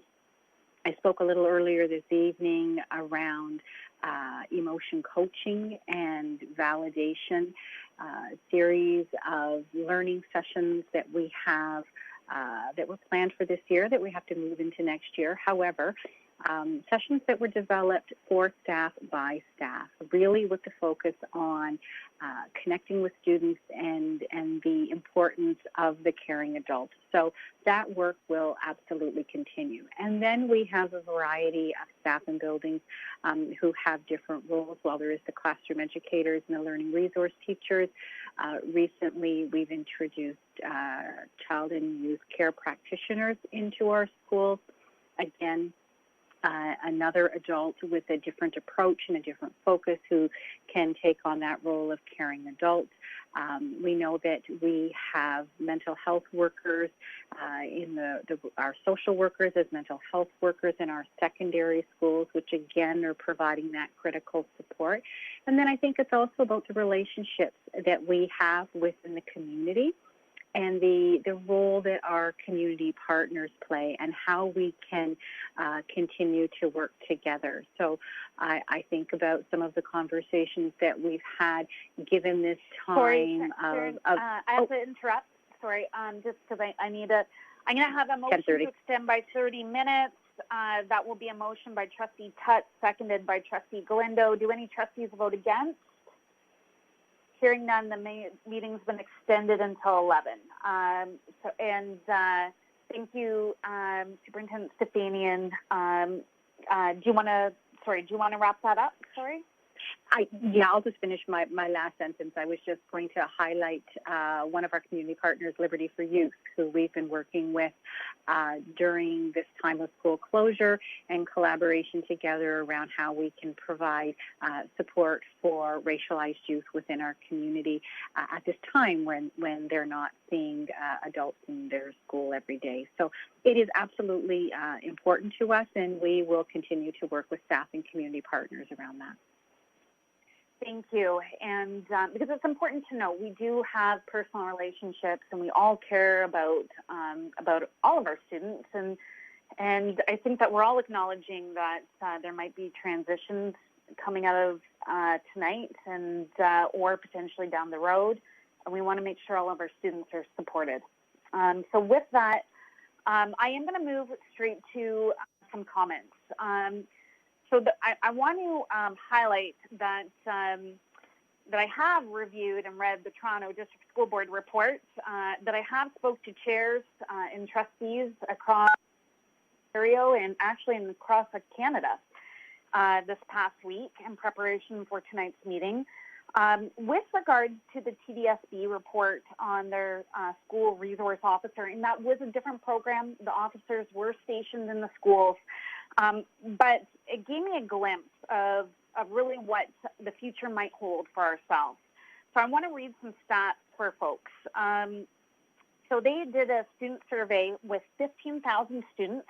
They found that the majority, 71%, said they didn't have any interaction with their SRO. 41% of students said they felt that their SRO was trustworthy. 53% were not sure. 42% of students said that they thought their school resource officer was helpful. And 53% were not sure. We also heard that 73% said their SRO in their school made them feel safer. 33% said they weren't sure. And it was 10% who said that they disagreed or strongly disagreed. And when asked whether or not to continue the program, and I want to focus in on this, 47% said yes, and it was 7% that said no. 7%, and I want to highlight that Toronto then went on to cancel their program. There was similar results coming from staff and from parents. They did parent focus groups. They really went all out. I think that what really struck me about this report was the feelings that were involved, and that's really, really, really important. So even though, for example, you had parents, 76% of parents saying that they felt that their child's school was a safer place with an SRO, and 8% did not. What struck me was the feelings that we also heard from students, where they stated that, over 1,000 students said the SRO made them feel uncomfortable attending school. That over 800 students said they were feeling very uncomfortable interacting with an SRO, and just over 1,700 said that just the presence of an SRO in their school made them feel intimidated. I recognize that it's different programs, and that certainly the presence in our schools is significantly reduced compared to what the students would have seen in Toronto. However, I want to read this part of the report in terms of their staff recommendation, was that the presence of SRO in the schools made students feel less safe, less welcome, less engaged in learning, and that they did not see themselves and their friends or they saw themselves and their friends as targets of overt systemic discrimination, and that it was having a negative impact on their student achievement and well-being and their ability to be successful in their future lives. That's a huge impact.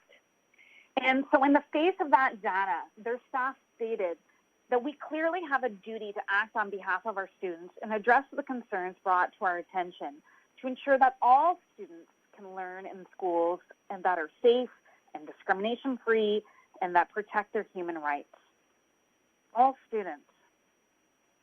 I also want to skip right to the end of the report where the board states that the board recognizes the values and values the critical role that the police plays in serving and protecting our city and schools. Going forward, staff will continue to work on a partnership with police to explore ways we can work together and to support communities that are safer and more caring.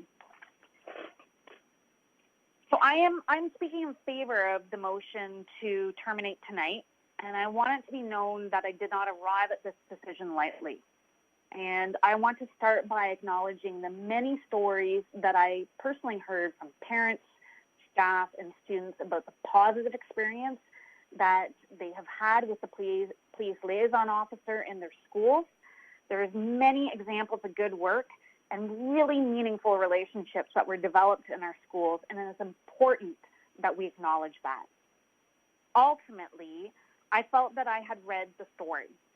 The report by HWDSB gave me a glimpse into what we could expect from our own review, and I anticipate that just like Toronto, the majority of students, parents, and staff will likely feel indifferent to the program, and minority will feel that the program is highly beneficial, and the smallest minority will have experienced such significant concerns that are having a negative impact on their student learning and achievement. For me, what we do with the results cannot be about majority rule. It is incumbent upon us to have a duty to act to ensure that we have a safe and supportive schools for all students. Most students is not good enough. At this time, I share staff concerns that the mission creep of the program has gone beyond its original intent as it was established 26 years ago. I have concerns that when we call dispatch during an incident, many times the PLO is being assigned to the call. This actually works against the program's original mandate to build and strengthen relationships between police and youth. I have heard stories about youth feeling intimidated, especially when we have an educator approaching the student with a PLO who is carrying an arm and is in a full uniform. Over the past week, a few parents have also shared concerns about their child being interviewed by a PLO and the school not notifying them. In one instance, they were not notified for 3 months. I want to be clear that I see that the fault here actually lies with HWDSB, and it is very apparent to me that we do need to complete a review, and ultimately we need to arrive at better oversight, better transparency, better training, in order to ensure the rights of our students as well as our parents, and ensuring that we can do the best that we absolutely can to meet all of our students' needs. I received some counsel this week from other community and organizational leaders not to rush to a decision or to be hasty. And I want to be clear that I have seriously contemplated my vote. I read every school board report, other boards who have undertaken a similar review. I have gone further and asked how we will address any anticipated gaps. I've spoken to community leaders in Hamilton and Ontario and across Canada, and I feel that I have read the story and I know how it ends. More importantly, I feel confident that we are ready to move forward. I believe that we are ready to go straight to the important work of bringing the community together to support each other to ensure that we are meeting all student needs, that we're ready to engage the community, embark on the exciting exercise of building a new vision for education where we truly feel our board's vision, we all belong. These last 3 weeks have been long, and similar to the vice chair and other trustees, I want to state that I have undergone a lot of my own learning, unpacking my own privilege and beliefs about process and what is possible.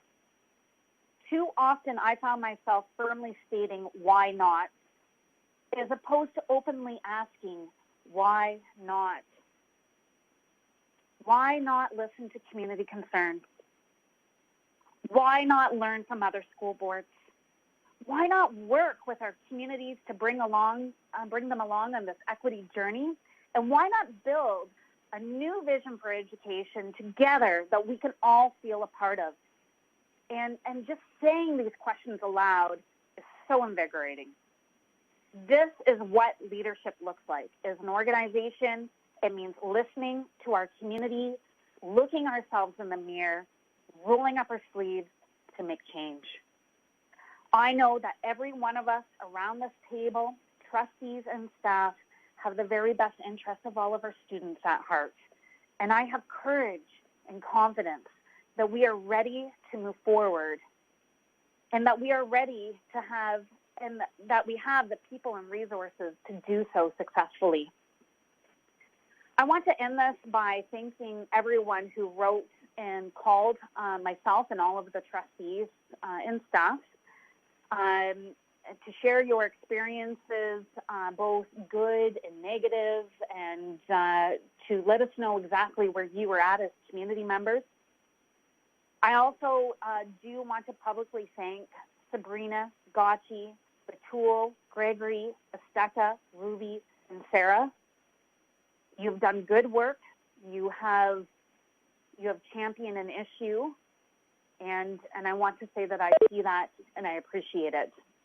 And finally, I very much want to thank Trustee Maria Felix Miller, and very special thank you to Student Trustee Ahona Mehdi for continuing to champion this issue and bring it to the forefront and to have these discussions. And so I appreciate everyone who has been a part of my journey and my learning, and so thank you. So with that, trustees, we are now at the end of the open discussion. I think that all of us have, I'm going to test the room at this point in terms of, we'll go, I guess at this point, we'll go straight to Trustee Miller. If you could please read your motion aloud.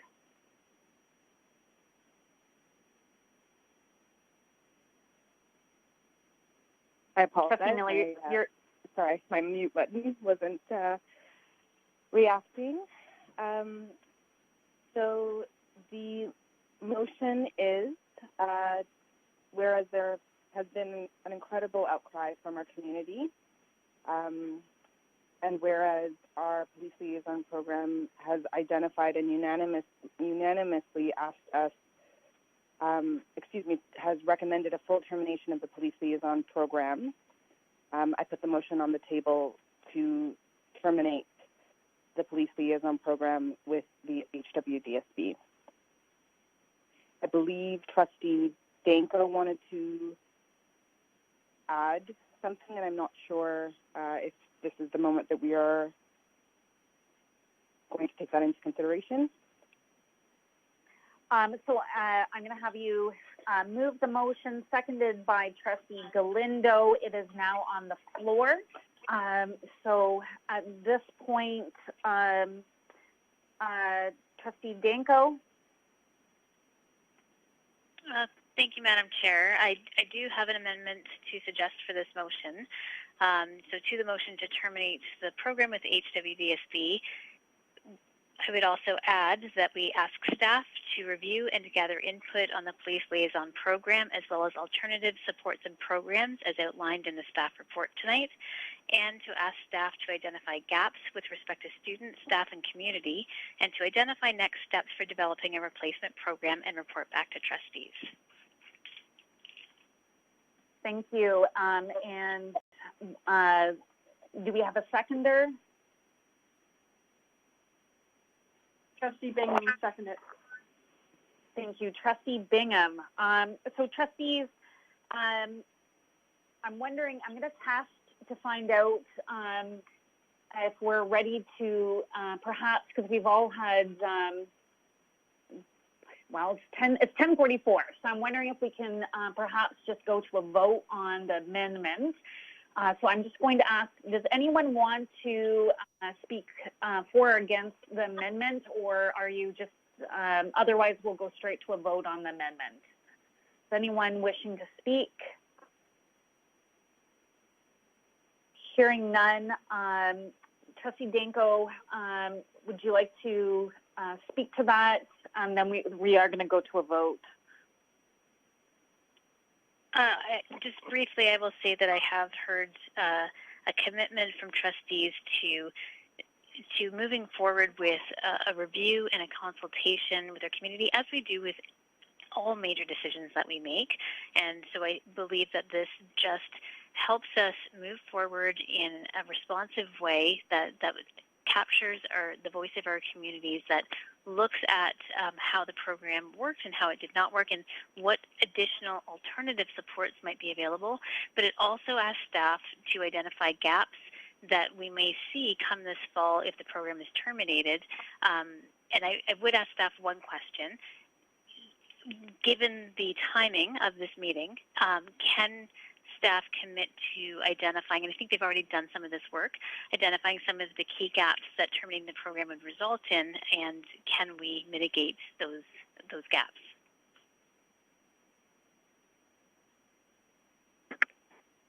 Oh, okay. So then we would actually need to have a debate then, Trustee Danko. So and in that case, I would. I can withdraw the question. I think we've heard from staff that they've already identified a number of gaps and are planning on working towards that. So I guess I can leave it at that. And I believe I have a sense from trustees that this would be acceptable. So for trustees, can you actually just read that the amendment aloud one more time for us? For sure, and I did email it to trustees to make it easier. So in addition to the motion to terminate, we also ask staff to review and gather input on the Police Liaison Program, as well as alternative supports and programs, and ask staff to identify gaps with respect to students, staff, and community, and to identify next steps for developing a replacement program and report back to trustees. Thank you. So with that, I'm going to move through roll call on this, on the motion to adopt, actually, I'll just generally ask, do we have anyone voting against the motion, the amendment to the main motion? Hearing none. I am. Carol. Oh. Okay, so I'm voting against it. Thank you. Thank you. And I'll just ask one more time, is there any other votes against? Should you get it? Go off mute. Kathy. I am voting against. Thank you. Our school. Thank you. And this was to the amended motion. So with that, we do have, so noted that we have Trustee Archer, Trustee Peckham-Miller voting against, and we have Trustee Bingham, Buck, Danko, Deep, Galindo. Just make sure you're on mute. Johnstone, Miller, Mulholland has left, and Tutt, Student Trustee Meddy, and Student Trustee Prozic on the amendment to the main motion. So we now go to the main motion, and I'm going to generally ask if we would like a debate, and if any single trustee wants a debate, we will certainly go through the list. So is there anyone who would like to speak towards the new amended motion, which is to terminate the police liaison program and to ask staff to review and gather input on the police liaison officer and alternative supports and programs, and to ask staff to identify gaps with respect to students, staff, and community, and to identify next steps for developing a replacement program and report back. Is there anyone wishing to speak? I do, Alex. It's Penny. Okay. All right. So let's go through. We'll go through the normal roll call. We will start with Trustee Miller, Felix Miller. Maria Felix Miller, if you could, because it's your motion, would you like to start the speakers list? I will start just because of the time and because we have covered this. I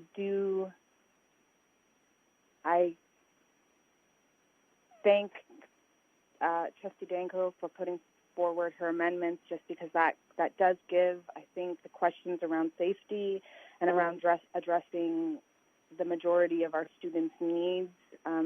It gives staff some clear direction on that. But I hope that anybody at this table who has listened to Ahona and to Cameron, our student trustees, after hearing both of them speak with such clarity, with such force, and with such a large scope, a capture really of the student voice, student concerns. I really don't know, and I'm hoping that you will consider terminating this program. It really, at this point, I don't believe that there is any good faith in this program left. And I'm hoping that trustees can come together for the safety of the students and validate the experiences of the students and put those concerns at the forefront, not our own personal politics, not our own personal back and forth here. It really is time to step up and speak as one board and send a very clear message to the people who have been hurt by this program, that their pain matters and that they deserve better because they are our students, period.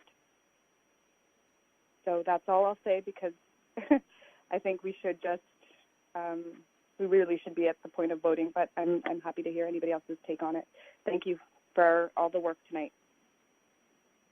Okay, so moving through the speakers list, Trustee Archer. What can I say? What was just said is not how I feel or what I'm saying to students.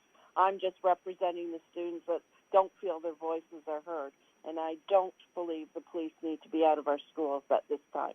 I believe they need to be in our schools as supports.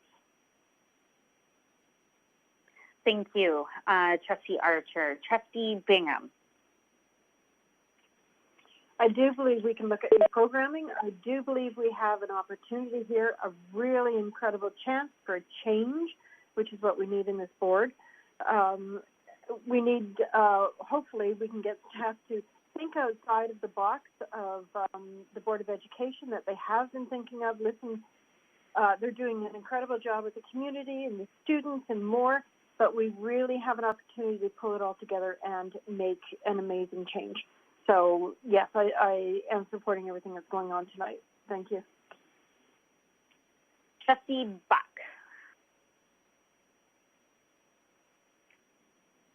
Thank you, Madam Chair. I just really have one comment and nothing really new to add to my statement from earlier, but just want to remind trustees that where the public can get caught up in emotions of a situation. We do need to think rationally and logically about future consequences when we make moves like this, when we make any move, and consider how the decision will impact not just students today, but students in the future, and what this could mean. And I'll let the Twitter trolls have that one. Anyways, no further comments. Thank you, Trustee Buck. Trustee Danko. Thank you. And through the chair, just to briefly state that I think we do need to be aware of unintended consequences. We have heard that there are unintended consequences of this program that for some students have resulted in harm that's been experienced from their perspective. And we need to consider that by making this motion with the amended items. I believe that we are being careful and purposeful, and we are seeking to better understand how to continue to support our students through a new replacement program. And we're also looking to identify gaps for students and staff and community and make sure that we're addressing those in the interim.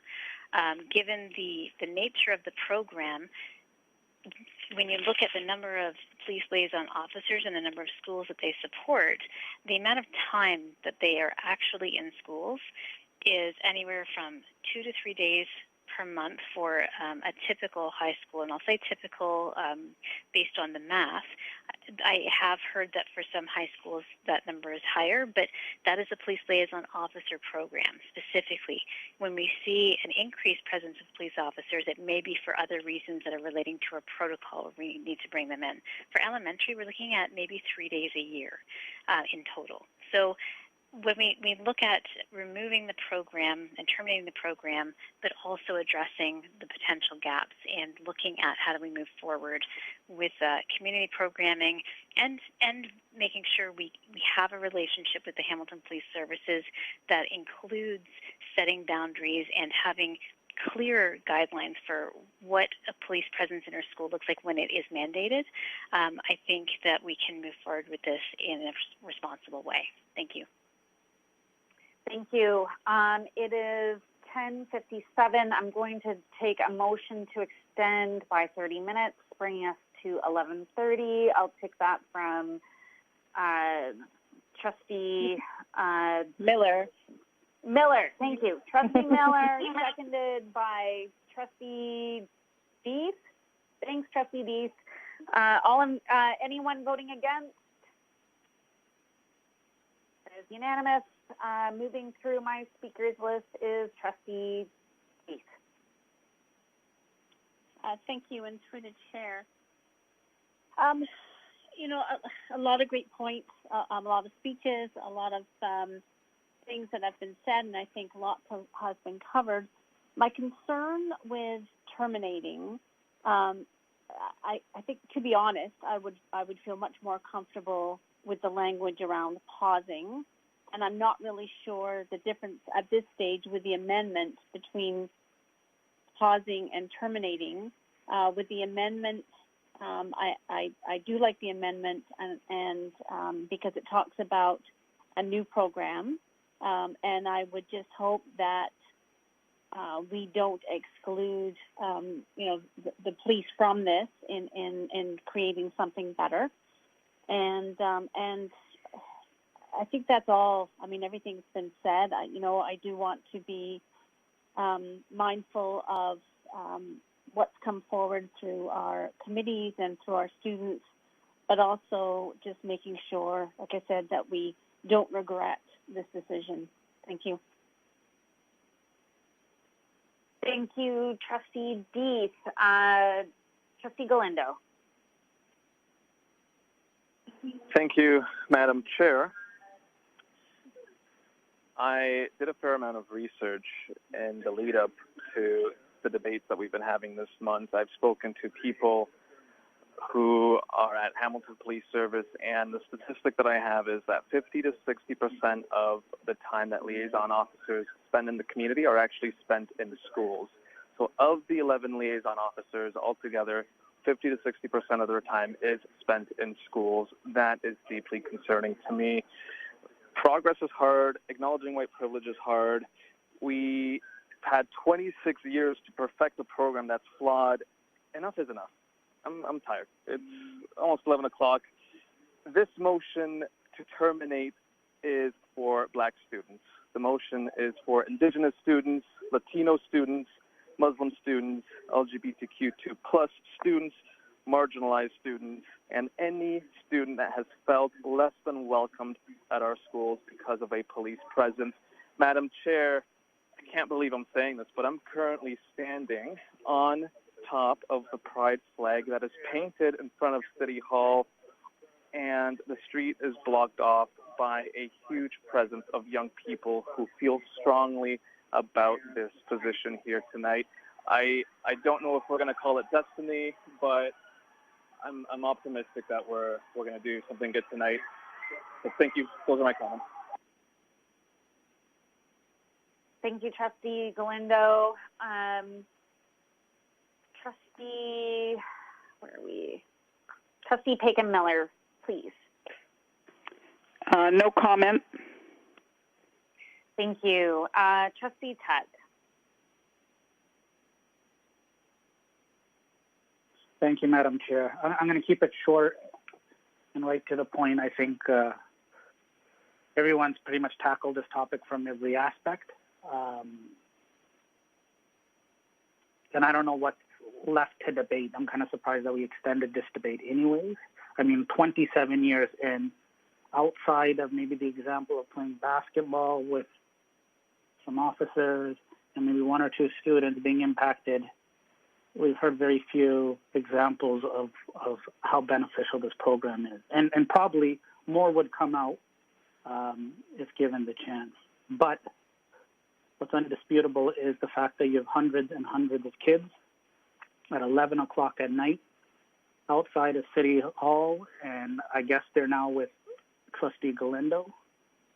And they're staying there for as long as it takes until they can get the answer that they rightfully deserve.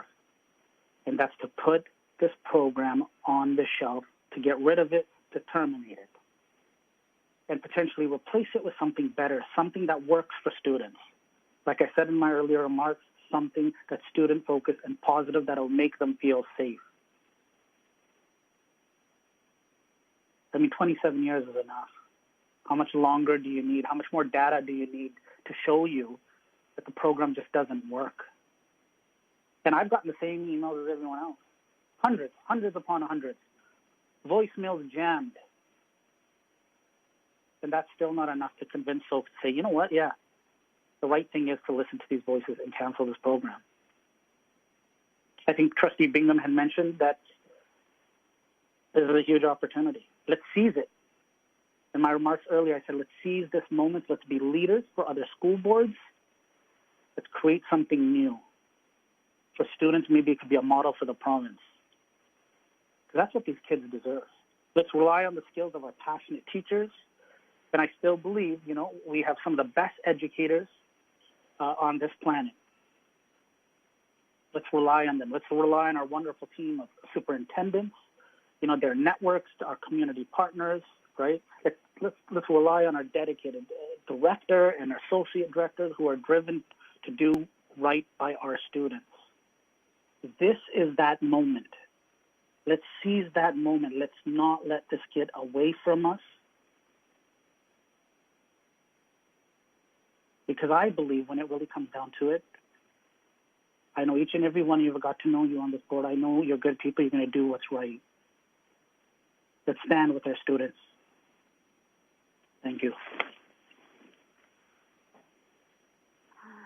Student Trustee Meddy.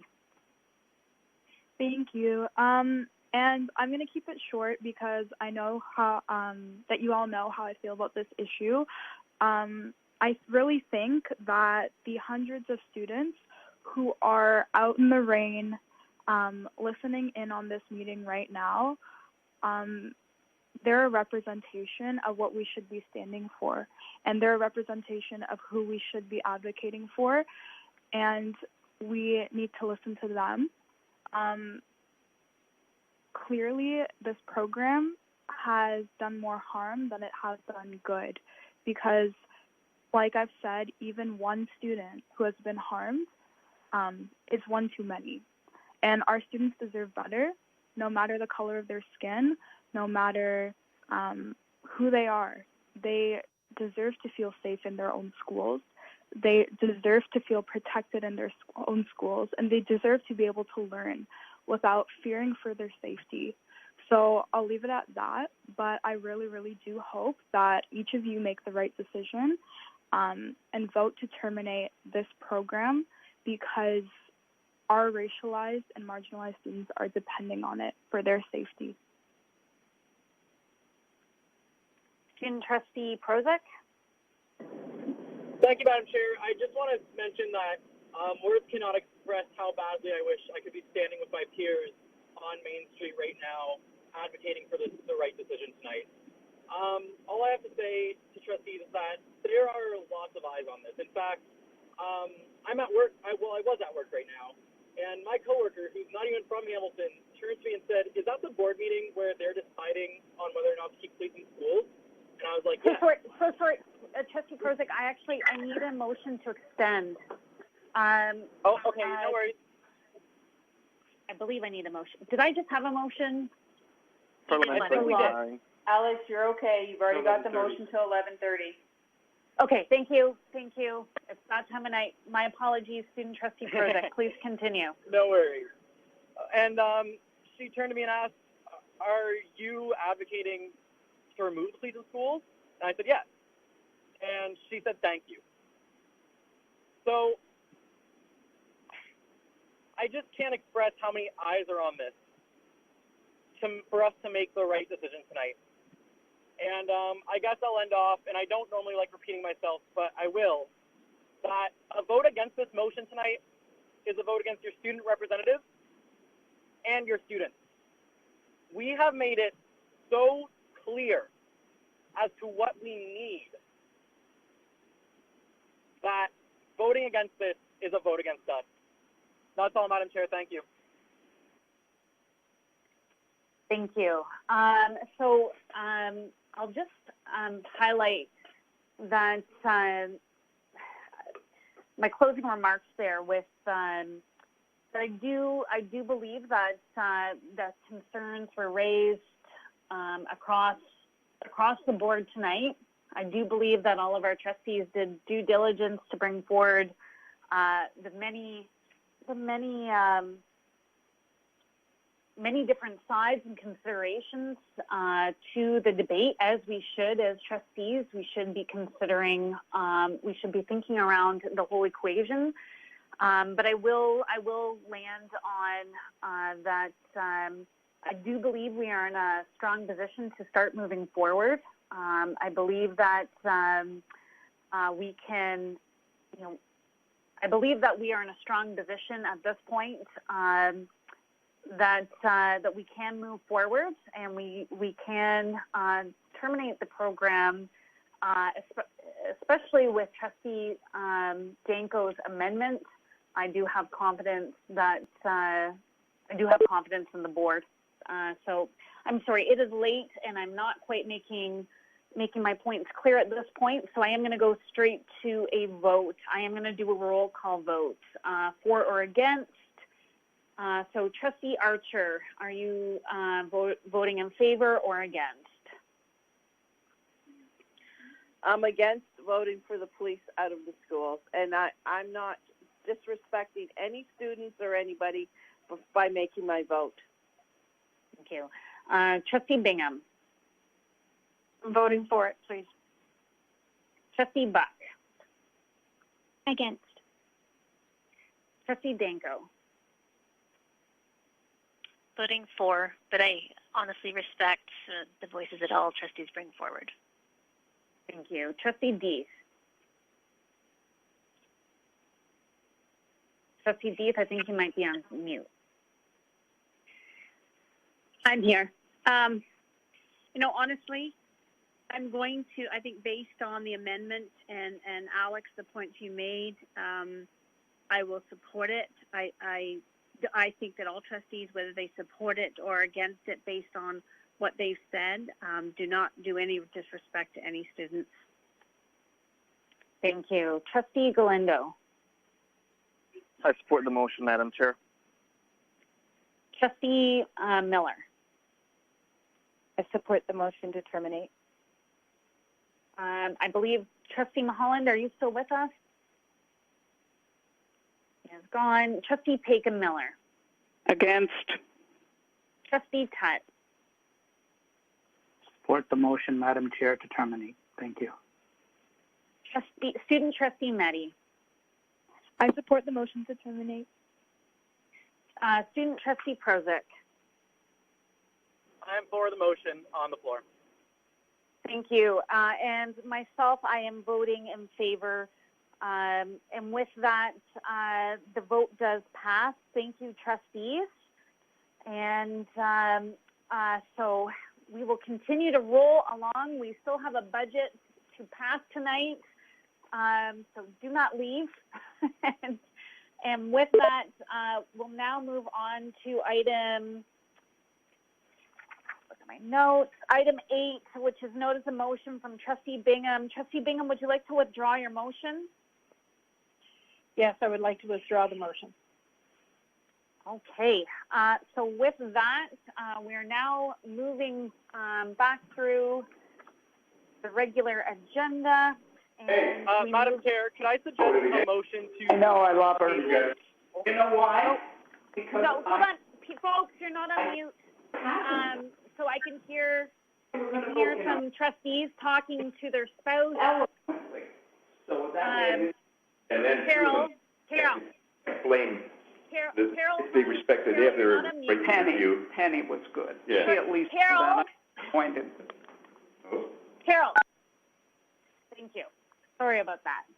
Okay, so you had a point of order, Student Trustee Prozic. I would actually like to suggest a motion to table our business for tonight to a future board meeting, one at which we can actually pass the budget. So we don't need to reschedule a new board meeting. I'm not sure if that's possible, but I would like to suggest that motion. So we don't have another board meeting scheduled, but I will turn to, this is the last board meeting of the summer. So, I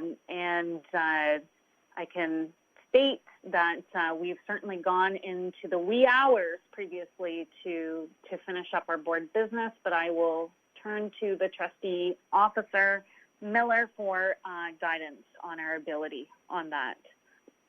Thank you, and through the chair, you could continue on and continue to get continuances, or a motion could be moved to defer the remainder of the agenda to next Monday night, and that could be voted on, and it would start, you could start it at 5 p.m. Okay, so I will look to trustees. Do I have a motion from a trustee? Sorry, Alex, just through the chair, you still have time on the clock because you did do an extension until 11:30. Right, okay. To the chair, it's the Vice Chair Danko. I would not be available for next week as it was not on our schedule. I would like to continue if possible. Okay. So at this point, folks, what I'm going to do is, because we still have time on the clock, so we'll continue to 11:30. And at that point, we'll look for a new motion, either to extend or to defer to another evening. So with that, we are now moving on to item 9, Human Resources Report from June 1st, and I will turn to Trustee Deeth, Chair of the Committee. Thank you. Thank you, and through the chair, there was only one information item in regards to employee attendance, and staff implemented the Employee Attendance and Management Program, as we know, in support of the Attendance Management Policy on September 1st.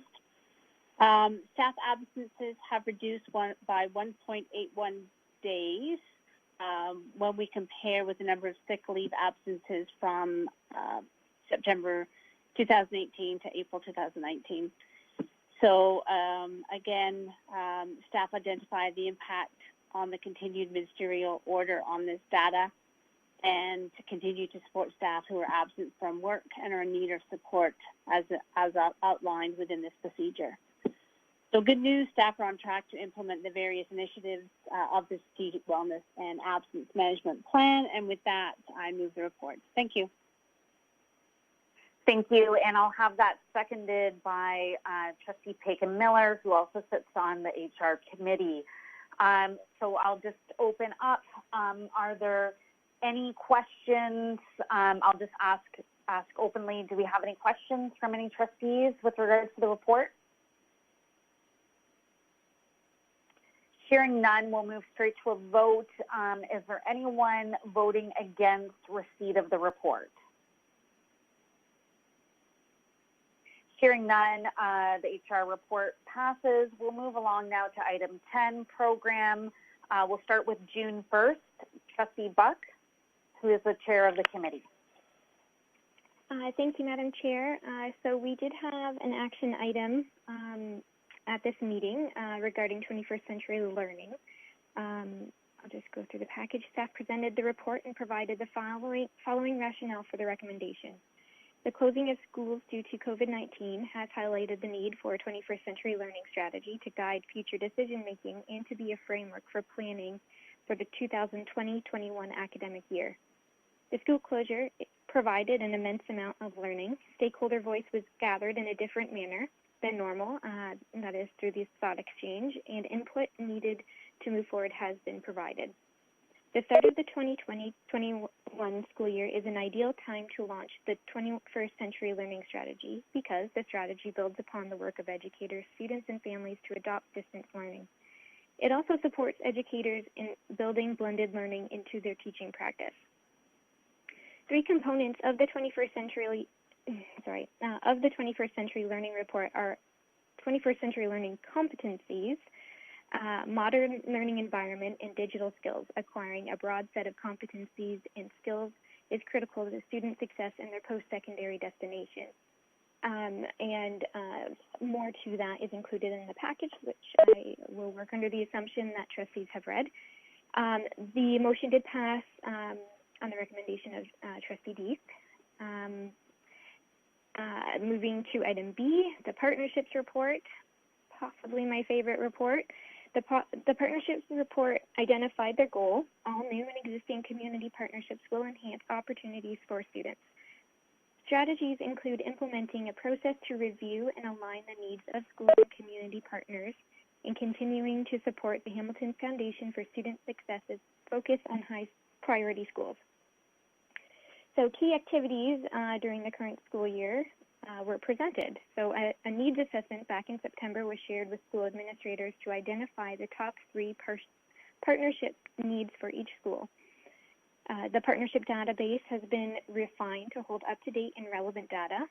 So current 190 partners are listed in the database. It is a big win, and I can't wait to see that number grow.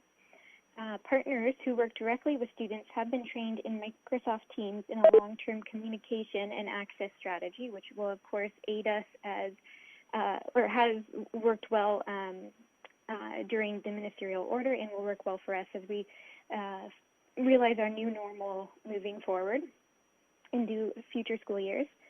The following COVID-19 ad hoc committees have received support as well from partnerships: Food for Families, Equity of Access, and Grade 8 Graduation.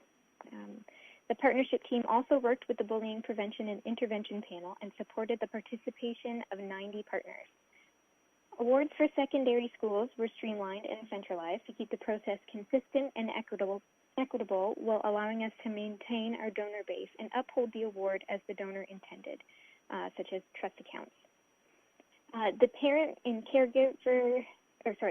guardian, and caregiver voice survey was presented, and increases from 2018 to 2020 in parent caregiver awareness of HWDSB programming was noted. With that, I will move the report. Thank you, Trustee Buck. We'll have that seconded by Trustee Bingham. With that, do we have any comments or questions to the report? Hearing none, I'll generally ask, is anyone voting against the motion to approve the report? Hearing none, the motion passes, and we will now move on to item 11, Finance and Facilities. Or sorry, actually, we'll now move. Alex, we have item 10, June 10th. Yes. Sorry, Trustee Buck, can you please bring forward the program committee from report from June 10th? Yes, I can, Madam Chair, not a problem.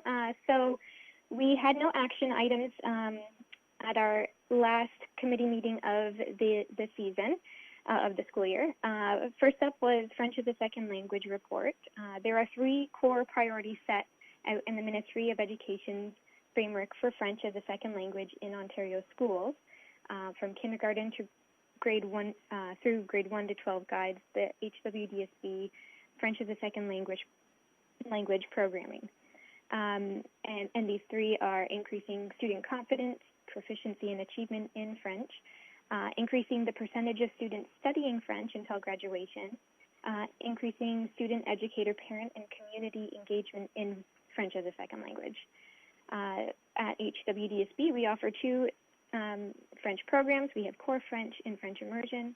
Core French programming begins in grade 4 and continues as a mandatory program until the end of grade 9. From grades 4 to 8, the ministry expectation is that students receive 600 hours of instruction in French. A grade 9 French credit is a graduation requirement.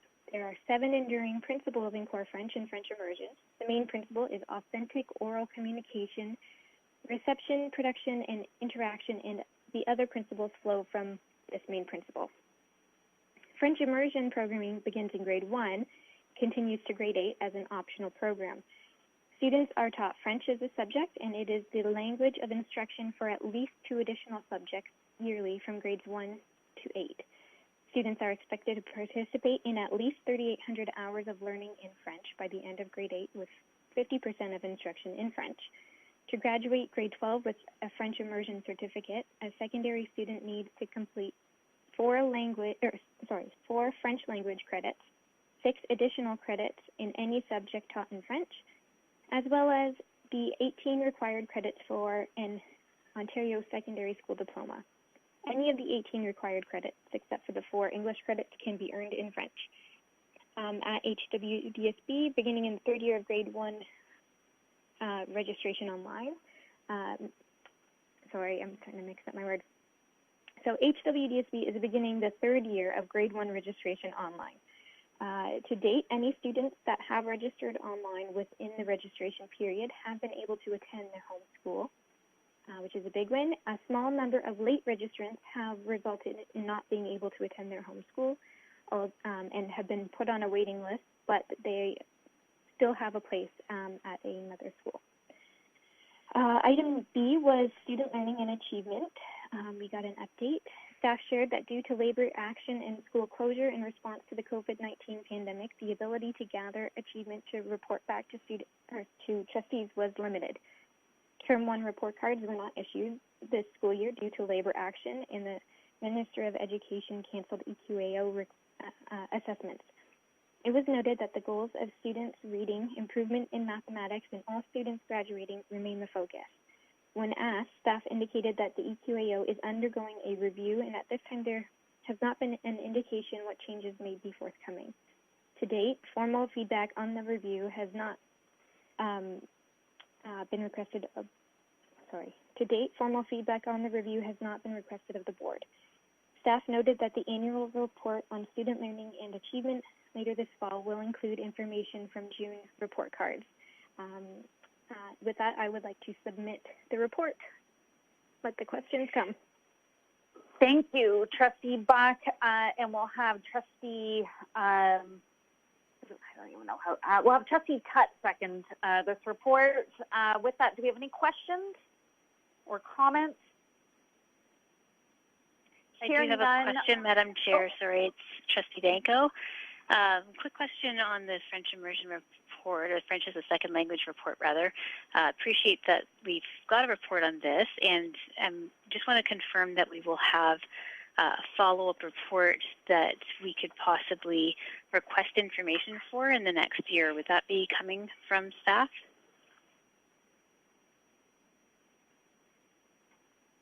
I'll go through to the director.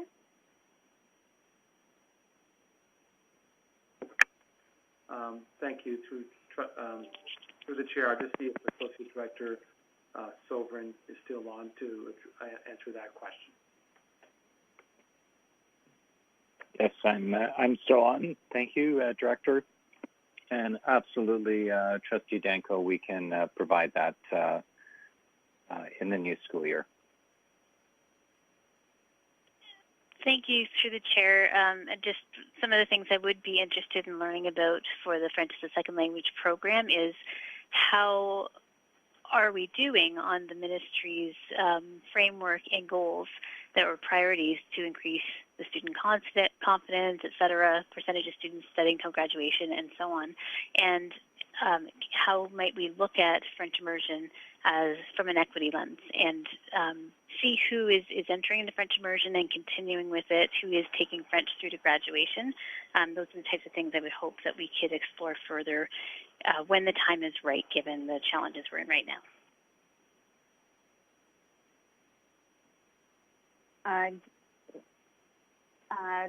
Superintendent Sovereign? Thank you, and through the chair, yes, Trustee Danko, we would absolutely welcome those questions, and as you said, at an appropriate time in the new school year. Thank you. Okay. Do we have any further questions or comments?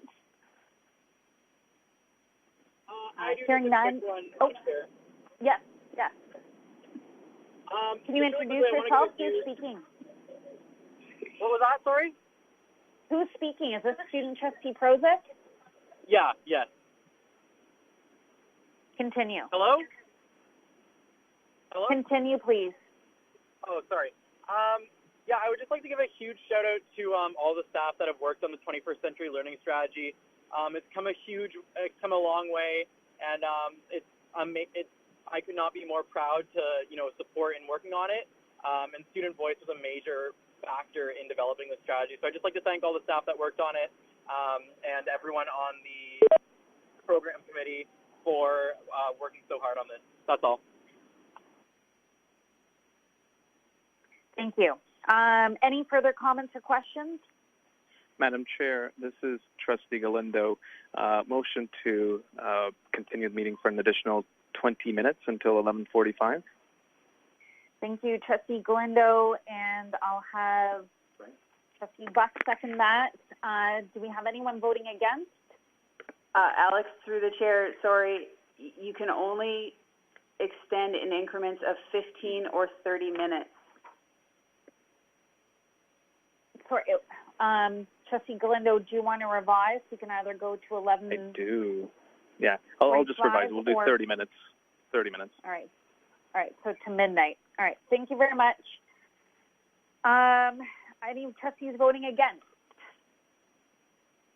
Hearing none, that passes. So we'll continue on. Any further comments or questions to the June 10th report? Hearing none, we're going to go to a vote.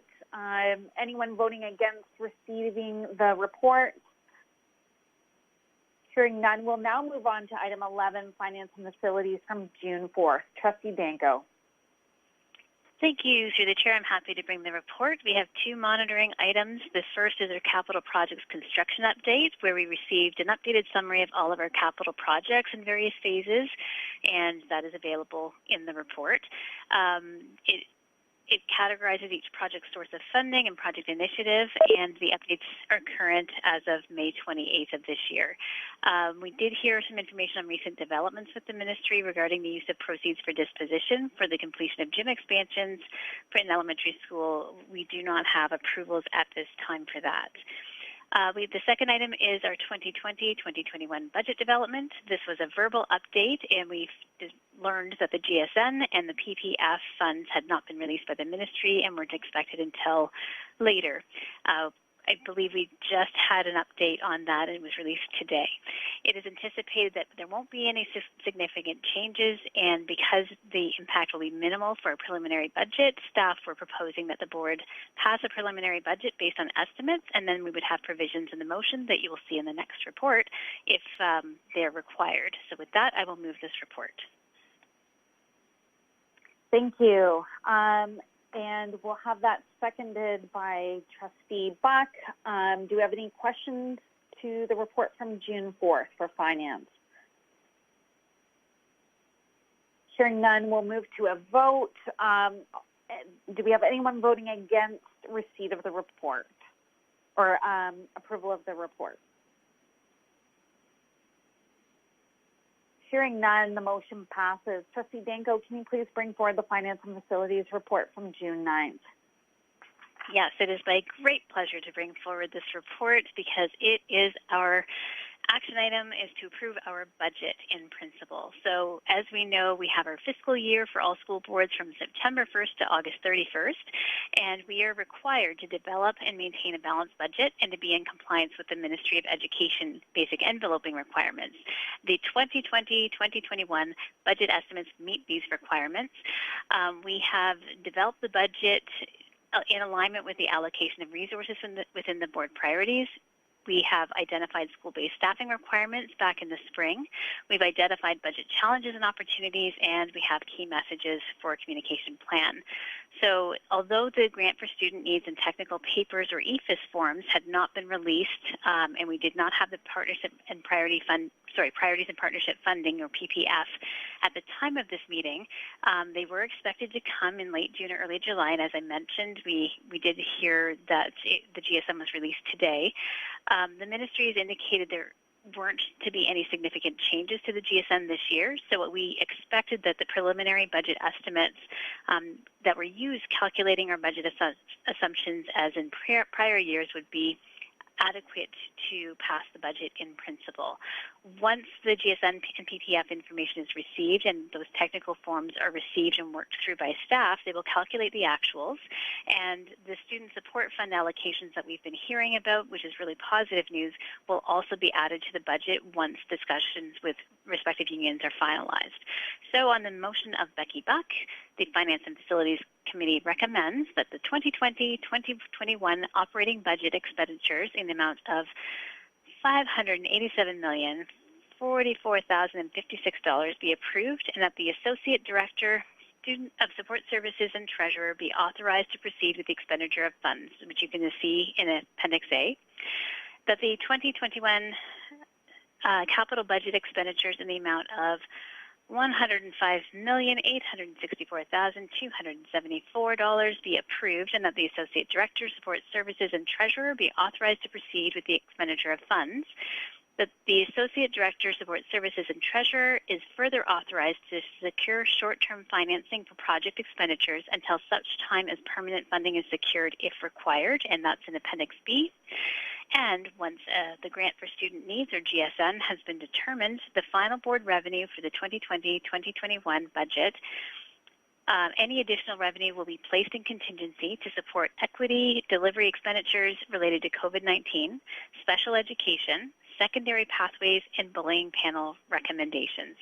If the GSN revenue is less than the revenue as presented in this budget, the difference will be reduced from the contingency, and an update will be provided to trustees in the fall of 2020. Finally, once the GSN revenue has been determined, if the difference is greater than $1 million and has a significant impact on the 2020-2021 budget, a report will be brought back to trustees as soon as possible as an emergency Finance and Facilities Committee and board meeting can be convened. So trustees can be confident that if there are significant changes from the estimated budget that's before us, that we will see this back. With that, I will move this to be approved, Madam Chair. Thank you very much, Vice Chair Danko, and I'm going to have that seconded by Trustee Buck.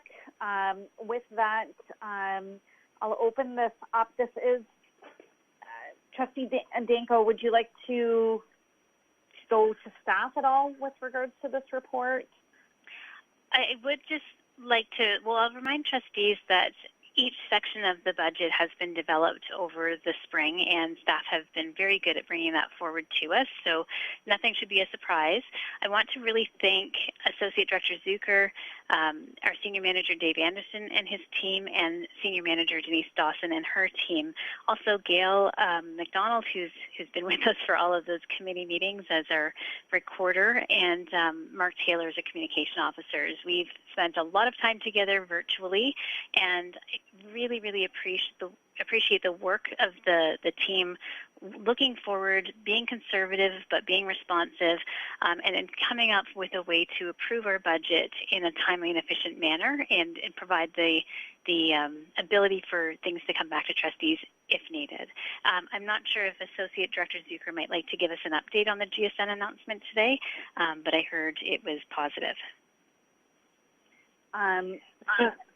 Associate Director? Thank you, and through the chair. So one small correction, it came out on Friday. I'm working on it through the weekend and today. So with that, and have a meeting today with the ministry about it to ask questions. So it feels like today. I would say that in the preliminary calculations that Denise and her team have done, we certainly were, again, her accuracy and the detail of the staff is incredible. And we are very close with our numbers. From what we can tell right now, we are in a positive position, so that's good news as well. And so we will not be in a position where we will have to get together again over the summer. So staff will bring an update to trustees in the fall as to the exact amount that we added back to our contingency and the plans to use them. So thank you. And thank you again to the Finance Facilities Committee and to Chair Danko, to Trustee Danko, and the Chair of Finance Facilities for all the work that they have done. As she said, we have met pretty much weekly from March break. So this is definitely a culmination of a lot of work by a lot of people. So thank you. Thank you. So I'll just open up. Trustees, are there any questions? I know many of you have been attending the committee meetings, but is there any questions with regards to the budget? Hearing none, on the motion to approve, do we have any trustees voting against? Hearing none, the budget and the report passes. Thank you, Vice Chair Danko, and to the entire Finance Committee and to all of our staff on this, putting together this budget. Moving along to item 12, Special Education Advisory Committee from June 17th. I'll turn to Trustee Buck, if you could please bring forward the report. Yes, of course, Madam Chair. So, SEAC, it was our last meeting of the year, and a little bittersweet. It's a pretty tight-knit group, and that really care about the most vulnerable in our schools. At our meeting, we had Senior Manager of Business Services, Denise Dawson, come and give us an update on our budget. She had previously come and spoken to our group, as you'll remember. She was able to give a few updates, such as on the special education budget, but as we had not received our GSN at that point, it was not maybe as comprehensive as it could be once that comes through. Superintendent of Student Achievement, Specialized Services, Peggy Blair, presented an overview of the special education plan. I'd encourage you to follow the link that you have in your package just to get caught up in what they're planning for the next school year. Much more comprehensive than I think we all want to get into so close to midnight. We also had a members update from the chair of the board, who went into details such as grad signs being available for pickup soon for our graduating classes. There was discussion around Nora Francis Henderson being delayed potentially till January. Although crazier things have happened, I'm still gearing towards September as an opening date. I don't know. Maybe it's outside the realm of possibility, but crazier things have happened. anticipating guidance from the Ministry of Education on reopening, which we did receive, I believe it was just after this meeting. But with that, I will move the report. Thank you, Trustee Buck, and we'll have that seconded by Trustee Bingham. With that, are there any questions to the report? Hearing none on the motion to receive the report, are any trustees voting against? Hearing none, the motion passes. We'll now move to reports from Committee of the Whole from earlier this evening, and I will turn to the Vice Chair. Thank you, Madam Chair. I'm happy to present the report of the private session of the Committee of the Whole held earlier this evening, that the Human Resources Committee report from June 3rd, 2020 be received, that the Finance and Facilities Committee report from June 4th, 2020 be approved, that the tentative collective agreement between the Elementary Teachers Federation of Ontario, HWDL teachers, and Hamilton Wentworth District School Board for the term of September 1st, 2019 to August 31st, 2022 be approved and amended as per the School Board Collective Bargaining Act. Thank you. And with that, we'll have that seconded by Trustee Archer. Any questions or discussion? Hearing none on the motion to approve. Any trustees voting against? Hearing none, the report passes. Moving along to oral reports. Student trustees report, and we'll turn to our student trustee, Cameron Prozic. Thanks, Through the Chair. There is a little bit to report on OSTA activities, and I'll leave our local activities to student trustee Mehdi. But OSTA ACO just elected its new executive council for the year. So if trustees are interested in looking at who comprises of it and who will lead the organization next year, you can go to osta-aco.org/newsroom and read the full release there. As well, we are continuing work on our equity project and continuing to analyze our survey results, and we will be working on a report next year. It will be released. And then lastly, I'd just like to thank everyone. This is my last board meeting. This is our last board meeting. I'd just like to thank everyone around the table and everyone in our hypothetical room for making our term amazing. You've all helped me grow in unspeakable ways. I appreciate every single one of you. And thanks all so much. I'll hand it off to Student Trustee Mehdi. Thanks, Student Pam. Trustee Mehdi? Yep. Sorry. For our Student Senate, we did have our last Student Senate meeting last week, which was a little bit bittersweet. Basically, we just kind of wrapped things up and said our goodbyes.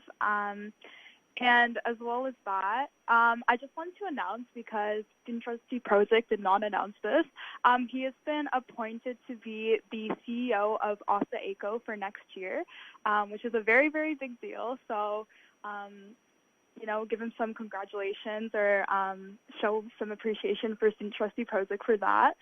And other than that, I think that's about everything. But thank you so much for a great term. You guys have all taught me a lot throughout my term, so it's been great. Thank you so much. Thank you, student trustees. With that, I'll move. Do we have any questions for our students? Sorry, Madam Chair, Sure. I do want to say something. This is Trustee Galindo speaking. Yes. I want to acknowledge again how this is the last board meeting for both of our student trustees. I know that we did have a formal farewell ceremony 2 weeks ago at our last board meeting, but I do want to acknowledge again the tremendous effort and student leadership that was shown by our student trustees this year. I think they've set the bar pretty high, and they've left with quite a legacy. They're leaving behind quite a legacy. I also want to extend the congratulations to Student Trustee Prozic with his appointment to OSTA ACO. I think that's really cool. I think you've taken a lot from being a school board trustee for student trustee for 2 years here at the Hamilton Wentworth District School Board, and then we wish you both all the best in your future endeavors. This is a little tear in my eye. I can't prove it, but I can wish you more success. We trust you, Trustee Galindo, when you say there are tears in your eyes. With that, I do want to echo the statements of Trustee Galindo. Student trustees Meddy and Prozik, you have been you've made significant contributions to our board. Student trustee Prozik throughout the last 2 years and trustee Meddy throughout this past year. You have brought, you've held your role with grace, with tremendous amount of passion, with a tremendous amount of representation of your fellow peers, and we very much appreciate the voice that you bring to the table. And we look forward to hearing more about you in the years to come. We know that we will continue to read about you in the papers, and we look forward to all the change that you will continue to make in our community and within the world. So thank you on behalf of all of us. With that, I am going to turn now to the Director. Director Figueredo, can you please bring forward your Director's report? Yes, thank you through the Chair. Sort of have 3 major points. I'll begin with what I call this 2019-20 school year of uncertainty. And going back to, we know, the tragic loss of Devin Selvey, to provincial job labor sanctions that we managed, ministerial order during COVID-19 that we're still experiencing, and more importantly, the social justice, systemic anti-racism issues that we're discussing in the spirit of our Equity Action Plan. In the midst of all this, I'm so proud of the team, the entire senior team, for their commitment, our managers and senior managers, our school leaders, and all our support staff and educators who've risen to the occasion during a time of a year of great uncertainty. So I want to applaud everyone, although it's not been easy and it's not been perfect, but people have risen to the occasion. What I've seen over the last few months is the power of collaboration and networks and how we can do better together. I'll close with where our focus is shifting. Although in the middle of this, as we move into the summer, Exec Council will be looking at our results as we look at our reading by grade 1 and our graduation target of 83 and our reading target of grade 1 of 75%. We'll be looking at this as we start looking at the board annual plan for 2020-21 school year and creating a plan that's going to reflect sort of the model that we're going to be in the fall. And that takes me to the third point, is the work that I know so many people are doing now and are going to continue to do over the summer as our focus shifts to September reopening. Ministry has been very clear that boards have to be prepared with all 3 models, and we have, of course, are always ready for full service model with increased safety protocols. Also, full virtual distance learning, which we've been improving since March break, and being prepared, start to planning for the adaptive model, adaptive delivery model that will be clearly focusing on some mitigations that we have to hold and be very focused on around physical distancing and cohorting and maximum 15 students in class. So we are going to be engaging in a survey thought exchange with parents to get that input now, as our models will become public August 4th and beyond as per ministry direction. So through the chair, again, proud of the work that has been done and proud of people who have stepped up in a year of uncertainty. And we shift our focus, again, for the sake of our students and our parents as we look at a potentially a different model in September, as we are so desperately wanting to have our students and our staff back in schools so we can connect again face to face. So through the chair, that's my verbal report. Thank you, Director Figueredo. And I will now open up to trustees. Any questions or comments for the Director?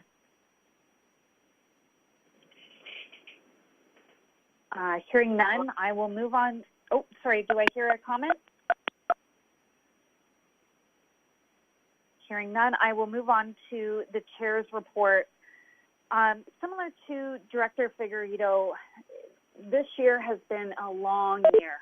In my entire time as as a school board trustee for the past decade and as chair of the board for the past 2 years, I can say wholeheartedly that this has been the most challenging school year that I have ever experienced.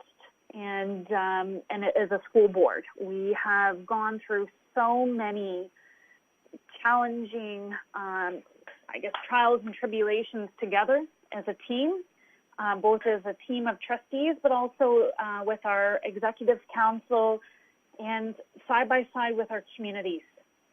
And we have worked through such tough issues head on. We mourned the loss of our student, Devin Selvey. We moved forward to put forward a bullying review panel, the results which we are still in the process of working through, but we did not wait to take action. We took immediate action when issues came to the forefront. We worked through with our union partners and many trustees standing alongside our union partners, joining them on the picket lines to hear their stories, to hear their point of view, and to also express concerns around significant changes that at the time were being proposed to education. We then went through the pandemic, and we are not over it yet, and we made a massive system change over to distance learning. And I am so proud of this Board of Trustees for reaching out to our communities, ensuring that our communities were kept informed every step of the way, that we sought to ensure that the community had input, that our parents, that our students, and that's where we saw the thought exchange come out, where our staff rose to the occasion when they heard our requests for more feedback, and in turn, they came up with a fantastic device to capture feedback in the moment so that we could be nimble as a board. Tonight was another example where we truly, many of us around the board table spoke passionately. Many of us were at different, I want to say, stages or locations of working with our communities and turning and looking within ourselves to better understand equity work. All of us reached out to members of our communities. All of us did further research and sought to really understand the issue and to really understand our constituents. And ultimately, I believe that as a result of tonight, we are stronger as a board. Each time we go through one of these challenges, we come through stronger. And I especially admire and want to thank trustees for listening to each other tonight, and through the last couple of weeks, especially to be supportive of each other and to understand each other's needs, and to respond thoughtfully. That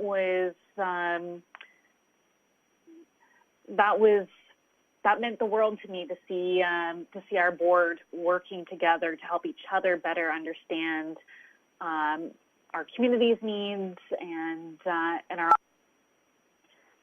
So with that, I will conclude with saying that hindsight is always 20/20, and I'm very much looking forward to